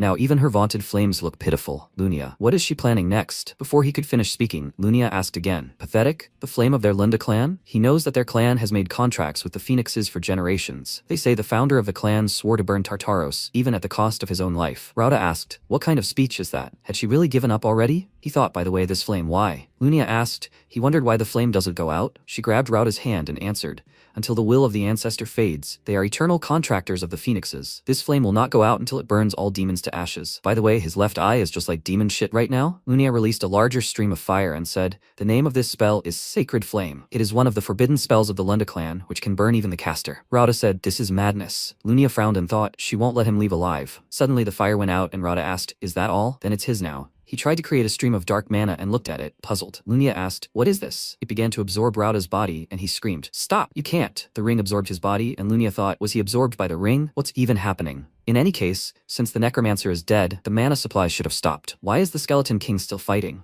The ring began to release mana, and MC turned around and thought, this aura. The voice ordered them to go forward and complete their mission. MC thought, so this was the power of Hellkaiser. Is he transmitting power through a demonic artifact? He's still weak, and this is the entrance to Fairyland. Leo screamed, Kiran, support! He released his mana towards MC. Leo rushed towards the enemy, but the Skeleton King attacked him. He blocked the blow and cried out from the strain. He thought, no, the barrier is collapsing. It shattered, and Leo flew back. There was a loud scream, Leo! He flew back, and the shield collapsed. He moved to Fairyland and heard a chirping sound. Leo. Fiora tried to call him, and MC looked at his palm and said, horror. He clenched his fist and thought, the aura and spiritual power are gone. Fairyland, it has become so empty here. He looked around and remembered his past. Velkia asked, is this for her? MC answered, yes, Velkia. Let her take it. What? She doesn't like it. Velkia folded her arms across her chest and said, it looks terrible, and it's hardly useful. MC asked again, what? Does she even know how many times this has saved his life? There was a scream behind him. Kyle? He turned around and saw a portal. Luna said, it's time for them to go. Velkia looked at the blade and remained silent. And MC patted her on the head and said, well, it's time for them to say goodbye, you little brat. He headed towards the portal and left with his team. Currently, he placed his hand on the blade and said, she really is a brat. He took it in his hands and said with a smirk on his face, she said that it wouldn't be useful. Mana began to emerge from the blade, enveloping Leo's body. He thought it was the mana that had been stored in this dagger for millennia that reacted to him, to its owner. With so much mana, what should he use? He looked at the Skeleton King and, closing his eyes, thought those two. Well then, Lunia created a seal and ordered the bone idiot to stand. Aaron told Lunia to look. Enormous magical power. A huge energy pillar appeared from the tower where MC was now. Lunia said, yes, this is what a phoenix contractor should be. Leo said it wasn't quite as original, but it would be a great gift for those two. Bright stars headed toward the girls, and Aaron said she once read in ancient texts about powerful stellar magic that shrouded the world in the light of the morning stars. It headed toward the Skeleton King, and MC activated the Exodus. The stars erased the darkness from the forest, and Leo channeled his mana and said, Kiran. Kiran clenched his fists and screamed, I'll finish him off. Skeleton King. MC said, that's it. Kiran waved his hand and asked, what do you mean? How? MC asked, don't you want to look for your wing? Kiran darted to the side and screamed, yeah. The girls called out to Leo, and he turned around and asked, are they okay? Lunia asked, did he decide to worry about them? He got it the worst. Aaron held on to her and said, she believed the two of them could handle this. Lunia asked, by the way, what kind of magic was that? It's just like something out of a legend. Leo showed the dagger and said, it's all thanks to this dagger. It seems to be connected to a great hero. Aaron said admiringly, the thing of a great hero. Lunia asked, is Tartaros targeting this place because of this? Kiran cried out, Leo, let him see. He found the wing that father hid. Kiran put the wing on MC's palm and asked him to help him untie it. MC said, okay. Lunia looked at him puzzled and asked him to wait. Isn't this a fragment of the hero's chronicle? Kiran looked at her puzzled, and Leo tried to untie the wing. After that, they were transported to the hero's chronicle. Lunia asked fearfully, what? A voice sounded behind them. Does he want to defeat Erebos? MC froze and thought, that voice. The man was walking towards them and asking, is he crazy? Oh well, fine. The hunt for Erebos, a target clearly worthy of her, she likes it. Leo turned around, and now he understood what Tartaros was looking for. The girl said her name was Luna. She is destined to shine like the stars in the night sky, and so let him consider it an honor that she has become part of his group. MC thought, this is his world. A fragment of the chronicle of the hero Kyle. Herod, out of breath, ran forward, Geridium running beside him and shouting, Leo, Iren Lunia. Then Lunia looked ahead in surprise and said, Professor Geridium. She held out the shard and told him to look at this. It's the founder's record. The professor reached out in surprise and said, what? At that moment, Herod placed his hand on the protagonist's shoulder and said, good job. Is that everyone who escaped the dorm with him? He replied that there was one more student. At that moment, Aaron looked at Lung, who put an arm around her and said, Grandfather, Senior Rauda. Shortly before, the protagonist turned around and said, we need to talk. It was the last day of the school trip. Everyone gathered near the teleporter. Geridium extended his hand to Herod and said that thanks to him, their students had learned a lot. He shook hands and said that he valued the experience gained at their academy. Then Lunia approached the protagonist and said that the next time they met, she would definitely be stronger than him. She would look forward to it. He answered, and so did he. Then Iron ran up to the protagonist and shouted, Mr. Leo. He turned around, looking at her, and she shouted that she had decided to return to her studies at Cyrene Academy. The protagonist, smiling, looked at her, then patted her on the head and said that this was the right decision. They would see each other again. Then the others waved and after a while went through the teleporter. After some time, Kiran laughed loudly and shouted, hooray, finally his wings are with him. He must get it, red monster. He swiftly flew forward, and Fiora suddenly jumped up. He shouted in surprise, did she dodge? He looked at her and asked what she would do if she couldn't fly. Then he flew around her again from the side and said that now he would show her a special fairy magic. But at that moment, the protagonist grabbed him by the wings and said, so they will fight every time he is distracted by other things? Maybe he should take his wings back? He screamed, no, he only has one pair left. Doesn't he feel sorry for him? Then Fiora said, Leo. She transformed into her human self and said that she was glad to meet them. She is the Phoenix Fiora. With these words, she lifted the hem of her dress and bowed. And he asked, polymorphism? Kiran, is this his doing? He asked, so he still thinks highly of his magic, right? Then MC sat down opposite Fiora and told her to drop this formality. She put her hand to her chest and said that her mother said that the holder of their contract must be spoken to politely. At that moment, Kiran grabbed a strand of her hair and starting to pull, shouted, well, will she dodge now? Then she grabbed him in her fist and said, Leo, she's asking him to open a portal to her mother. She wants to show her a new form. He created a portal next to him and said, of course, and she must take this trifle with her. She headed toward the portal, and Kiranu indignantly shouted at her to wait. Then they passed through the portal and disappeared, and the protagonist, sitting on the bed, thought finally, blissful silence. The Luna records and the dagger he found in Velkia were now under the safe protection of the Cyrene Academy. Salatna, the mother of monsters, was behind what happened in Lumen. The conspiracy in Cyrene was the work of the Death King Kaiser. It was obvious to him now that Tartaros is trying to destroy the records of great heroes. Cultivating an enemy within their ranks has always been a dirty tactic. Then as now, there are still Tartaros sleeper agents in Lumine, and there are surely more traitors in Serene, just like Rauta. We need to focus on finding our Rauta in Lumini. Active traitors must be found as soon as possible. After some time, the main hall of Lumine Academy. Ain approached the microphone and shouted, as previously stated, they need to line up by house. Dear first years, the head will be arriving for the ceremony very soon. At that moment, Elsa wondered why everyone was being gathered by department and not by class. Then Alian approached the microphone and, smiling, asked, so, how were they on their trips? Did they enjoy them? The reason he gathered all the first years today is because the academy is beginning preparations for an important event. The inter-house tournament is very soon.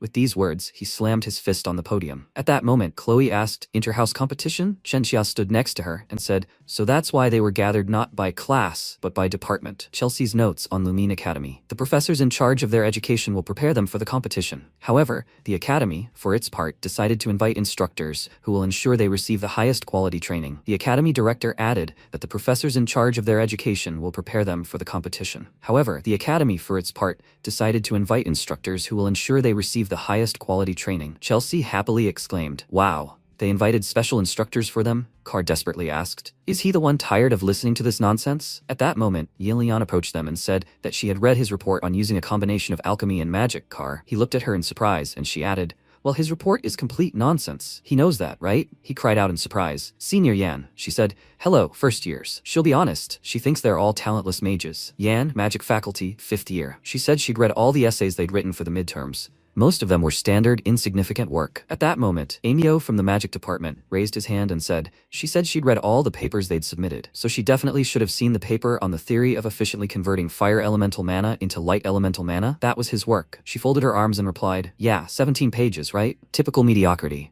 About using heat energy to increase a spell's output. He looked at her, puzzled, and she added, magic by nature. At that moment, Lee from the 5th year night department walked forward and said he was glad to meet them, Junior. After that, he introduced himself and, showing off his muscles, said, knights are those who overcome difficulties and adversity with just the strength of their own bodies. Therefore, the foundation of any knight's strength is their physical fitness. He will train them until the very beginning of the tournament. He's looking forward to their lessons together. The students joyfully raised their fists and shouted, yes, sir. Then Yulta Regdashan, a 5th year summoner, walked forward. He said, younger students, they should tell him what is most important for a summoner. Elsa believes that the most important thing is charisma. He said, incorrect. Walden suggested perhaps superior magical power. He again said that was not true. After that, he added, the most important thing for any summoner is love. Then the head of the academy said, they should welcome the best 5th year students. They will be their mentors. Then he looked ahead in surprise and asked, Leo, why is he standing apart from everyone else? The faculties are located elsewhere. He replied that this is a place for those who are equally strong in all 3 areas. Yan walked forward and, crossing her arms, asked, what universal zone? Leo, is he crazy or something?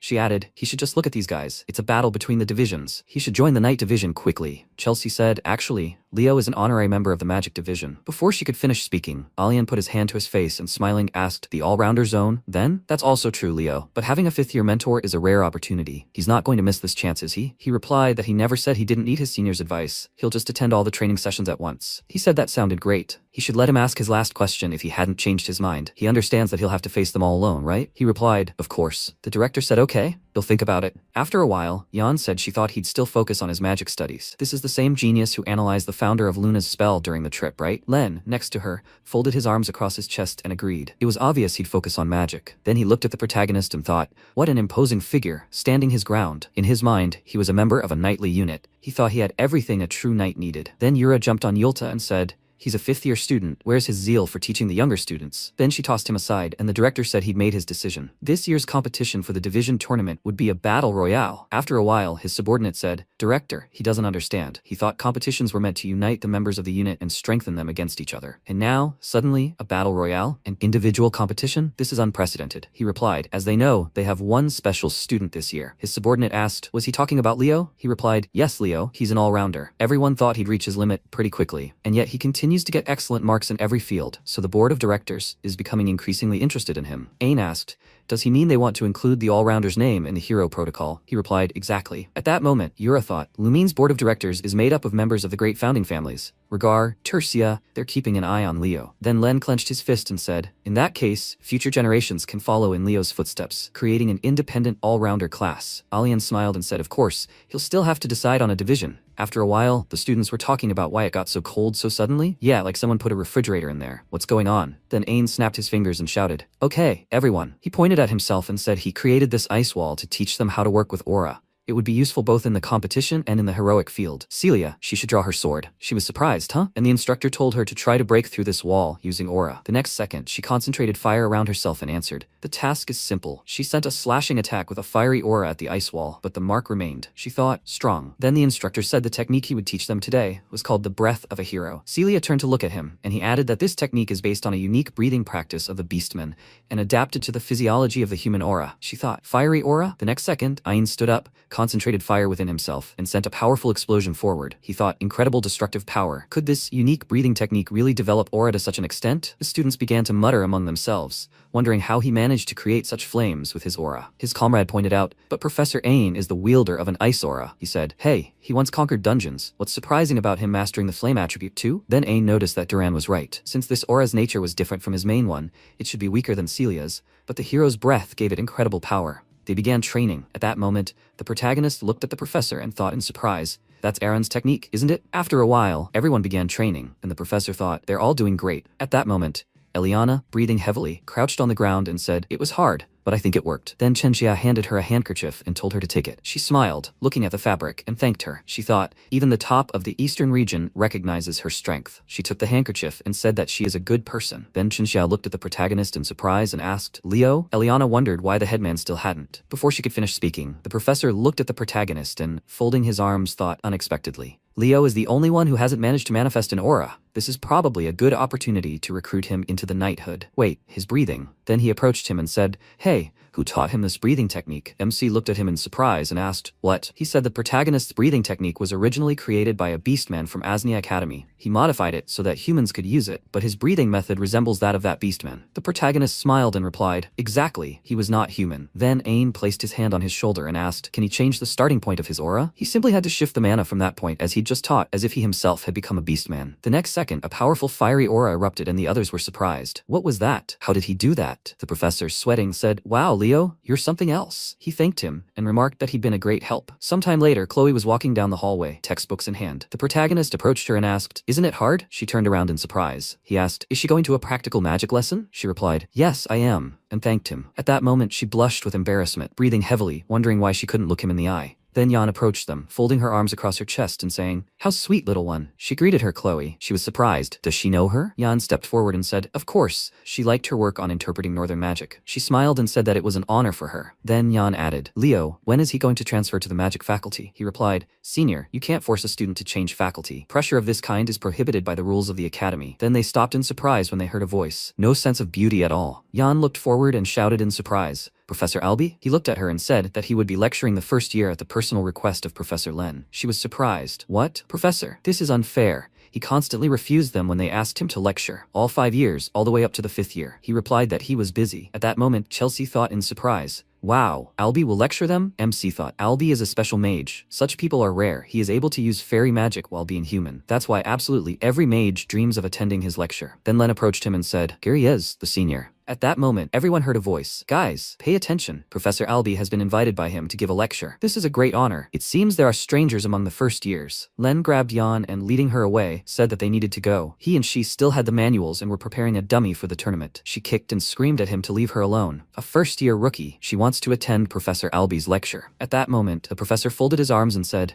great, they will begin their lecture. He assumed they all knew his nickname, the Mage of the Eye of Evil, but they also called him the Tartaros Killer. This only emphasizes the colossal combat experience he possesses. What do they think is most important in a battle using magic? Emio raised his hand and said, the amount of mana. He noticed that this was incorrect. Next, please. Chelsea raised her hand and said, the speed of spellcasting. He said, next. Carr suggested perhaps the variety of spells used. He said, next. After that, the protagonist raised his hand, and the professor asked, his answer, Leo, what is the most important thing for a mage in battle? He answered, mobility. Albie said, right. Yan, at that moment, was holding a scarecrow and said that she also knew the correct answer. Len said, come on, she must form a spell. Then Emio said, Professor, he doesn't understand. Yes, of course, mobility is important, but he wouldn't say that it's the most important thing for mages in battle. Besides, the issue of mobility in magic has long been resolved, hasn't it? He asked in response. By solution he means wing magic? He confirmed it. Carr looked at Chelsea and said, but really, logically, if you master such magic, everything should be fine, right? She replied that it sounded reasonable. A quick word of advice on magic from Kara. Wings are a levitation spell developed about 10 years ago. It's much easier to master than the flight magic used before. Furthermore, wings allow for much faster movement, so it's a sort of advanced replacement for good old flight magic. But the best part of this spell is that it can grant flight not only to the mage but also to objects. After that, the professor said, Emio, Leo, step forward. They walked forward, and Emio looked at the protagonist and thought, he's not even in their faculty. He's annoying. And the protagonist wondered what he'd done in his school life to deserve this treatment. Then the professor asked, Leo, does he agree with Emio's statement? He answered negatively, and the student looked at him in surprise and asked, what? The professor said they would then have a duel between them to determine who was right. He drew a line in front of them and asked if they both had an artifact for wing magic. Emio answered yes, he did. MC said he didn't. The professor said he'd have to solve this problem himself. He closed his eyes and declared he understood. Albie declared the endgame would be Summoning Island. Whoever got there first would be proven right in the bet. Emio placed his foot on a special device and asked, seriously? In that case, this should be his wings. He leaped forward with lightning speed, shouting, let's go. Then he grinned and turning slightly, said how could he compete with him without a speed artifact? At that moment, the protagonist used a lightning strike, hitting the device right under his opponent's feet. He cried out in surprise, and Carr shouted indignantly, hey Leo, what the hell is he doing? He replied that since the purpose of this sparring was to demonstrate the importance of advancement for a mage, he supposed it was logical for the opponent to interfere with their movement, right? The professor remarked that this was natural. The student added, he should wait, really? At that moment, the protagonist enveloped his legs in energy and rising sharply, used a phoenix stride. Carr shouted, is this even legal? He used aura in magic class. Albie said, Carr, who does he think he'll be fighting at the interhouse tournament? He looked at the professor in surprise. Meanwhile, Emio continued to surge forward. He looked at his device and shouted, Leo, you damn idiot. Attacked him for no reason. He won't let this go. Then he turned around in surprise and shouted, he's already caught up with him? At that moment, the protagonist was rapidly approaching him, and Emio was about to cast a spell. But before he could, MC abruptly attacked him. knocking him down and causing him to fall. He flew right after him, then grabbed his arm. After a while, Albie said that, as they saw, Emio, who had relied on wing magic during the battle, had lost. As soon as his artifact was broken by the opponent, he was immobilized. Meanwhile, his opponent was flying using basic flight magic. Wing magic is based on the standard flight spell. Since it is skewed toward convenience, it is difficult for the user to achieve good control over it. Therefore, they should all learn flight magic from now on. The students happily said yes. Sometime later, the task began, and the professor asked a first year who possessed basic flight magic at such a level. He doesn't even know what to teach him. Perhaps he had any questions? The protagonist replied, yes, he does. The professor told him to ask, and the protagonist asked if he could obtain permission to access the Forbidden Lumine archive. He replied, unfortunately, access rights to the archive are beyond the professor's purview. The protagonist looked at him and said he'll put it this way. He's asking this question not as a professor,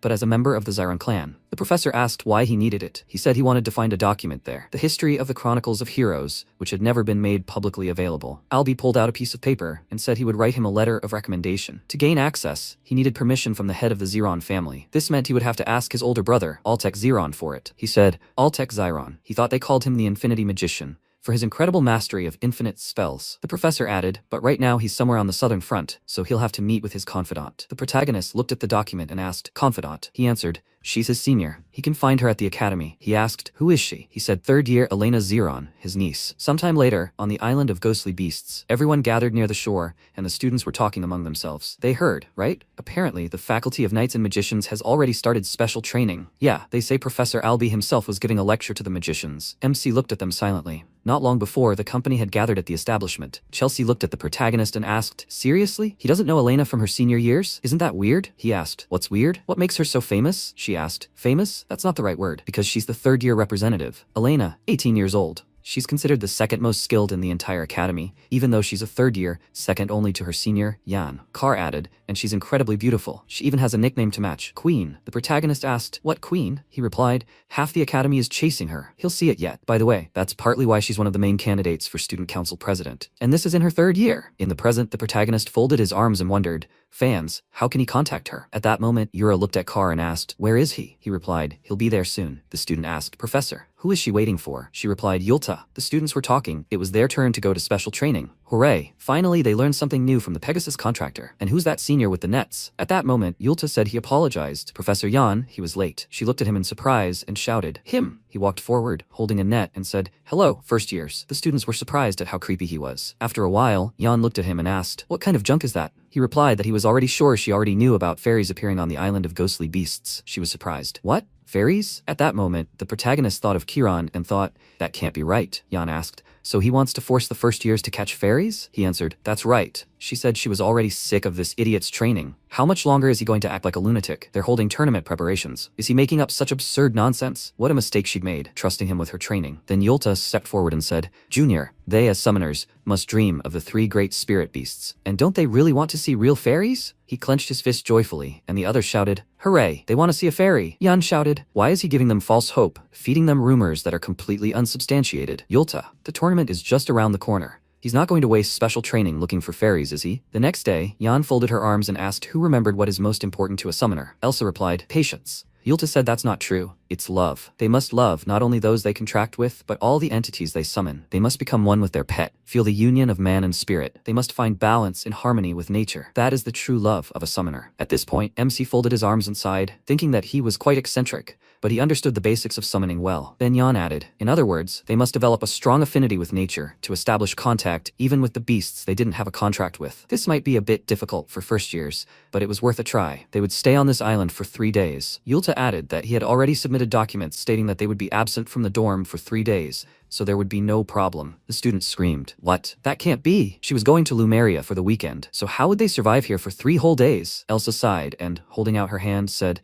3 days alone with the spirit beasts, that's not so bad. At this moment, a student placed a net in her hand and she looked surprised. The professor had said that they were forbidden from using summoning for those 3 days. Aura and magic are also forbidden. They must survive using only their own strength. They cried out in surprise. What? Yulta waved and said they'd see each other in 3 days. They replied, but this forest is full of wild animals and spirits. The student smiled and said, Professor, he can't be serious. Yan said she'd already told them on the very first day. They were different from students in other disciplines. Summoners must be able to communicate with beings that wield the power of nature. They must learn to quickly adapt to it and even control it. That's why Yulta spoke of love. How many of them had truly grasped the essence of summoning? Had they made contracts themselves? Had they seen the true forms of their summoned ones? After all, almost all of them only use what their families or the academy gave them, right? Anyway, guys, they'll see each other in 3 days. After a while, the students were busy with their own affairs. Some were making a fire, some were hiding from the rain, and some were meditating by a waterfall. After a while, the protagonist picked up some berries and said they were edible. He put them in his bag and added that he didn't expect summoner training to be so tough. Then he heard a scream. Asari! Asari! He placed his bag in the portal and then walked forward toward the students. A huge plant grabbed one of them, and the others watched. The student asked, so he approached that plant without even realizing it was a monster? Elsa sighed and said how stupid she felt for getting caught so easily. At that moment, the protagonist noticed a fairy on a tree branch, and Kiran asked, so who should he trick next? But at that moment, MC grabbed him with his net, and he shouted, how could that happen? They caught him with a regular net. Then the protagonist extended his hand toward him and said, it seemed he was asking him to behave well. Did he think he'd come here to cause trouble for everyone else? With these words, he grabbed the fairy by the shirt. He replied that it was all just a misunderstanding. He was investigating the strange incidents that happened on this island. The protagonist asked, what kind of strange incidents? He answered, yes, something strange is definitely going on here. After some time, MC was preparing berries and asked, he says that the animals on this island have become aggressive, and he is trying to figure out why. With these words, he handed the berry to the fairy, and he answered, that's right. Then he saw those students and decided to play a little prank on them, and bam, he caught him. The protagonist asked, does he really want him to believe this? This is Furina's domain. She couldn't help but notice something like this. He said, this phoenix, Furina, is not even on the island now. Is that true? The protagonist was surprised. What? He said yes, everything was like this when they got there. The letter said, if she's reading this, Fiora, then she hasn't returned to the island of the ghost beasts yet. She needs to visit the Oathholder mom. Kiran said that's what the letter said. She left, leaving only this. Not long before, Fiora was holding a fairy, and he said that he was already hoping to see an adult phoenix. Then she threw it aside. He shouted, hey, she should wait for him. But she ran forward. In the present, MC thought, Fiora, daughter of Furina, the second most powerful among the beasts of the forest. She would definitely notice if something was wrong. How convenient. There is no reason, and yet an anomaly appears in the forest. Coincidence? He doesn't think so. Then he closed his eyes and mentally said, Fiora, can she hear him? She must answer. He mentally called to her and then said, maybe she is too engrossed in something and does not hear his call? After that, he grabbed Kiran and placing him on his shoulder, said that they needed to go. They needed to find Fiora. He sensed an aura in the west of the island. He answered, but why him again? Meanwhile, Fiora sat by the pond and, looking at the reflection of the mana stone, said, beautiful, so beautiful. After that, she swallowed the crystal, at which point the protagonist approached her and asked what she was doing. She looked surprised. Huh? Leo, this is a fishing village called Yahello. He told her to wait. Had she been sitting and eating mana stones all this time? He thought that in the habitats of spirit beasts and elementals, mana stones grow naturally, accumulating energy from the surrounding space. Young elementals and beasts absorb these stones to grow faster. Therefore, outsiders are forbidden from entering the forest. Otherwise, the black diggers will dig everything up. Then she said that she was taught that in order to grow, you need to eat a lot. Kiran said that high-class spiritual beasts like them didn't need to consume mana stones. MC said that mana stones were certainly a delicacy. But Fiora, shouldn't she be telling him that she drove away all the elementals and spiritual beasts to keep the stones for herself? She looked down and said guiltily that it wasn't like that. She was going to share them honestly. Kiran said, that's ridiculous. Are you sure she's a phoenix and not a pig? She pushed everyone aside to eat it all by herself. She shouted indignantly, who is he calling a pig? Then the protagonist told them both to stop. Fiora, what's going on in the forest? She answered. Exactly. She sensed a very unpleasant energy coming from the island. At that moment, the protagonist thought, wait, this energy belongs to that chimerologist sorcerer they've already encountered. Then he shouted, Kiran, Fiora, they need to get ready. He shouted, it's close. The next second, huge teeth appeared in front of him. He jumped back, and the sorcerer said that he was wondering why the number of mana stones had suddenly decreased. It turns out it was the baby phoenix's doing. Well, Leo, it seems fate itself has bound them together. The protagonist, smirking, said, oh yes, grievances that linger from their past lives, and he must admit one of the most damn unpleasant. After that, the sorcerer pointed tentacles at him and shouted that they would end this once and for all. MC jumped sharply to the side and then dodged another tentacle. The sorcerer pierced a tree with a tentacle and said that he would crush it here and now. He grabbed the protagonist by the leg and he thought, a monster? Clearly, he hid the chimera underground, and he didn't sense its presence. Wait, really? The sorcerer shouted that he must die. He swung his tentacle at the tree, but the protagonist was trapped within the barrier. He closed his eyes, then released powerful fire energy in all directions. He cut off the sorcerer's tentacles, but at that moment they began to regenerate, and he thought his regeneration was impressive. After that, MC said to let him ask a question. The tentacles surrounding him felt exactly like those of the snake gorgon, which hides its presence. Could this be a new chimera? He smiled and said, oh, that's commendable. only a first year, but he acts like he really knows everything. Who is he, Leo? The protagonist pointed to the phoenix and said, as he himself had just said, he is a first year. He shouted, Fiora. The next second, the phoenix flew forward to attack, creating a powerful explosion. Kiran flew aside and said, nice trick, chick. Fiora landed on the protagonist's shoulder, chirped loudly, and then the sorcerer said, it's not over yet. All his monsters have been burned. He will pay for this. He pointed his hand at the water and said, it's his turn. Death slime. The protagonist shielded himself with a windshield. Kiran covered his nose and asked, what's that stench? The protagonist looked at the slime and thought, unbelievable, a royal slime. The sorcerer said, it's impossible to dodge this little one. At that moment, Yulta was indignant. What was he trying to do to his youngest? He unleashed a powerful energy blast, hitting the enemy squarely, and added, Heem sorcerer. He soared through the sky, riding a Pegasus, and the sorcerer smiled and asked, did you tear his flesh armor apart in one move? Well, as expected. He's still the best Lumine summoner, Yulta. Kiran said, wow, a talking flying pony. The protagonist said it's a Pegasus, a spirit beast of the same rank as them guys. Fiora added, what a face. Yulta said, monsters are an abomination, no matter how you look at it. Area, they must rid this world of this pathetic nothingness. At that moment, the sorcerer thought, they need to buy time until the tentacles regenerate. He shouted, death slime. The slime moved to attack, but Yulta pierced it with a powerful stream of energy. Kiran said, wow, is he absolutely sure a Pegasus is on the same level in power? MC said he's afraid it's not the sheer strength of the Pegasus itself, but the summoner's abilities that make a Pegasus so deadly. Then the sorcerer smiled and said, perfect, he likes it. It only makes it more fun. He created a huge magical symbol around himself and shouted, how could they possibly receive such a gift? At that moment, Yura appeared in front of the main character and said that she would watch him laugh while he was dead. How dare he even create a chimera using a spirit beast? He said, it's his turn. A cyclops. A huge monster emerged from the water, and the sorcerer laughed and asked, what kind of beast will they summon? Whatever it is, the Cyclops is not easy to defeat. Professor Yura. Then a creature appeared on the small magical symbol, and Kiran was surprised. Seriously, a mouse? The protagonist said, a devourer rat. It looks cute, but, he asked. But, Yura smiled and said that she does not leave even bones from her enemies. She devours everything until the end. She pointed her hand forward and thought with a grin, a small but merciless creature. At that moment, a huge number of rats headed straight for the sorcerer. Then the Cyclops screamed loudly as the rats attacked him from all sides. The sorcerer pulled a scroll from the portal and thought that at this rate, all his prepared chimeras would die before the battle was over. Then Yulta said he couldn't escape. He sent another powerful pulse of energy straight into the water, and the sorcerer trying to unroll the scroll was hit and the scroll tore in his hands. But the next second, he seemed to evaporate, and Yulta asked, did he escape after all? After some time,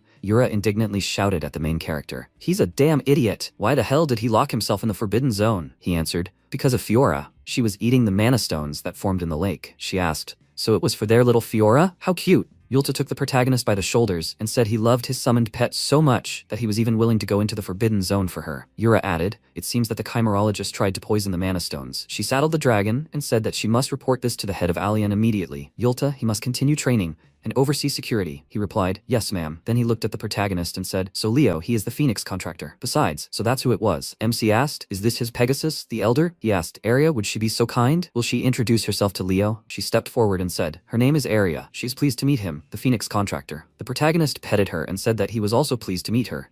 His name is Leo. Yulta said, interestingly, Pegasi usually dislike being touched by other people. Leo, had he had any experience with Pegasi? When he was Kyle, his contract mount was a Pegasus. Incredible memories. Then Yulta said, it seems he's not injured. He thinks he can continue training. He'll overlook the fact that he broke the ban and used aura in this fight. The protagonist replied, okay. Judging by the skills this chimerologist demonstrated, the traitor in Lumine is most likely one of the professors, but definitely not a student. A few days later, the students were saying it was the first time they'd all been together since enrolling. Not a day goes by without some kind of trouble. They all gathered at the training ground, and Carr approached Tide and said, okay, he should tell already. How did the special training of the summoner faculty go? He said he was so exhausted he hadn't even bathed since arriving. Then Eliana asked where the president was. Carr looked at her and asked, didn't she hear that the presidents of all the courses were called to that tent? In response, she started hitting him. After that, MC walked into the tent and Reese said, here he is, Leo. Now all the course representatives are gathered. Lil Rouge, the second-year representative of Lumine Academy's summoner department, thought, that's the guy who studies in all three departments at once. In person, he's even cooler than they say. At that moment, Hark Ligward, the fourth-year representative of Lumine Academy's night department, was sleeping peacefully. The protagonist walked forward, looked around, and thought, where is she? Then Elena poked him in the cheek and said, oh my god, what a cutie. He looked at her and thought, oh right, there she is. She asked,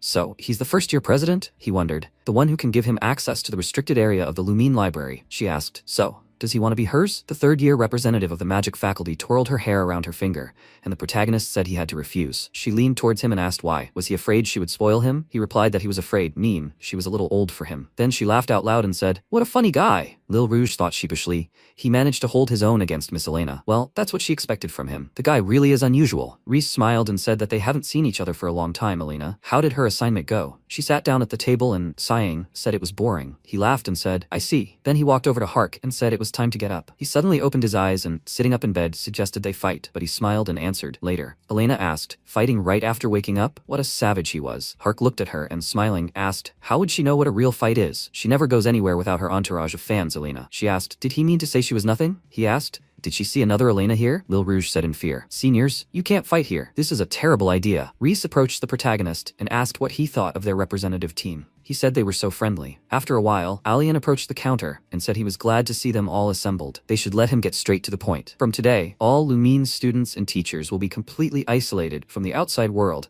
until the tournament is over. They are entering quarantine mode. MC thought this could only mean one thing. They want to catch the traitor. After a while, Eliana sat at the table, her hands behind her head, and said, "Damn this tournament." She hoped they wouldn't have to stay locked up for too long. She couldn't even go to Lumeria to buy some treats. Chelsea sat across from her and said, "Studying without treats is simply impossible." "That's right," Carr asked. "A noblewoman speaking seriously?" Tide shouted. "Guys, breaking news. We've decided on a location for the tournament." Chelsea asked in surprise, "What? And where?" He pulled out his chair and, sitting down, said, "Nurang." She asked, "But isn't that a restricted area?" Carr opened his notes and said thoughtfully, "Nurang, a city in the southeast of the continent.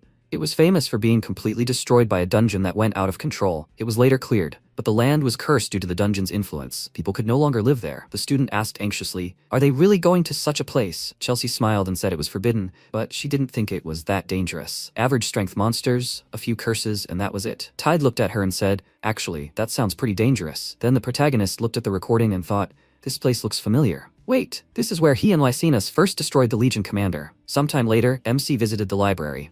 He was sorting through the recordings and thought, there are only 5 large lakes in Nurang territory. Which of them? Maybe Irdiana? Somewhere among these lakes rests Lycinus's lost spirit, the great shining spirit. Sometime later, Luminos, the day of the interdivision tournament. The professor said that the first steps of future heroes are always a joy to behold. This year they have especially many talented students. At that moment, the girl anxiously asked, "Has the match started yet?" Their daughter, her husband, said she could handle it, she shouldn't worry. Meanwhile, Yura approached the director and said, "Letting so many strangers in at once, she's worried about an intruder slipping through." They were standing on the hero's tower, and she asked if they weren't supposed to be in lockdown. He replied, "Fortunately, the powerful deterrent has returned. Past mistakes won't be repeated." Yura thought there was a real phoenix behind her. She wanted to talk to her. Then the professor said, "Dear guests who have honored them with their presence, welcome. He is Sejin, the tournament's host. Participants. As announced, the tournament between divisions will be held in a battle royale format. They will compete in skill, strategy, and survival.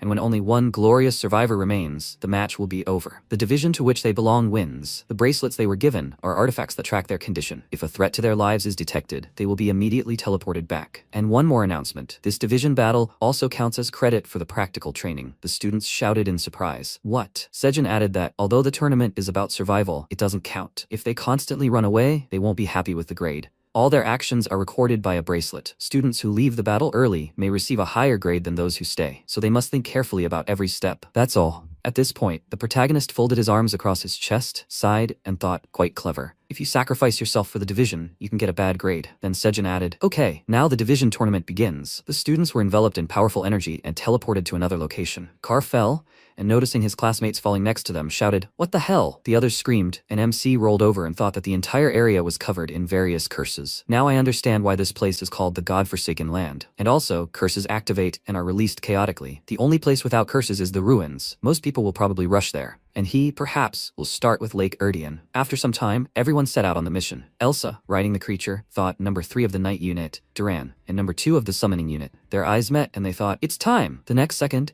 the creature sharply dodged a powerful attack, and Elsa, holding on to the creature with the last of her strength, screamed, "It's him again." Duran shouted, "She." Then they both screamed, "Leo." After that, the protagonist landed and, looking around, thought to the west about 10 minutes from here. He looked at the map and wondered if Lacinus had sealed Luminos right before her death. Was she still there? A curse of distorted perception? He was used to this, but the others will have a hard time. Then Chen Xiao landed next to him and called out to him. He was surprised to see her, then placed the map inside and said, "The ruins are on the other side." Was she following him? She closed her eyes and said she had some personal business. He was surprised. Personal business? What was it? The next second, she concentrated energy around herself and, pointing her hand at him, said, "Duel." He concentrated energy in his legs and asked why. She replied that from the very first day they met, she had wanted to know just how great the difference was between them. Then she instantly kicked off the ground and aimed her fist at the protagonist, landing several blows at once, but he didn't budge. She stopped in the center of the magical symbol and said, as expected of Master Leo. In an instant, he surrounded himself with a fiery aura to counter the water one. In that case, the protagonist looked ahead and thought, this must be a high-ranking water spirit. She sent waves of energy forward, but the protagonist concentrated a fire arrow and directed it at his opponent. He thought it was a distraction, the real attack from the other side. He turned around, catching her off guard. She jumped back and thought, counterattacked at the very moment she distracted him? Okay, surprise attacks won't work anymore. He asked, what's wrong with her? She should be flexible, adapt to the environment? But she was too constrained. He concentrated energy in his sword and ran to attack, and she clenched her teeth and thought, if he hits, there will be problems. Then she put up a barrier in front of herself, protecting herself from his attack. She looked ahead in surprise. He thought, this is far from all she can do. She's too constrained.